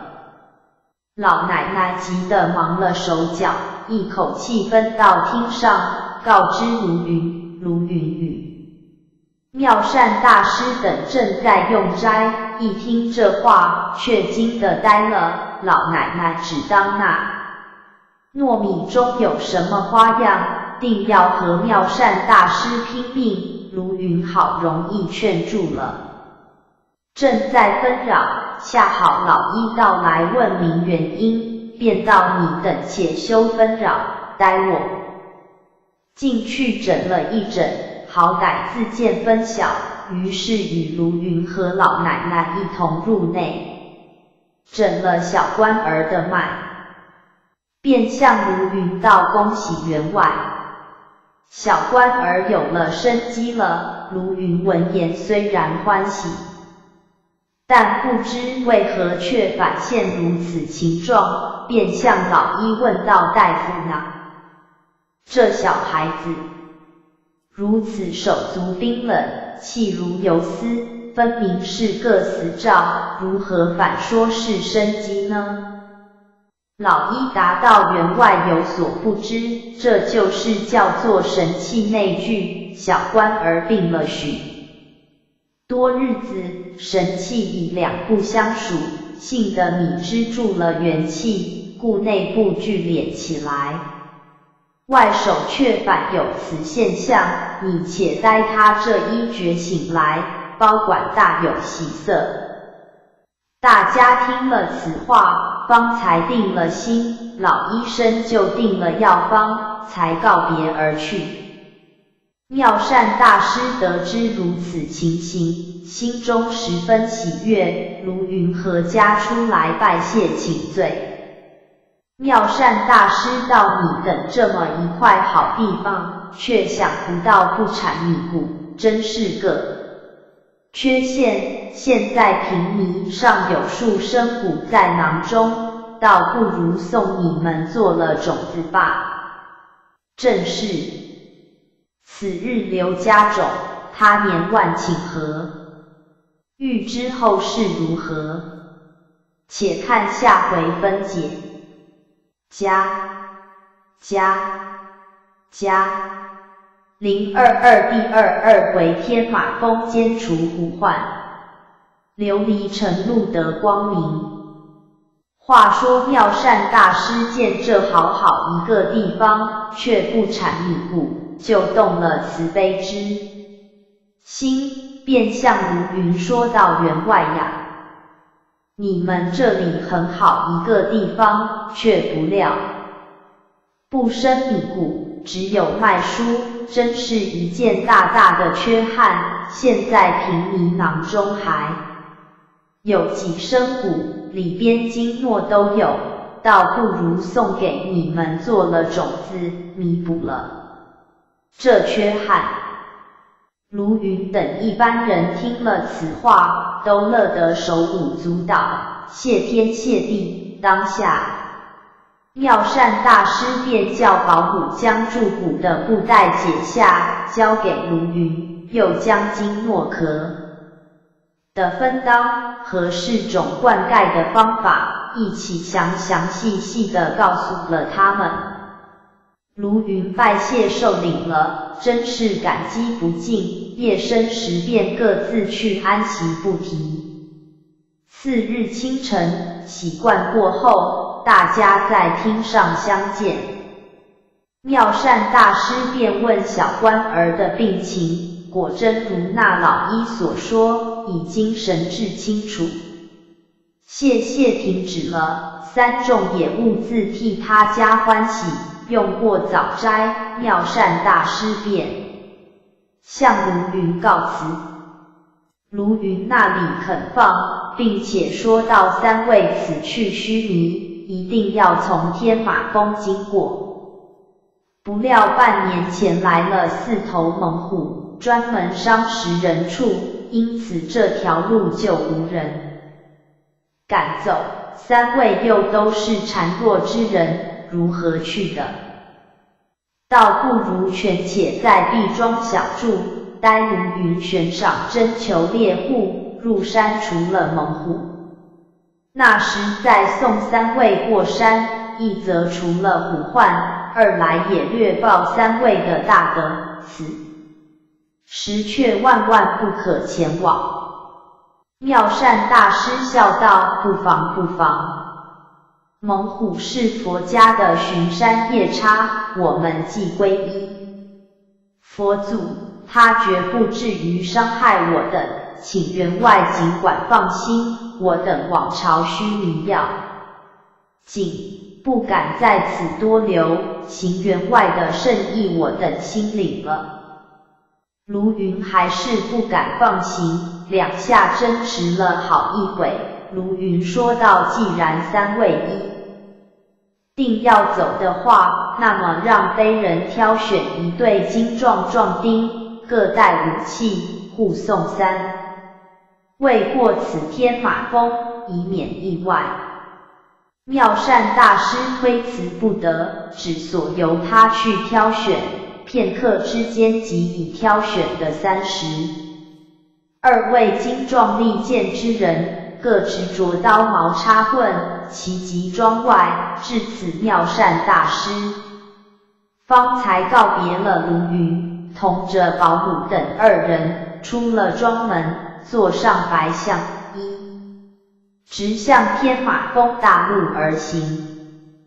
卢云与何庄老少又送了一程，才止了步，望着3众由一队壮丁护送而去。由此上天马峰，本来东西2条路径，西路比较险峻，林木也多，野兽容易匿迹；东路比较平坦，树木也少，似乎平安一点，故当下一般壮丁因欲避免与虎相遇，直趋东谷而来。不料天下的事情自有出人意外的，你要避时，却撞个正着。此时若走西谷，倒是平安无事；如今走入东谷，却免不了一场虚惊。众人入谷，一路以里而上，走到半山腰里，却是一道石梁，四周乱石纵横，林莽丛杂，有一个老于走山路的人，关照大家倒流心生怕那家伙藏匿在乱草之中，兄弟们手中的兵器预备着呢。大家轰然地答应了一声，不料这一声答应，就惊动了这山中的猛虎。原来有2只猛虎，夜间由西山出洞觅食，直抄到东山，一点东西也没寻到，天色已经大明，他们也疲倦了，就在丛莽之中扶着打盹。忽然听得人声，正是饥不择食，狂笑一声，分左右直窜出来，扑向人丛里去。妙善大师吃惊悲笑，口中叫声虎也，已翻身跌下向背，永连2人也都跌倒在地，休想爬得起身。那些壮丁各执家伙，向四周下里散开，围攻猛虎。那猛虎煞也乖觉，见有人跌在地上，便舍了壮丁，争着去扑3众。壮丁抵死救护，只挡住了一只，另一只扑到妙善大师相近，说时迟彼时快，看看已不及相救。忽见那头白象将身一横，障住3众，待虎切近时，他猛地用鼻子将虎腰卷住，狠命的就是一摔，将那只猛虎摔倒数丈之外，摔在巨石之上，跌断脊梁，再也窜不起来。那班壮丁见白象杀了一虎，顿时赶撞，插矛齐举，把另一只猛虎也结果了。在2下争执的时候，闹出一片狂嘶乱喊之声。在山头更觉宏大，山林虎印，把睡在西峰的2头猛虎也惊醒了。他们一听人声鼎沸，又不见2个同伴情之在那里争斗，便一同出动，听了声音的方向，各腾起虎跳，一律否卷去。飞沙走石，一对大虫便翻山越岭，直奔喧闹之处而来。这里一般壮丁见扑杀了2头猛虎，正想扶持3众前行，不料狂风过处，腥气触鼻，其说声不好，又有大虫来了。于是各操兵刀预备迎敌，那头白象也迎风冲上前去，呆得猛虎来到切近，他又是把鼻子一卷一摔，早将一头猛虎摔在尘埃中。壮丁一拥上前，刀棍齐下，又刺死一个。余下一只，见3个同伴被杀，不觉大怒，磨牙奋爪来斗白象。白象究竟只有一个鼻子作用，其势有些难敌，幸得他皮粗肉厚，虽被抓伤咬伤，他却不在乎，依旧撩着大鼻子苦斗。那一般壮丁见4头已死了3头，明知这一头仅是猛虎，也不济事，于是便助着白象还攻，那头猛虎直斗到精疲力尽，方扑倒在地，被众人所杀，却还被他抓伤了好几个人。天马峰的虎患总算由此除去，那4头死虎回头自有壮丁抬回。卢家庄上，我算一言表过。再说当时妙善大师等虽受了一场虚惊，如今已没事，使定了心，从地上爬起，重新上了象背，向前途进发。壮丁送他们过了天马峰的北路，方才告辞回去。妙善大师等3人谢过壮丁，一路向琉璃城大路而来，一过了这座山头，景象就大不相同，一路上里镇市集，到处都有，不似那边的荒凉寂寞。3众行了2日，才到城中，一样的设有官府，一管兵舍。妙善大师当时便取出录影，亲到府中陈验，加盖了印鉴，就有人引他们到一馆舍中安歇，供应了斋饭。次日便离了琉璃城，向东取路往须弥山进发，这才是上须弥山的正路。他们3人只因当时一个错误出了南谷，多走了300来里路，还不算，路上又着实多受磨难与虚惊，好容易才得此一条光明之路。他3人自此一路上小行夜宿，非止1日，远远见了须弥山顶。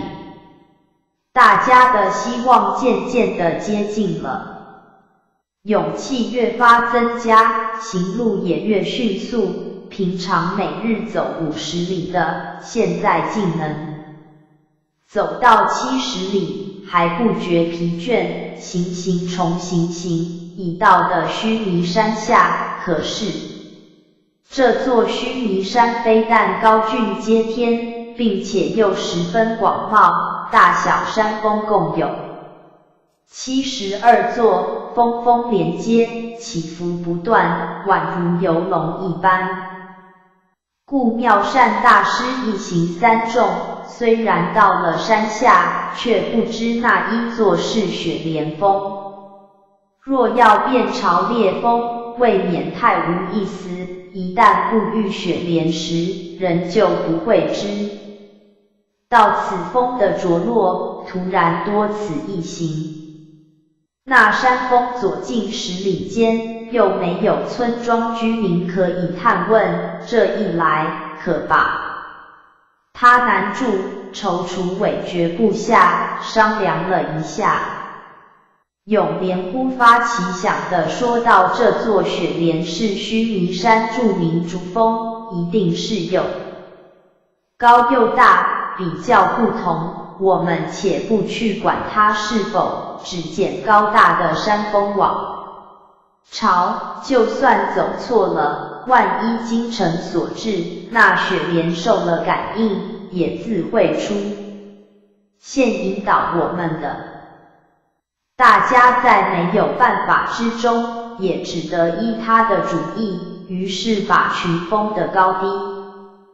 大小一一比较，只有居中偏左的第3峰位最大，就认作目标，一同向那座山峰前行。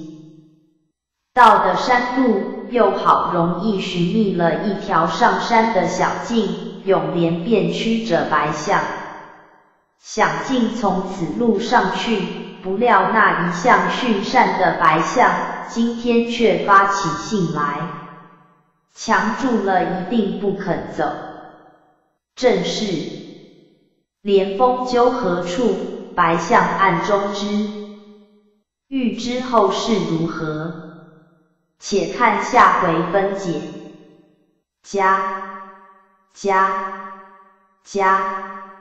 返回主网页 back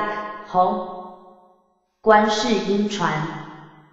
501克 HTML 023第23回上高峰八蛇吞象，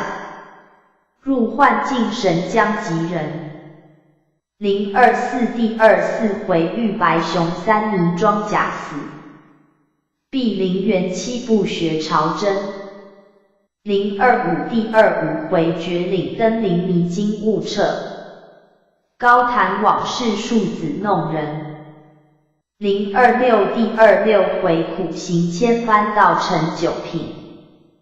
当头一棒喝破3000。023第23回上高峰八蛇吞象，入幻境神将及人。话说妙善大师等一行3众，走到那座最高峰的山脚下，只当他是雪莲峰，找到了一条路径，驱动白象要往山上走时，不料那头白象在一路上过来，都是驯顺异常的，今天却不知为了何故，却自只管强住了，一步也不肯走。永连见驱赶不动，便道这道奇了，白象难道今天没有吃饭，故不肯向前，于是就在布袋里掏出一个化来的馍去喂给他吃，白象却又不要吃，依旧站着一动也不动，把个永连恨得牙痒痒的，骂道孽畜，如此怪张怪智的，敢是讨打，再不走时，赏你1顿金拳头受用。那白象一听了此话，便侧转头向他望了一望，呼呼地透过一口长气，好像在那里对永连说，那里边气味不对，一定有怪物藏着，危险得很，进去不得。永连虽然号称聪明，但终究猜不透象的意思，只管顿足怒骂。妙善大师见了如此行，便下象背，抚着象鼻道白象呀，你是通灵的了，你自从金轮山中救了我的性命，随我朝山，一路上也吃了不少辛苦，此为山9仞之时，难道却发起野性来吗？那白象闻说，连连把头摇了几下，表示不对。妙善大师又道，既然如此，那么你不肯前行之故，大约因为这座山不是雪莲峰吧？白象又摇摇头，可怜他喉间生着3寸横骨，不能将不肯走的原因明白告诉出来，只是摇头，把妙善大师弄得莫名其妙。做书的在这里倒不能不替他表明一下，这座山峰到底是不是雪莲峰？那白象到底是个畜生，叫他怎生会知道？他所以不肯入山的缘故，只因闻的一股腥膻之气，异常触鼻，知道这山中一定有怪异的东西，而且那东西又是他生平最怕的长蛇，因为是对游，他的辨别格外真切。论像这种东西，在野兽中性情虽极驯良，但生的皮粗肉厚，力大无穷，自卫的能力极为充足，就是虎豹，他也不怕。所怕只有两种东西，一种是老鼠，会从他鼻孔中钻进去吃他的脑子；一种就是长蛇，会缠绕他不得脱身，到死方休，故相对于这两件东西的气味有特别的感觉，一闻便知。那么这种腥膻之气，白象已经闻的妙善大师三众，却又如何一点都没有闻到呢？这因为兽类的嗅觉比人类来的灵敏，故三人还没有得知。当下妙善大师又谆谆的向白象劝告，叫他不要有始无终，功亏一篑，是十分可惜之事。的成正果与否，也只在此一面。白象似乎领会他的意思，才点了点头，好似在那里说我不走，并不是偷懒，只为前途危险，生怕与你不利。既然主人一定要去，我也顾不得许多了。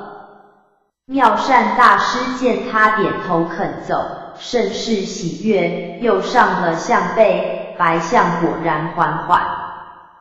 的依山径而行，走了5、7里，清风过处，三众也闻得风中夹杂一种腥秽之气，十分刺鼻，闻了令人作呕。永莲道疑：这是什么气味，怎地难闻？妙善大师到山林阴森，经过日光蒸晒，潮湿之气上腾，故有这般气味。至于难闻好闻的话，永莲呐，你又说错了呀！你岂不闻出家之人要6根净业？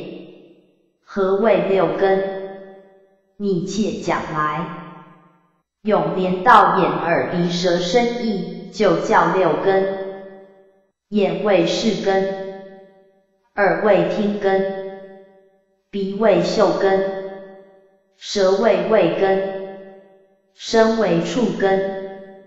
意为面律之根。这些是常常听的大师讲的，如何会忘怀呢？妙善大师道：你既知道6根，却又说难闻的6根，岂不是还没有断绝吗？永莲连连称是，收摄心意，跟着走了一程，那腥嗅一发令人受不了。那头白象好似中毒一般，步子逐渐地迟缓下去，十分勉强。妙善大师觉得奇怪，便招呼永莲等停了步，自己跳下象背来看白象时，忽然凭空呼呼地起了一阵怪风，刮得林木震撼，沙石齐飞，连眼也张不开来，风过之处，心晦难当。妙善大师迎风看去，只见前看树林中游出一条大蟒蛇来，一个头不说鬼话，有茅厕大小，2只眼睛如同一对灯笼，一张嘴宛如小小一个跃动门，一条2鳍的舌头，好像出鞘的一对双股宝剑，在林外已有2-3丈长，还不知尾巴在那里伸长多少，实在无从测摸。毛册本作考老纸柳条编织品，实物大小未有资料。1851年，美国有捕鲸船捉了一条100尺长海蛇，妙善大师叫声不好，大蛇来了，我们快些避让。那时保姆和永莲也都看见了，3人口中乱叫，一同飞步向斜刺里小路上逃去。那头白象一见了蟒蛇出来，也不住的急叫，四蹄却是不能举步。那蟒蛇游到白象相近，张开了血盆大口，对着白象呼的虚气，那象一受了蛇气，便自筋疼骨软，不消片刻，再也休想支持得住，扑通一声跌倒在地。蟒蛇过去一阵乱咬，把那白象顿时咬死，一口擒住，连拖带曳的游向对面一个峰上。妙善大师等3人逃了一程，不见动静，回身看时，却远远望将那条蟒蛇将白象拖去了，都说可怜可怜。此象护送我们到此，不料却伤在那孽障手里，真是可惜。永莲道可怜，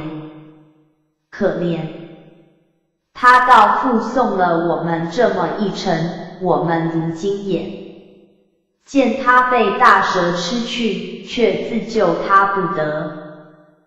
保姆道如此，我们只所多诵几遍往生咒，使他早日登极乐，也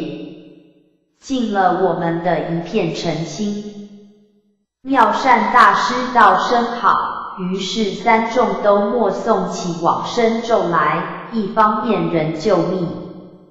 路前进，上高落低，直走到天色昏黑，向下望，离开平地却已好几10丈，再向山顶看时，仍旧与地上仰望无异，这许多路好似未走，当下便找了山崖边一个石洞藏身，敷坐入定。但是3众因为日间看见蟒蛇，受了一番惊恐之后，心神不能时分宁静，心神不宁，是作禅醉寂之事，足以由此生出种种恐怖幻象，与常人做噩梦一般无二。3众里边，自然是妙善大师功行最深，收摄了心神，没有枝节。那保姆虽然功行不及大师，但还可以勉强镇住方寸，不让他旁骛。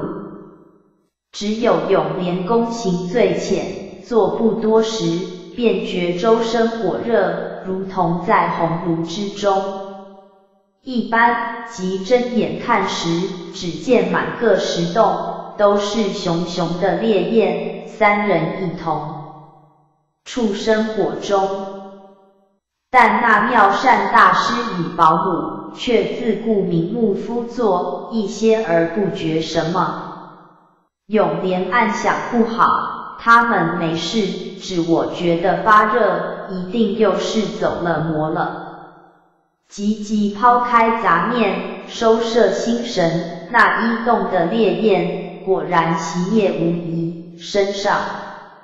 也不觉得热了。可是他一颗心却终于不得宁静，又隔了片刻，幻境又发生了，只觉得浑身冰冷，如同浸在冰屋里边一般，还觉得似乎受到很剧烈的震击。再睁眼看时，只见滔滔滚滚，浊浪排空而至，满石洞都是水，3个人同浸在水中，只是妙善大师和保姆人事。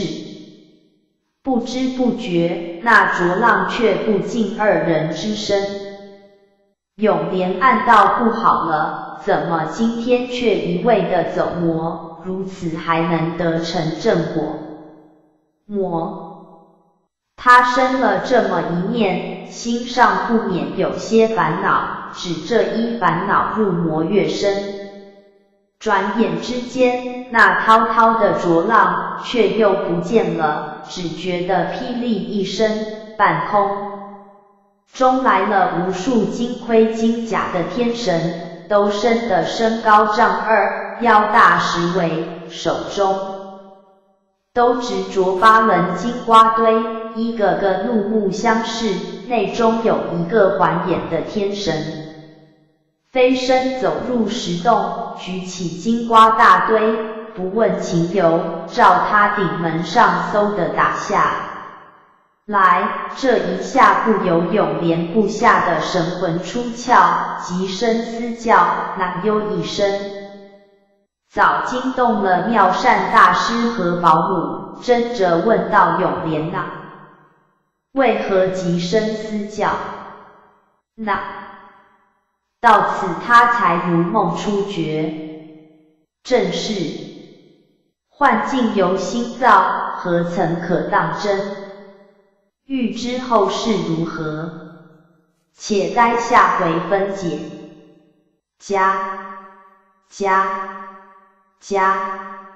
024第24回玉白熊3泥装甲死，碧灵元7步学朝真。话说永莲入魔越深，忽见金甲天神手执8棱金瓜堆，闯进石洞，照定他顶门就打。他那一下真是非同小可，故哀那一声急叫。妙善大师等2人竟被他叫出定来，看他失张失智的情形，便喊道：永莲是怎地一回事，却怪叫起来。永莲到此才如大梦初觉，仔细看时，3个好端端地坐在石洞之中，那里有什么水火，更何来什么天神？才悟一切都是幻象，便将请间之事向2人说明。妙善大师道：永莲呐，你如何又走了这遭魔来？这怕是日间受了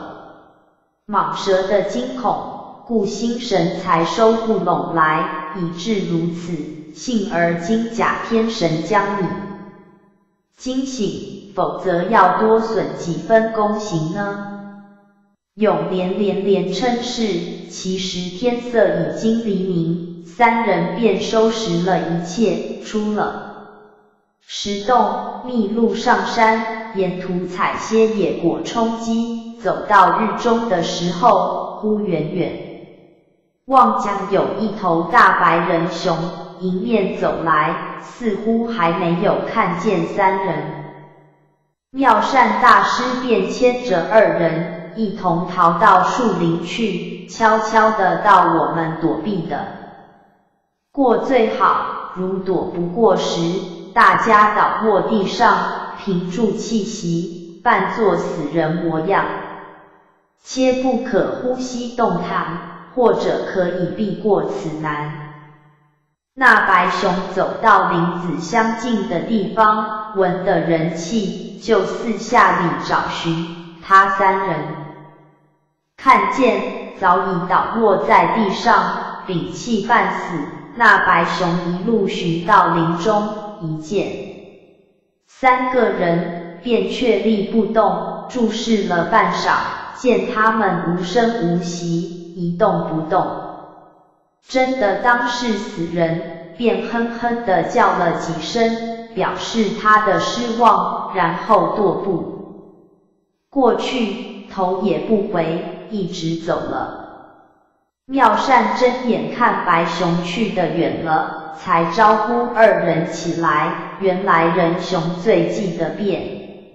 是死人，一见死尸，他再也不肯走近。妙善大师知道他这种脾气，故用此法来解围。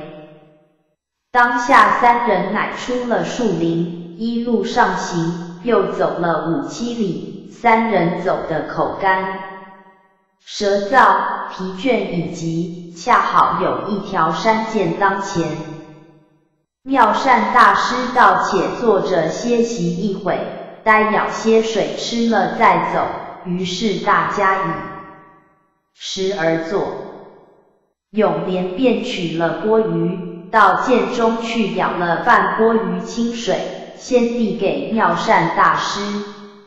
吃了几口，余下的和保姆分吃了，也席地坐下，拾着小石块，向涧中抛掷，看水花飞溅来取乐。妙善大师看了，含笑说道：永莲呐，石击水飞，这其中也含有禅机呢，你可参得透吗？永莲道：敢请大师先说。妙善大师说：水本是静的，被你石子一击，便变成为动，飞溅起来。一动一静，这里边便是造化之机。永莲道：不对不对，水是动的，你不看就是我不用石子去击，也勿自昼夜不停地流着吗？石头才是静的，要不是我去抛掷，它绝不会自己飞跃到涧中去里。妙善大师频频点手，连称善哉善哉。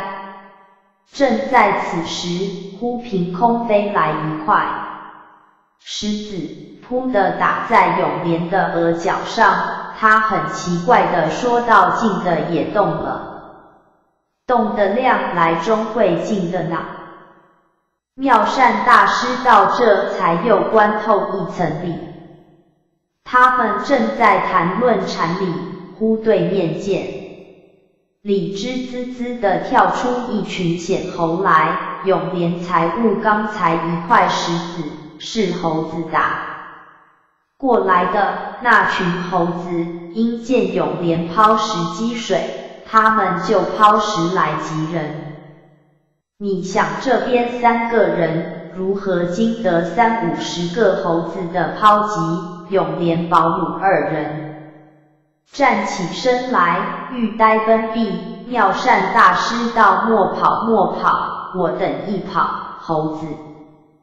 就追上来。他们脚步敏捷，我们终是跑不了，那时反要被他们所困，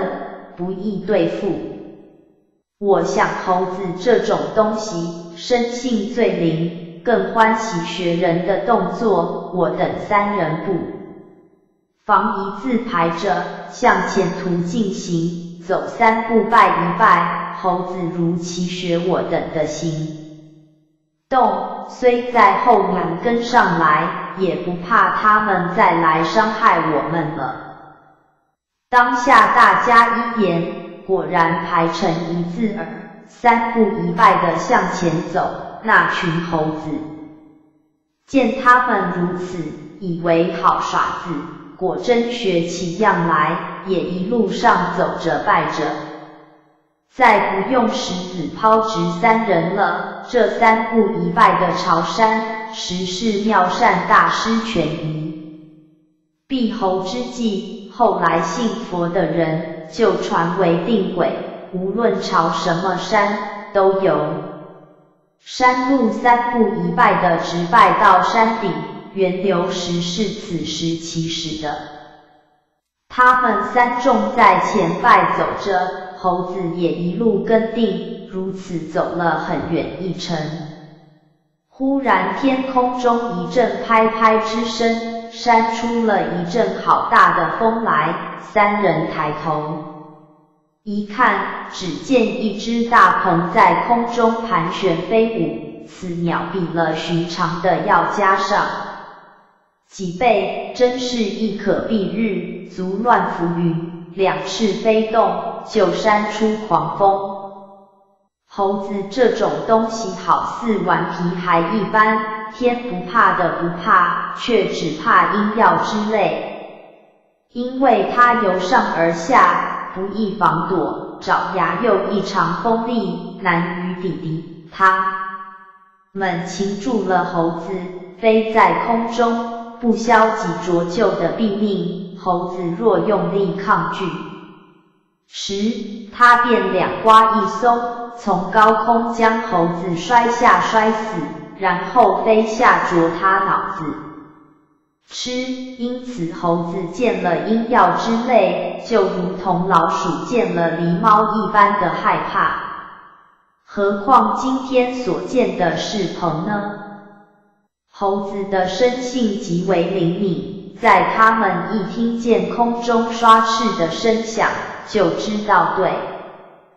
头来了，那里还敢学三众的跪拜，一阵吱滋滋的乱叫，纷纷四散的向丛林深草中乱奔乱窜，葬躲得无影无踪，一个也找不到了。妙善等三人见猴子已经逃散去，便不再拜，一路缓缓地上山走。到昏黑之时，又找了一个石洞藏身，好的一路悬崖削壁之间，大小等石洞很多，故得随处安身。这一晚上大家坐禅入定，各自安然无事，直到次日清晨，重又上路，一连走了足足3天，才算走到半山。一过山腰，景物却大大的不同了。在山路一路的上来，虽觉得山中的气候比了平地寒冷，但还不至于手将足冻。此刻过了山腰，却一步冷似一步，山顶上的雪被风刮得吹下来时，扑到面上，却好像刀割的一般。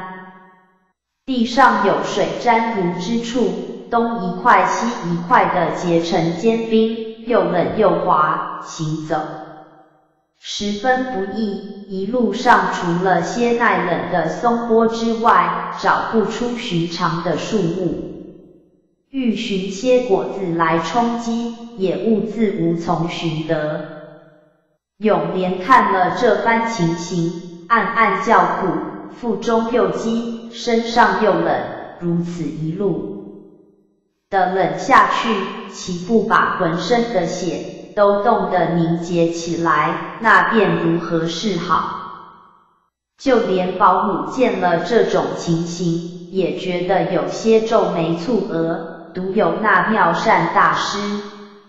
一本诚心的自顾走，有如木石一般，纵然赤着脚，也毫无所苦。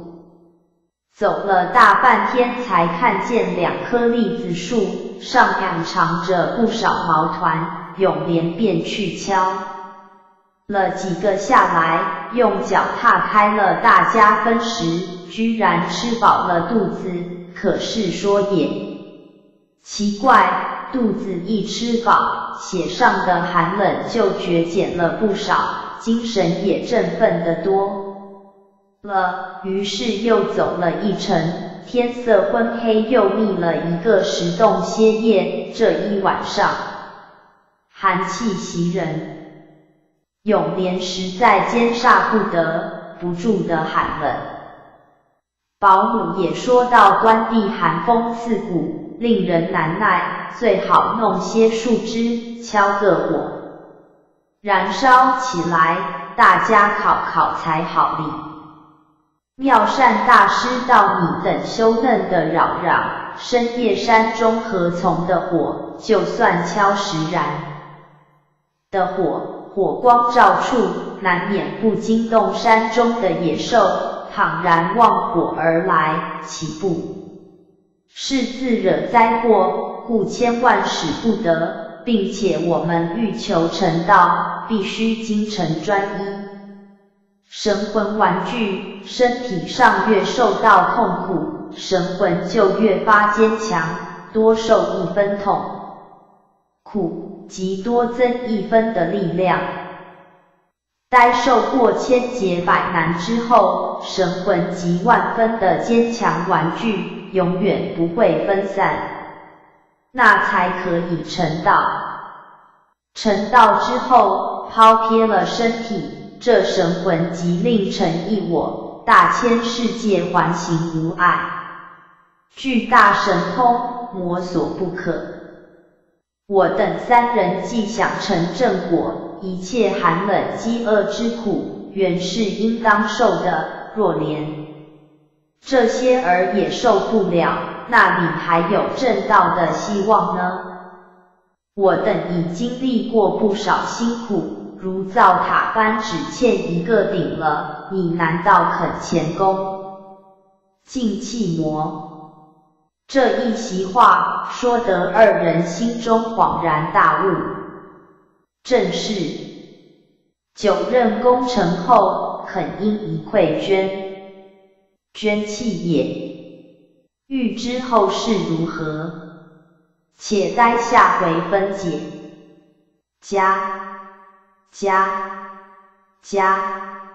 025第25回绝岭登临迷津悟彻，高谈往事庶子弄人。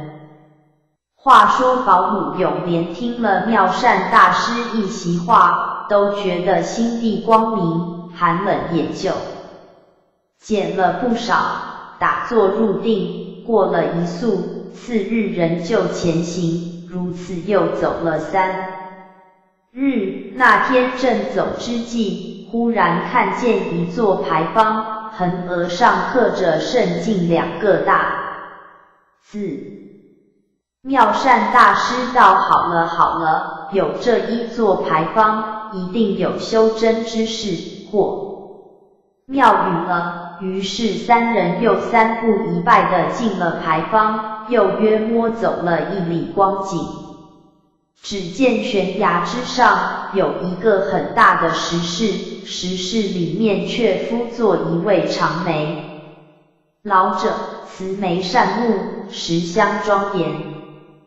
妙善大师向2人道：这莫是佛祖显化，即不然独自各在此修行，也一定是位有道高人，我们正该叩求他指示迷津呢。2人也同声称是，于是3众直到石室里，拜道坐下。妙善大师口称活佛在上，弟子妙善等一行3人从新林国来此朝山，拜求仙宗圣机，指度迷津，一直到得此的方得遇活佛。缘法凑巧，还望活佛大发慈悲，指示迷途，使得归正道，那就受赐不尽了。长眉老者听了这番话，方才睁开眼睛，向3人看了一看，道：善哉，难得你们3众不辞跋涉之苦，老远的来到此的，总算有缘。只是我须问你，你既然抛撇了一切尊荣，皈依佛教，一致修行，可知道佛家清修的本质为的是什么？修成正果之后，你的愿心又是如何？你且一一说来。妙善大师道：启禀活佛，佛家清修的本质，原只为人救世，并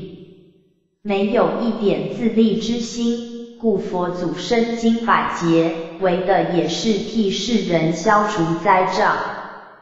至于弟子的愿心，那么将来万一能够脱却凡胎时，势必走进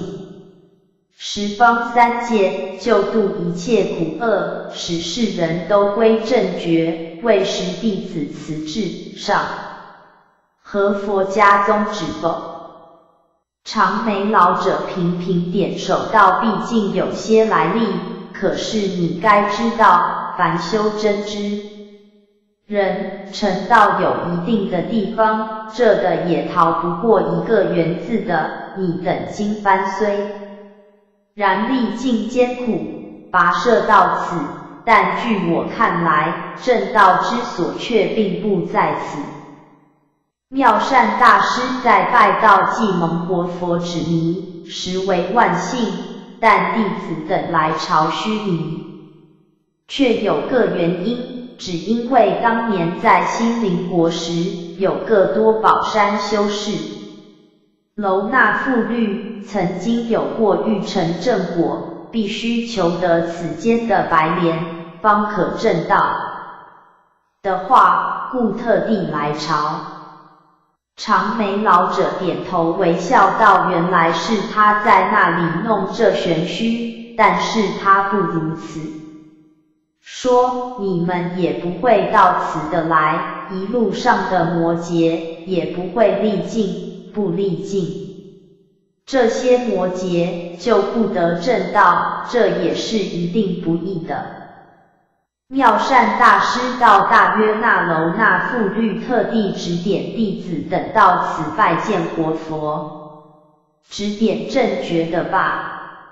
长眉老者道：总而言之，缘法所在，要逃也逃不掉的，如今所幸。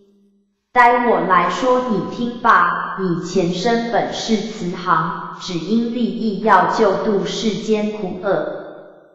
故转劫入世，投到心灵国，才有此根器。如今成劫将满，不久正道。此间白莲原是有事，现在却已有人替你移到南海普陀洛迦山做了莲台，备你后日受用。那边紫竹林中才是你的净土，此间却没有你的缘分。至于托化的地方，却还在于心灵国中的耶摩山金光明寺，这因为要借你的托化，使一般愚民之所感动，大家好一起归化佛门，免受一切苦厄。至于他们二人，因缘还没有到，还得苦修几时，但终究也得证菩提的。妙善大师道：承蒙指点，感激不尽，敢请示活佛法号，以便供养瞻礼。长眉老者道：这倒不必，好的将来你自会知道，但我还有一件宝物送你。说着从怀中取出一个白玉净瓶，递给妙善大师道：此瓶你可带回去好好供着，但见瓶中有水，水中常出柳枝，那就是你成道之日，切记切记，此的不可久留。如今你等可回去了。妙善大师接了那2只白玉净瓶，再拜辞谢，带了二人人依旧路，出了圣境牌坊，一直下山，一路小行夜歇，在山中固然没有什么意外的枝节发生，出得谷口。妙善大师向二人道：经幡修在，走岔了路，免得又惹魔障。于是定了定神，辨明了方向，一直向西进发。路上并无书说，有话极长，无话极短，行行重行行。那一日已到心灵国耶摩山下，那些居民等一见大师朝山回来，大家扶老携幼的前来迎接，欢声雷动。早有人报入金光明寺中去，那般大小尼僧都披了袈裟，撞钟击鼓，排着班直到山路，把大师簇拥着迎入寺中去了。妙善大师到的禅堂坐定，众尼过来参见，慰问已毕，妙善大师不免将路上之事从头至尾向大众宣说一番，听得大家眉飞色舞，不住口的宣佛号。妙善大师亲自取出那羊脂白玉的净瓶，安放在佛前供桌上，众尼知道是件宝物，只等瓶中有水生柳枝出来，早让大师成佛。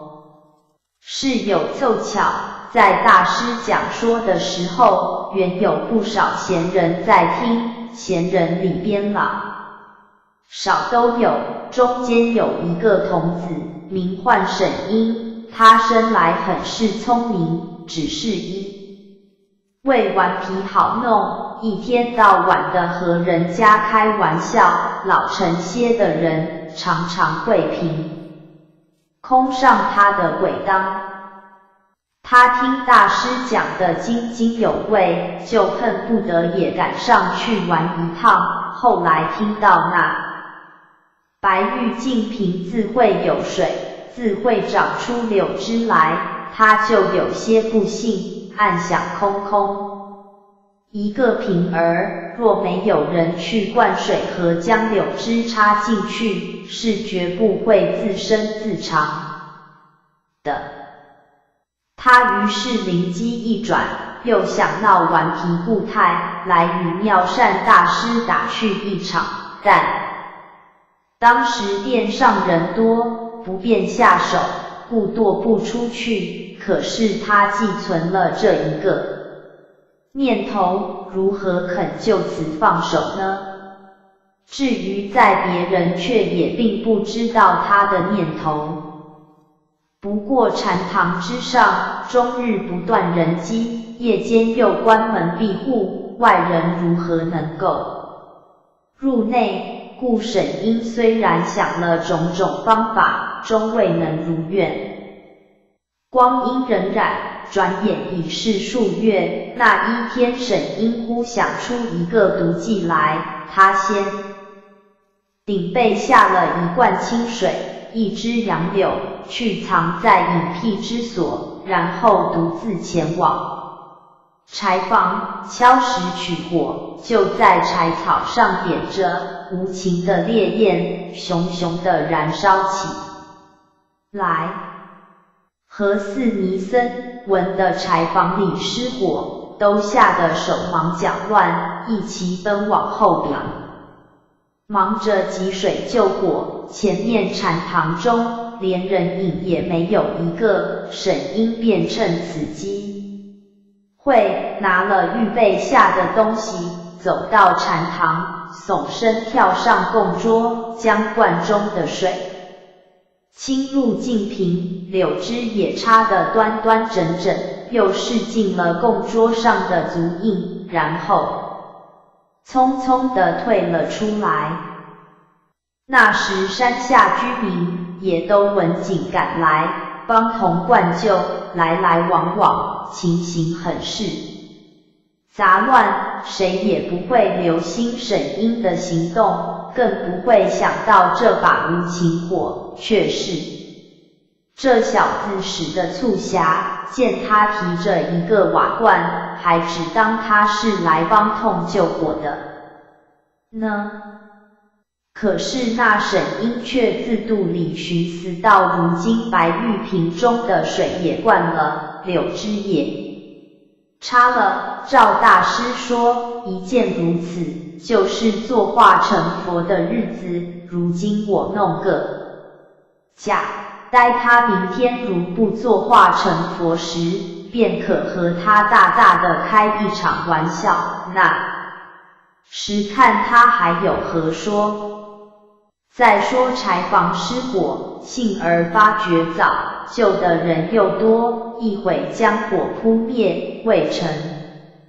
巨灾。忙碌一场，已是黄昏时候，大家吃过了饭，收拾停妥，各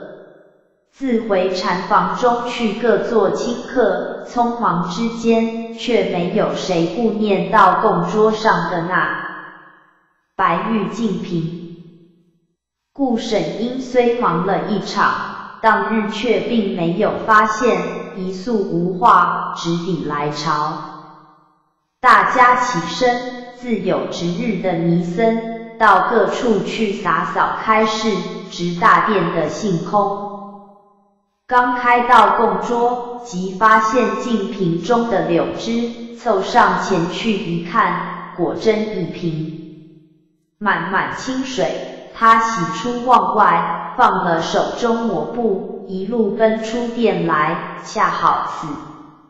时永莲采了一束鲜花来上供，两人状各满怀，险些儿各跌一跤。正是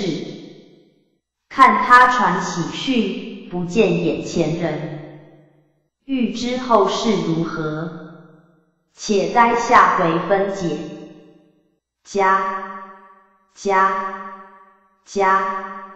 026第26回苦行千番到成九品，当头一棒喝破3000。话说性空开抹供桌，发现白玉瓶中果真有了净水柳枝。他往常听说这就是妙善大师正果成佛之时，故不由他不喜出望外，丢了手中抹布，撒腿往殿外就跑。恰好永莲摘了一束鲜花前来上供，大家一个不留意，竟撞了个满怀，大家险些儿跌倒。永莲定了神，看着性空道：你为何老是如此莽莽闯闯的，嫩的奔窜，毕竟为着些什么事来，却把人撞得好生疼痛。性空也立定了脚，合住手乱拜道：永莲师父呀，我只因见白玉瓶中已有了净水柳枝，故而喜出望外，奔出来想给大师报个喜兴趣，不料匆忙之间，却撞了师父，还望恕罪。永莲道：真的有这回事吗？性空道：此事端得千真万确，小尼斗胆也不敢打谎。永莲道：既如此，这花你拿去上供，我去给大师报信。性空接了花自回殿上，永莲便向大师禅房而来。只见大师正和保姆谈话，一见永莲进来，便说道：永莲呀，你却来了，我正有话和你讲呢。大约今天是我作画的日子了，我作业入定，忽觉心上白莲开放，这怕是个预兆。永莲也将净瓶中有了净水柳枝的话说了一遍。妙善大师道：既然缘法已到，你们且到玲珑阁上去安排道场，就在那里示祭。永莲自去吩咐众人前去预备一切。妙善大师便去用香汤沐浴，换了一套庄严的服装，然后徐步登阁，在居中的禅床上跏趺坐定，宛是入定一般。保姆和永莲率领众尼分两班站定，余磬齐鸣，香烟缭绕，各念动人言金句。我且慢表，再说那童子沈英，他本来安排顽皮的心眼儿，有心与大师胡闹，故意早起了身，连东西也来不及吃，便一口气奔到寺中。只见众尼正在忙碌，又听说大师今天果真要成佛，好生奇怪，便踱到阁上来观看。那时山上居民也有人知此消息，传扬开去，就有许多人入寺参礼，把一座玲珑阁的上下挤得满满的。那班尼僧固然个个低眉合眼，朗诵着佛号，就是一般参礼的人，也都屏息兀立，无感喧哗。就中只有那沈因看了妙善大师的情形，不觉暗暗好笑道：打盹。就老实的打盹，说什么成佛不成佛，分明在那里捣鬼，且待我来吓他一下，保管叫他直跳起来哩。他打定主意，便溜到大木鱼座旁，取过那老大的鱼堆，来到大师面前，大喝一声，对游就是突的一下，说10慢比10快，虽有人瞥见，却也来不及阻止。这一下有分教，就名为当头棒喝。一下打去，即有一道红光冒出，大家只当是打破了头冒出来的血，仔细看时，红光冉冉上升，渐渐凝聚起来，结成大师的另一法相，视角而立，手中捧定插杨枝的净瓶。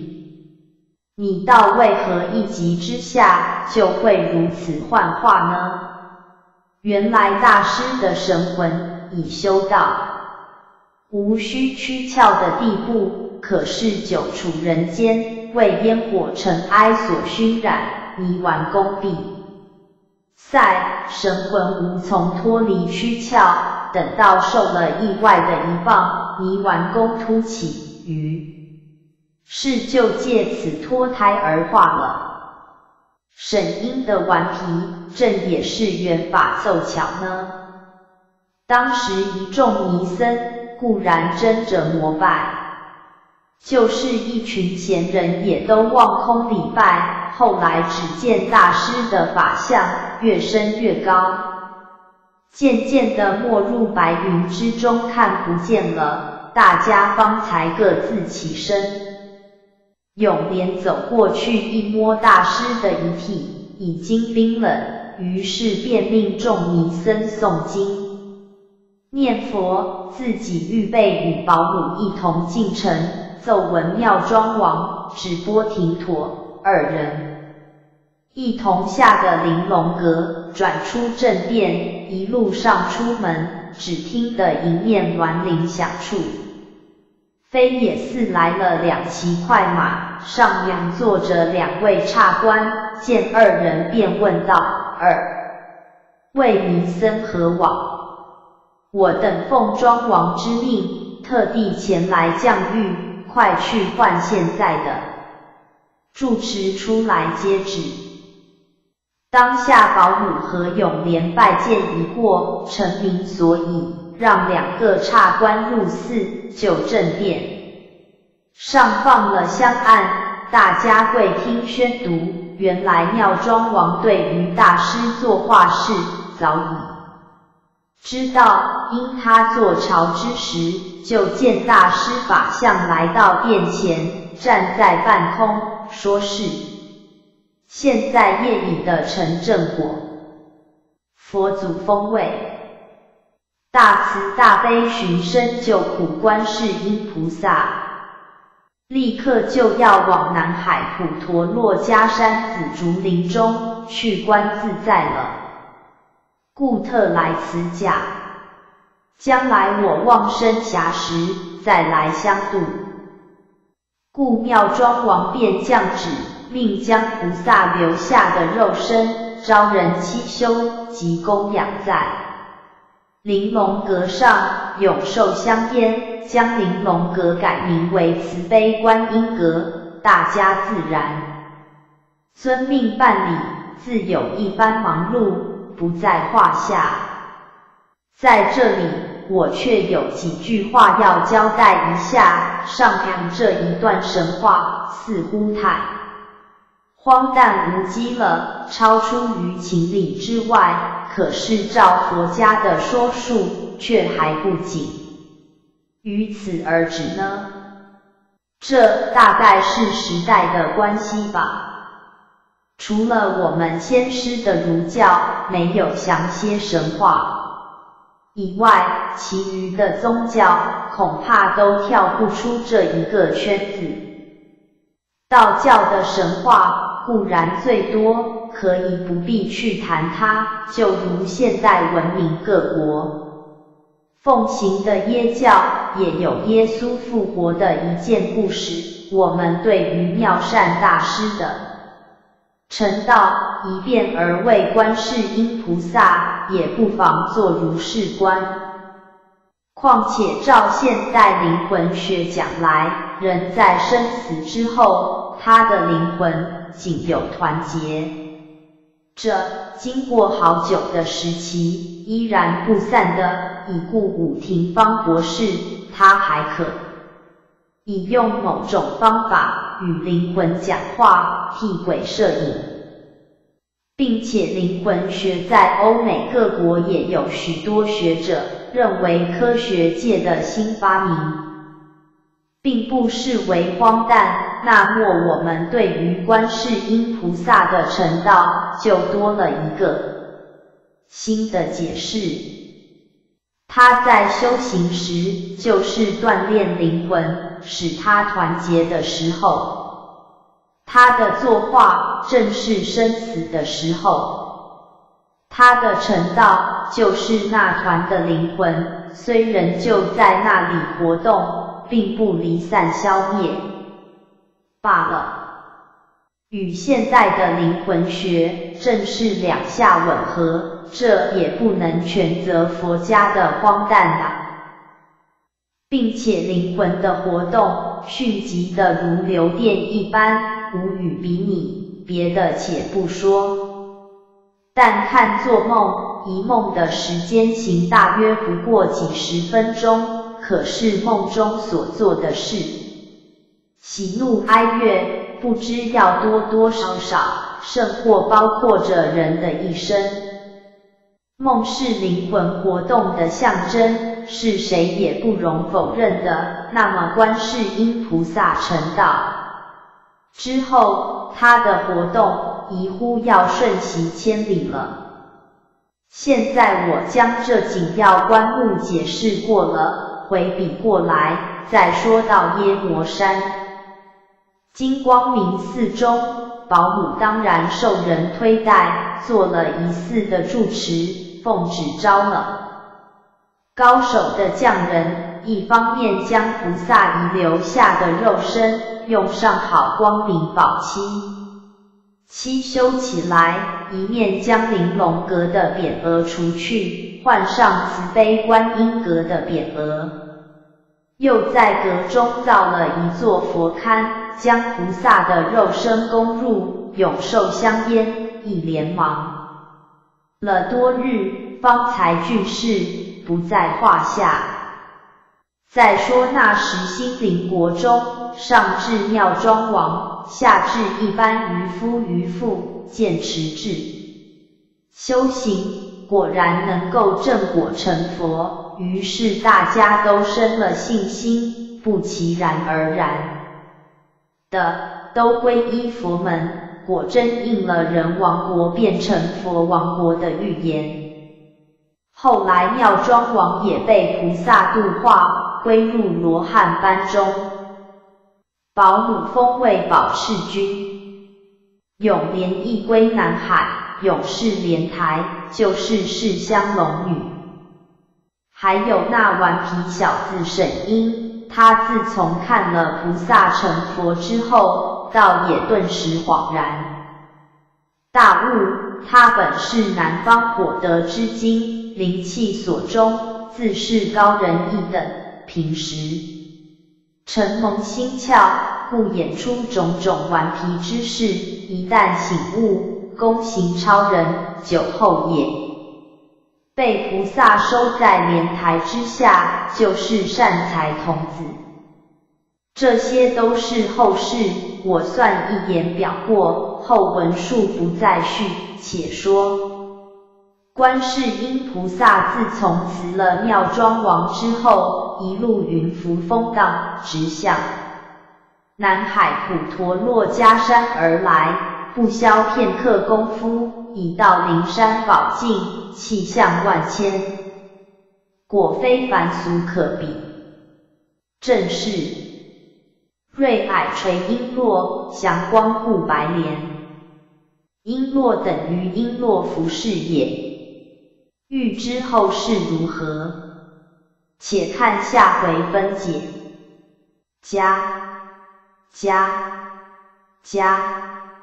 返回主网页 back home。观世音传501 HHTML 027第27回观自在南海清修，悯苦厄中原化度。028第28回洒甘霖救济旱灾，卖鲜鱼感化下士。029第29回则供隔离民不堪命，消除疫力守到生春。030第30回有五台遗奴道法相，具寇乱菩萨现其容。027第27回观自在南海清修，悯苦厄中原化度。话说观世音菩萨自从脱却凡胎，辞了妙庄王，一路足踏浮云，直向南海普陀洛迦山而来。他此时身轻矫健，不消多少功夫，已到洛迦崖下。此间毕竟是灵山圣境，不同凡俗，奇花异草，声遍四周。灵兽真情，迎人舞蹈，白莲池上，送来万缕幽香，紫竹林中，升起千般瑞霭，中间却是一座二品莲台，霞光万道，却是空着。菩萨到此，口说一声善哉，便跳上莲台，端身敷坐，其时正是9月19日呀。故现在民间习俗，凡2月19日、6月19、9月19这3天，一概认为观音生日。其实2月19是转节诞生之日，6月19是舍身披剃之日，9月19是正道正位南海普陀洛迦山之日。习俗虽亦其视为生日，却也非绝对没来由的呢。再说观世音菩萨正果莲台，一心观自在法，度化了妙庄王等一般人，以后与善财龙女同居紫竹林中，讲清净大法，逍遥自在。有一天却有一个僧人，叫做沙门拔陀，他自西方佛国受了菩萨戒，行大愿力，往东土传教。如来谅他道恒未生，虽其志可嘉，明知此去定然徒劳往返，故曾劝阻。无奈这沙门拔陀立志坚决，执意要去，如来只好附了录影牒文，让他自去，这也是他术中应当有此跋涉。他费了几天功夫，才到了中土，云游各处，向众生说法，宣扬佛教。无奈一则因语言隔绝，中土人民不知他讲些什么，就没人去理睬他。二来那时中土人民并不知有佛教，对于僧人都是为一端左道，就算言语能通，也绝不会有人信他说话。因此两个缘故，他虽然走遍中原各地，终是到处受人奚落。他当下便打算西归，一路上顺便朝名山，那日恰巧到的南海文的观世音菩萨在此，便至心往朝，请教一切。菩萨见他立志可嘉，便向他问起东土情形。沙门拔陀道不可说不可说，那边刀兵不绝，灾障重重，人心险恶，争夺频频。弟子向他们说法，全然不悟，还把弟子当作恶人，到处受他们奚落。弟子深受这些，倒也罢了，只可怜那般芸芸众生，灾劫当头，还自执迷不悟，欲化度也自无法，只得西归向如来请的妙法，在行东去点化他们了。在此经过，特拜朝菩萨，还望慈悲慈悲，用大法力感化这一般迷途众生，一来使他们脱离苦厄，二则来也可宣扬佛法。观世音菩萨道：善哉善哉，这是你功行未深，言语隔绝之故。如今你且归礼如来，改日再行东去，我本着寻生救苦之志。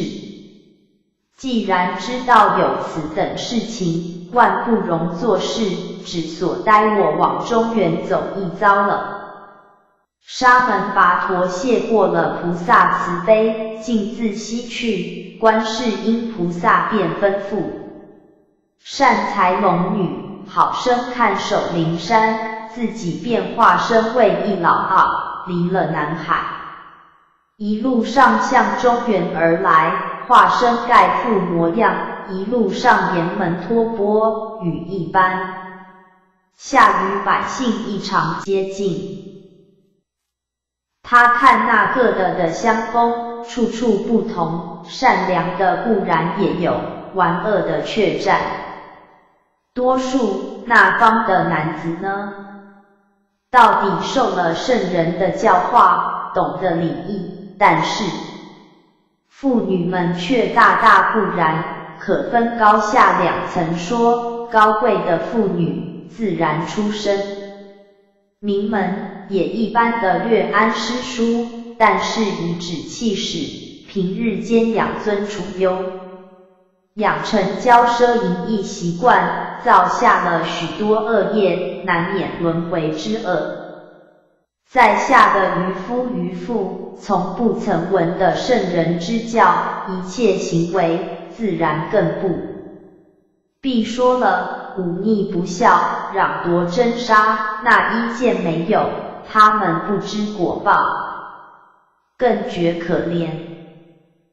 观世音菩萨大发慈悲，决计先向下愚说法。当他法驾一路到的中州地界，选了太室山一个石屋，做显化之地，夜间即是梦给附近百姓，说明日内观世音菩萨要在此经过，点化有缘法的人，整拔一切苦厄。你的留心相待，不要当面错过。说罢便现出他的庄严宝箱，悠然而隐。到了第二天，一般百姓互相谈论，都道昨夜的这么一个同样的梦。大家觉得奇怪，谈论纷纷，不外乎怀着万分的希望，专等菩萨的降临，又明知菩萨显化，绝不会将本来面目像人的，但又不知今番他究竟化身何等人物，前来点化众生，因此又引起许多枝节。他们因认不得菩萨，凡是见了一个面生可疑的人，就只为菩萨。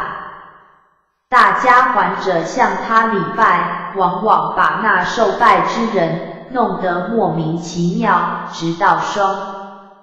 方说明真相，彼此付之一笑，如此一连闹了好几天，误会却发生不少，只还是不见菩萨来临，反弄得大家心上疑云叠叠，就算见了面生可疑的人，也不敢冒昧拜认。那时观世音菩萨却仍旧化妆为一个穷苦老媪，下山到的城市，一路求化饮食，大家反没有留意。那年正值抗旱，入夏以后，已有40多天没有下雨，田中的禾苗都呈枯萎之色，农人等吃尽辛苦，日夜护水，终于无计看看。灾象已成，倘使天公再不下雨，行见颗粒无收，乡农们忧愁焦虑。自不必说，就是城中人也愁着荒年。故观世音菩萨托了钵盂，向人家求化时，不约而同说到天公如此抗旱，今年的收成已经无望了，自己还愁着来日的难度，那里更有余物给你这老婆婆呢？菩萨长叹一声道，水旱虽然说是天灾，到底还是由人自造，你等这一方百姓，若是尊敬天地，广行善事，改轻杀戮，归化佛祖，上天岂会降这灾祸，使你等受苦呢？就如我这么一个穷苦的老婆子，到此的半天，一路求化了数十家，兀自不曾化到一粒米半粒谷，足见这一方的百姓全无向善之心。人无向善之心，受这些水旱天灾，谁说是不应该的呢？当时就有一位姓刘名世显的老人，听了菩萨的一番话，心上就是一动，暗想这老婆婆这莫是菩萨的化身了吧？待我来和她谈论谈论，便上前拱手为礼道老婆婆见得甚是，但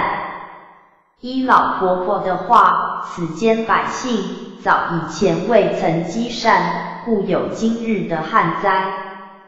就算大家从此改过自新，今次的旱灾也是救不得的了。菩萨道这却不然，天心最为仁慈，福善之心比罚恶之心还甚3分，只要人肯诚心悔罪，上天绝不会不容的。只要这一方的百姓肯从今天起发誓改过日新，一心向善，目前这旱灾也未使无法可救呢。刘世显听了这一番话，不问情由，到身下拜道多承观世音菩萨。显化指示，弟子俗眼，不识慈容，几乎错过，新闻法语，心窍顿开，福愿菩萨大发慈悲，广施法力，降配甘霖，救得旱灾。弟子自当建庙供养菩萨，广劝余顽，使他们改心向善，同归坐下。还望菩萨慈悲方便，说着又连连叩头。菩萨道姓刘的哪，难得你一片诚心，替众人求援，可见你无自私之心，我如何不答应你的请求？只是我看此方百姓愚顽，特甚明天午时3刻，我将显化，施展法力，大配甘霖，叫他们亲见我佛法无边，坚固他们的信心。你再善为劝导，那便容易感化了。刘氏显再拜而起，菩萨已隐身而去，他便将遇见菩萨的画像众宣说。大家有些疑惑，都说青天白日的菩萨显身，怎样知你遇到我们却都没有看见呢？刘氏显道看见或许都看见的，只俗眼认不出罢了。刚才那个托钵求化的老婆婆就是菩萨的化身啊！众人听了，果真见过这婆婆，只不当她是菩萨，当面错过会议先迟了。正是都因缘法义，对面不相亲。欲知后事如何，且待下回分解。028第28回洒甘霖救济旱灾，卖鲜鱼感化下士。话说大家听刘氏显说那托钵求化的老婆婆，就是观世音菩萨的化身，不觉互相惊异起来。刚才看果真是看见过的，但是谁也不知道这贫苦婆婆却就是观世音菩萨呢。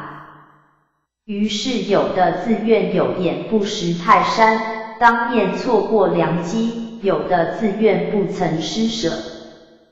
结个善缘。大家懊丧的情绪一言难尽。当下刘氏显又将菩萨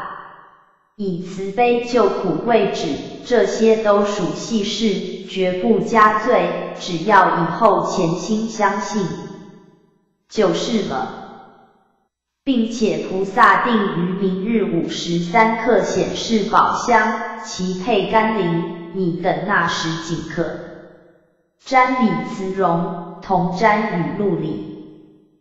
大家听了此话，又都不禁喜悦起来，从此传扬开去，不消片刻合成全之，再是一传10传100的传出去，到当日晚上4乡8镇已经完全都知道了。听了这种消息，没一个不喜形于色，直到次日清晨，端地市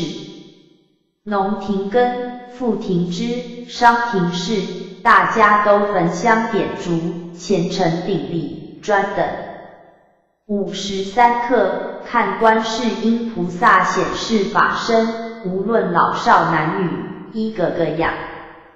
起脖子望着天空，连眼都不敢多顺一顺，只等到分际。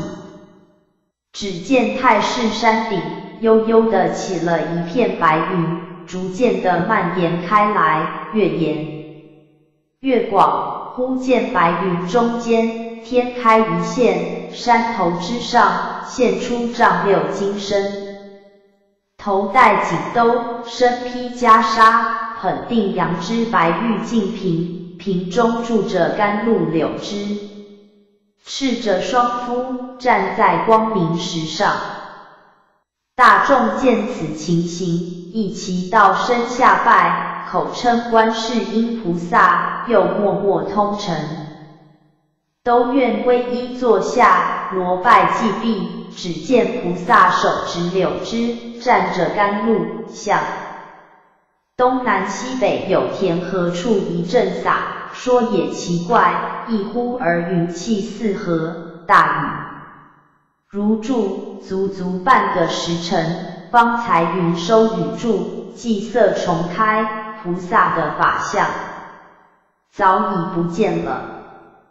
自此之后，那一般百姓果真都尽信佛法，刘氏显捐了资财，就在太室山菩萨显身处建立一庙，塑大士像供养起来。菩萨所砌的石洞也改名观音洞，至今还留存着里。这是观世音菩萨到中土后第一次显化，所现的乃大慈香，就是圣观自在菩萨那。当时曾留下有圣观自在菩萨心真言瑜伽观行仪轨一卷，直到唐代，使经世不空一出，至今仍流行佛门。再说菩萨自从广施法语，点化了刘氏县，此间自有刘老而相众劝善，不必久积，于是他做观清净，运用他的慧耳，谛听一切。他觉东海之滨，各处岛屿之民，身居化外，不知礼义与禽兽，无异，甚为可怜。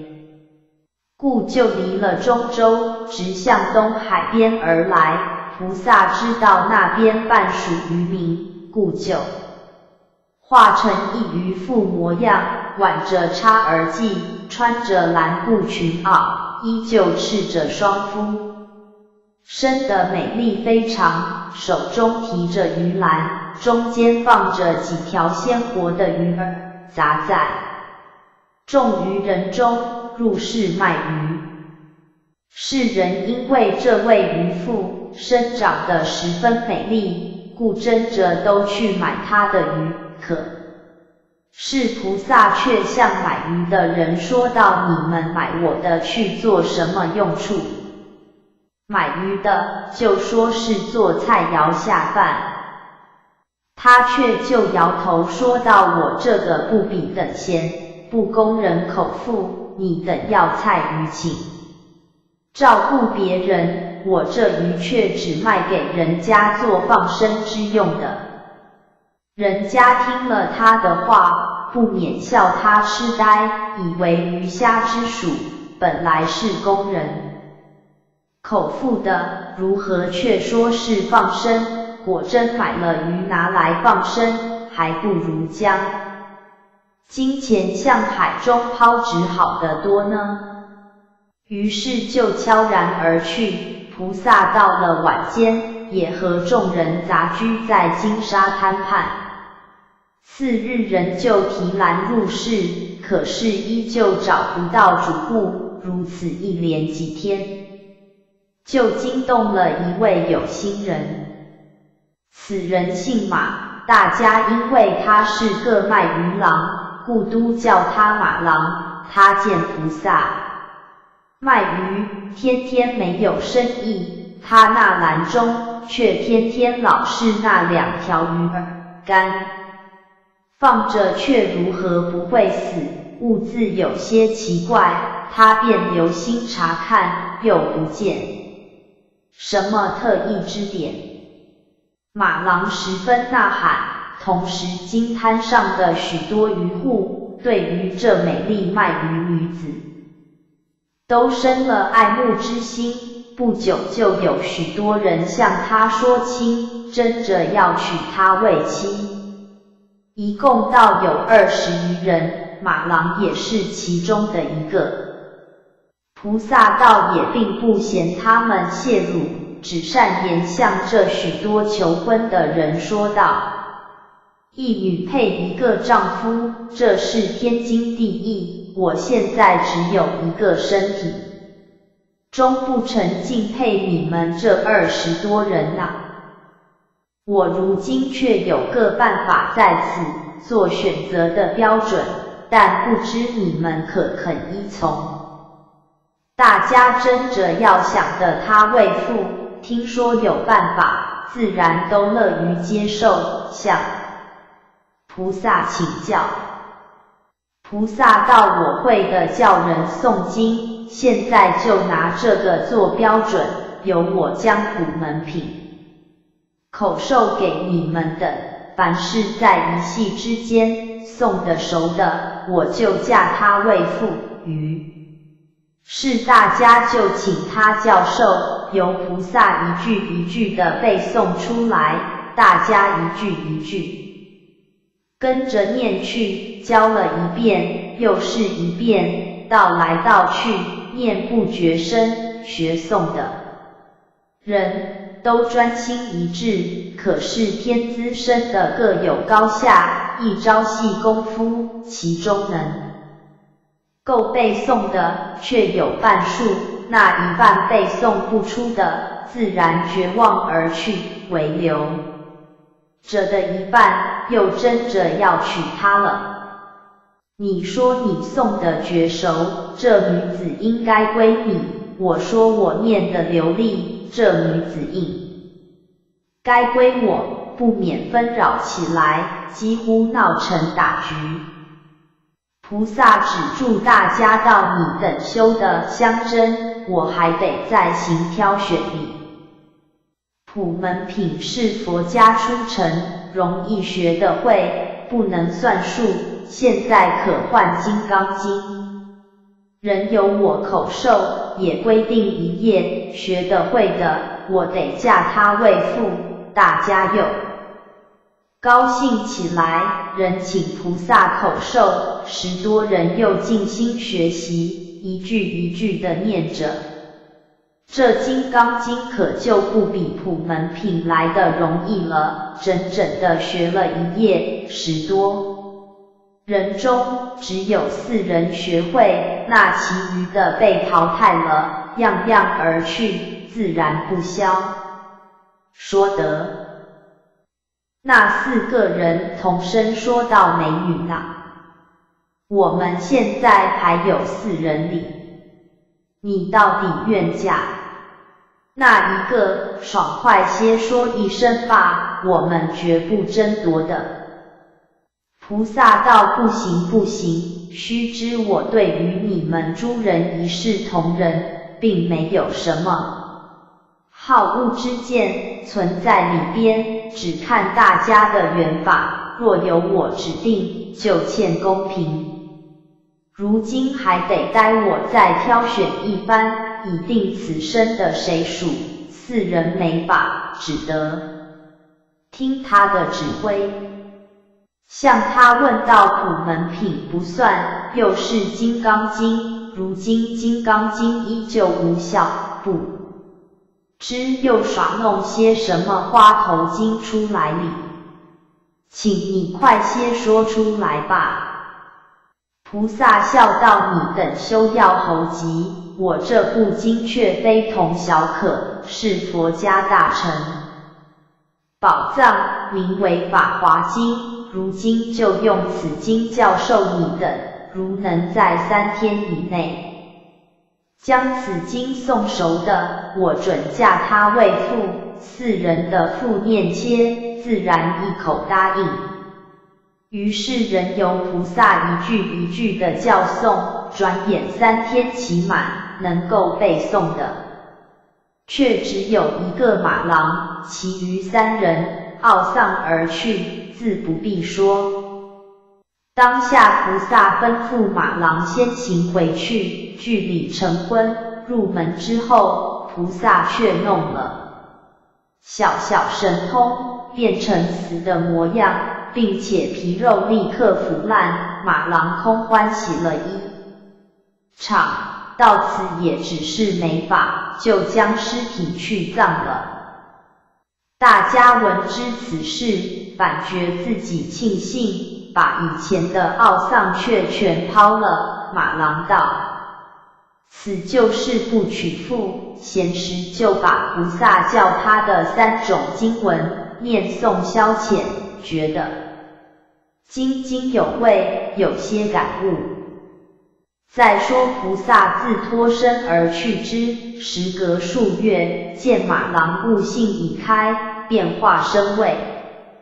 一个和尚，前去找到马郎，与他谈论佛法，只是迷经，然后问起他娶妇之事，马郎一一告知。菩萨道：“你可知那美女毕竟是谁人啊？”他却是南海普陀珞珈山观世音菩萨呢？他却特地到此世现感化于你的，你如不信，可同你将坟刨开来，一验他那骨骼，就可知道了。马郎果真带了一把铲子，来到坟前，扒开来一看，不觉大喜过望。正是佛法无明尽，有缘度众生。欲知后事如何，且待下回分解。029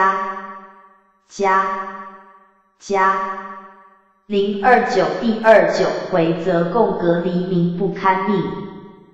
消除毅力守到生春。隔离期前海沙中，俗称显，其肉著称江瑶柱。话说马郎听了和尚的话，果真携铲来到美女义葬的地方，扒开坟头一看，不觉大为惊喜，那里是什么尸身，却留着一副黄金锁子骨，义葬等于埋葬。和尚道如何？你如今可知道观世音菩萨的法力了。菩萨因为这一方的百姓不知礼节，愚蒙可怜，故特地化身美女，前来点化大众，何该是你的缘法，受了大藏法华经，你就该本菩萨的宗旨，抱定宣扬佛法，劝导大众的心智，将来功德圆满，不怕没有你的好处啊。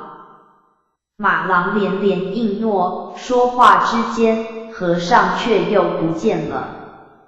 从此马郎便把建草屋改作茅庵，塑起观世音菩萨的法像，但所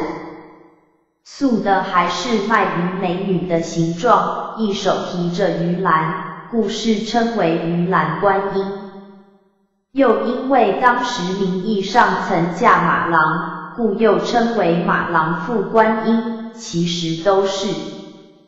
观自在菩萨的化身罢了。再说菩萨自点化了马郎之后，一路沿海而行，那一日到一个所在，见有一股怨气聚结不散，菩萨就动了慈悲之念，化身为一个行脚僧人，到民间去访问，原来此间地名宁波，是东南海口的重的出产丰富，尤其是海洋珍味居多数，百姓富足，安居乐业，又值盛世。本来不知有什么疾苦，可是近几年来，因为一件贡品，就闹得鸡犬不宁，民怨沸腾起来，你道为何？原来那时唐文宗在位，他生平最适时隔离一物，真是爱如生命一般，几乎不可一日无此物，没有此物就不能吃饭。隔离一物虽各处海口都有出产，但要算宁波出产的最为名贵，肥嫩鲜美，无出其右，既是皇帝爱到此物，自然要责令宁波贡献了。隔离是宁波的土产，宁波的渔户又多，进贡些少，讲来也算不得什么呢，却为何竟民怨沸腾呢？端因官府差役等人狐假虎威，借了则供，这问题就大大的追销百姓起来。追销等于剥削，渔户进城贡品隔离，自然不敢含糊，先行选择一遍，然后呈缴给则供的差役。那时差役便摆出他们上命差遣的面目，左不是右不是的一味挑剔，不是嫌你选择不均，就是说货色不佳，总不肯给你一个爽爽快快过秤路收的。你若是事先送几罐给这衙役，就是货色果真欠佳，他们也不一样的收下来。你若是不花钱的话，他们就给你一个干戈，3天5日不给你过秤，纵然磕破头皮去苦求，也是不理不睬。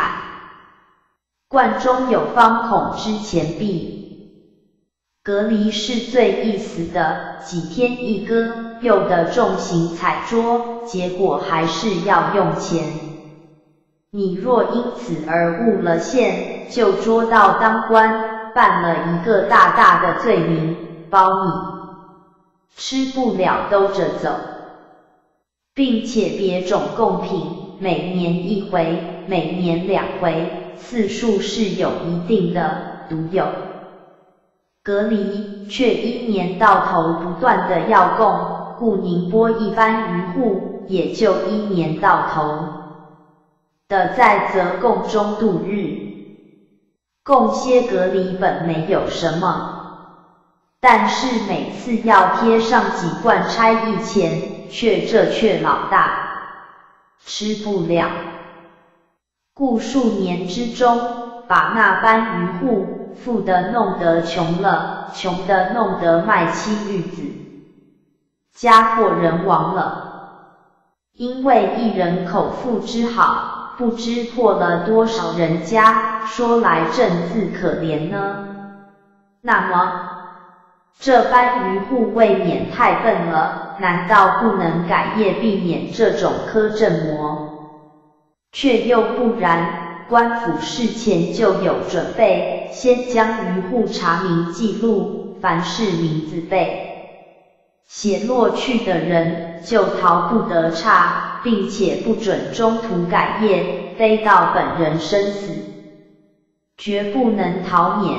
故有些人因欲留些产业给后辈，不惜牺牲他自己的性命去自杀的。你想在这种情形之下，又怎叫那些百姓不怨气冲天呢？当下观世音菩萨来到宁波，问明了这种情形，兀自摇头叹息，暗想这一般可怜的百姓，也是前生造孽，才离此恶，如今我不相救，他们哪有脱离苦厄的日子呢？菩萨便走到海滩，见那时恰好潮头遇上，许多蚌蛤之属都张壳迎潮，那些渔户却冒死的捕捉，只听得一片长吁短叹之声。观世音菩萨便暗中运用他的法力，把自己的庄严宝箱深深地映入隔离中去，在那些渔户可是终没有觉得，个个捕捉闷了数，自顾地前去缴纳，好似还债一般。这班渔户正在无法摆脱这种苛政，求生不得，求死不能的时候，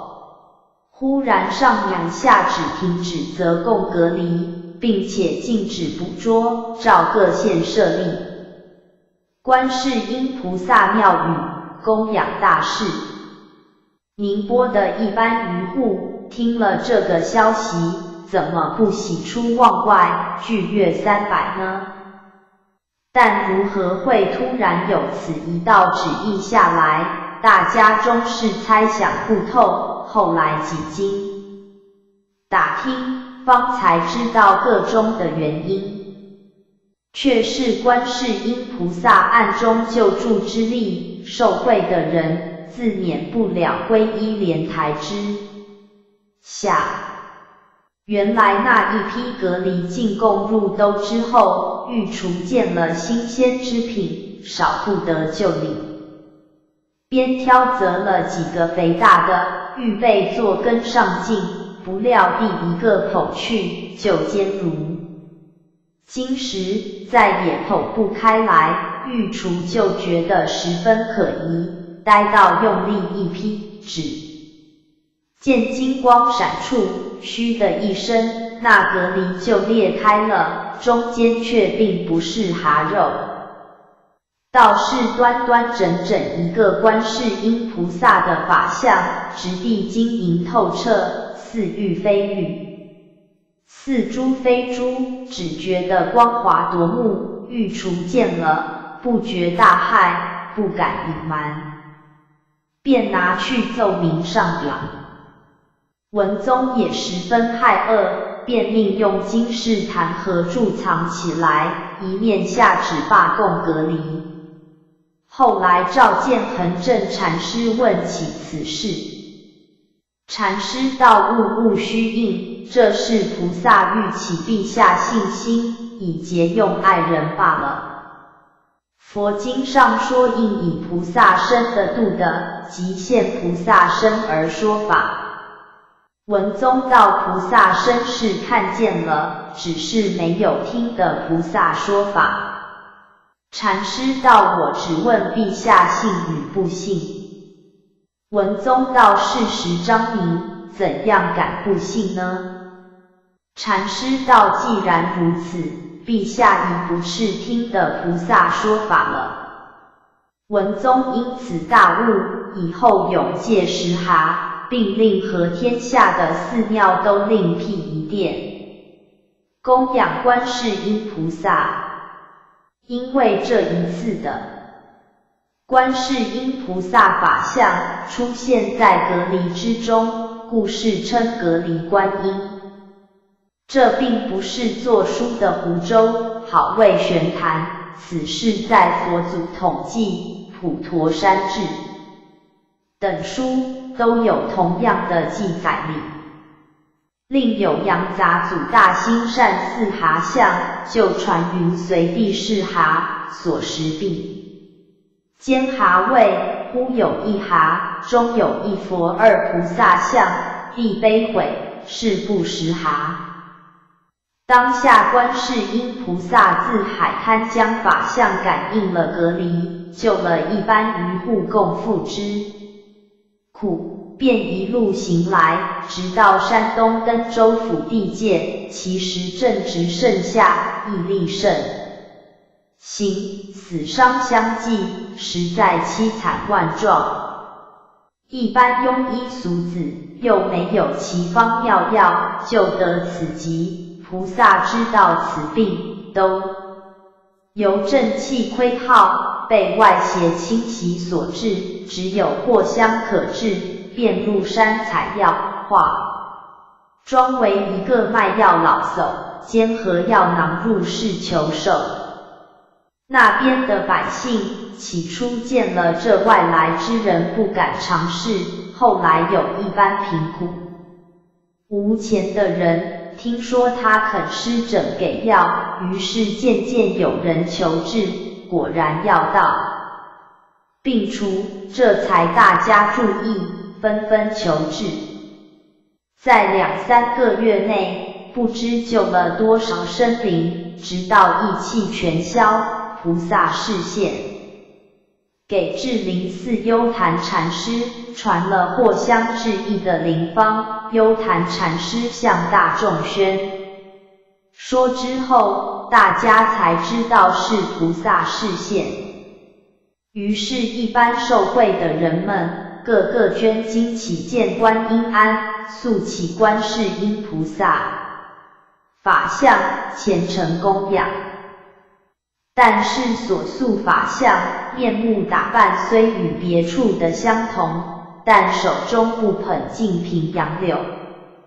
却是拈着一棵药草，这也是当地人民不忘报德的意思，既受了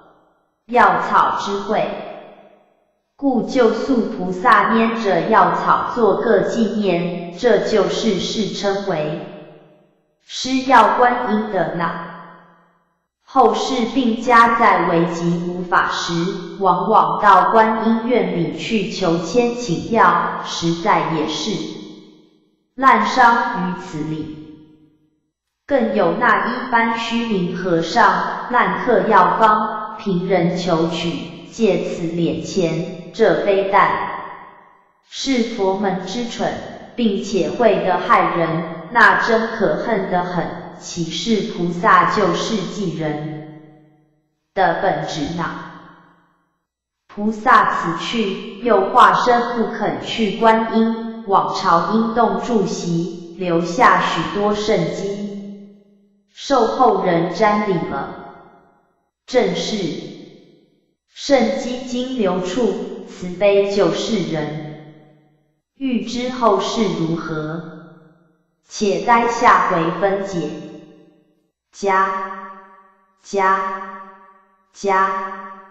030第30回有五台遗奴道法相，具寇乱菩萨现其容。话说观世音菩萨自在登州府施药救灭了义利之后，当地百姓经幽谈禅师宣说，知是菩萨示现救世，大家都捐资建造观音庵，素着施药观音供养着。菩萨便隐身在此小席间中，出入民间，点化有缘之辈。那一天，心中忽然一动，菩萨便施出天眼通的妙法，运用慧眼向四下一看，就明白一切。暗想原来那疑鬼子在那里出花样，到不可不去走一趟里。于是便又一路向浙江而来，你道为何？原来那时有一班东夷国人到中土游历，听得五台山的胜境，便先到那边玩赏。但五台山佛寺众多，并且规模宏大，所有的佛像不是宝石雕成，定是白玉琢就，端地势庄严灿烂，五色缤纷。那东夷之人生性最为狡猾，一见了许多珍宝，就动了觊觎之心。他见法华寺中有尊观世音菩萨的法像，完全是白玉琢成，手中捧定净瓶，瓶中却插着一朵莲花，坐下的莲台也是白玉雕就，而且是整块的羊脂白玉雕就，十分工细，长有3尺左右，却是稀世之物。那班东夷看在眼里，就动了不良之念，大家一商议，便乘着寺内一人不留意的当儿偷窃了就走。等到寺中人觉察，那一班夷人已经逃得不知去向，失去的玉观音自然也没有着落，只所罢休。再说那班夷人自从偷的玉观音，一路欢欢喜喜地逃过来，绕道浙江，想由此出口渡海回国。观世音菩萨就在此时受了感应，立刻动身赶来，恰好夷人已舟在朝阴洞下，待小开船。菩萨就施展法力，霎时间阳面上生出万朵莲花，绿叶摇风，把阳面完全遮蔽，使人辨不出东南西北。到的天明，移船呆要解缆，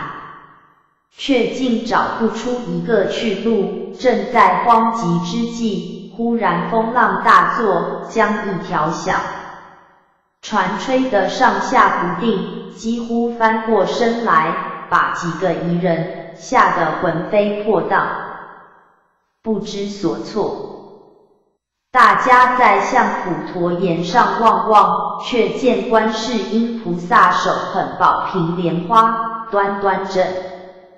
正地立在巅上。夷人到此，方知菩萨的法力，于是再拜哀求，愿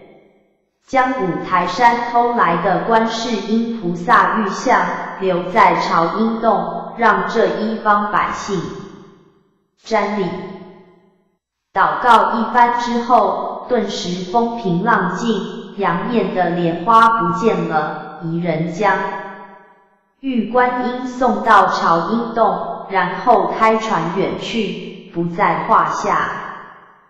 当菩萨显机之时，是有张氏居民亲眼看见此事，便传扬开去。张初又木化了金姿，就将自己的屋宇改建为观音庵，供奉玉像，自己便皈依坐下。当时远近的人闻知其意，都来瞻礼。大家因为这尊观音不肯随一人东去，故呼谓不肯去观音，其实乃是持莲观音的宝像。该处阳面，因为观世音菩萨用莲花阻止夷州，故称为莲花阳。普陀山直到现在还算是江浙一带佛教最盛之地，世俗尽有小西天的话头，善人善的，故菩萨肯将这尊法像留在此的呀。再说那时正当唐末，天下扰攘，皇朝李克用等犹未残忍不仁，弄得生灵涂炭。这江临安人钱镠，虽则是一个寻常小百姓，但生就得忠肝义胆，练得一身好武功，看了当时扰乱情形，甚为不平，便召集乡勇，自成一军，屡建奇功，吴越安堵。当他起兵以前，虽有保障东南的意思，但资粮器械既不易的，万一不巧，反弄得各作乱犯上的名头，宜修前事，他有了种种顾忌，对于起兵之事，便迟迟不决起来。那一天忽然梦见观世音菩萨向他说道：钱镠钱镠，你莫再踌躇，你既有保障东南之意，整明水火之心，这就是一片善念，天佑善人，虽百战也不会败率，快些起兵吧。钱镠便将种种困难之点告诉菩萨，菩萨道：你莫畏缩，须知道千般手眼只在一人，你如不信，且看我来。当下钱镠只觉眼前金光一闪，菩萨已现出千手千眼的丈六金身，向他说道：钱镠呐，你须知道，为人要有千般千眼才做的千秋事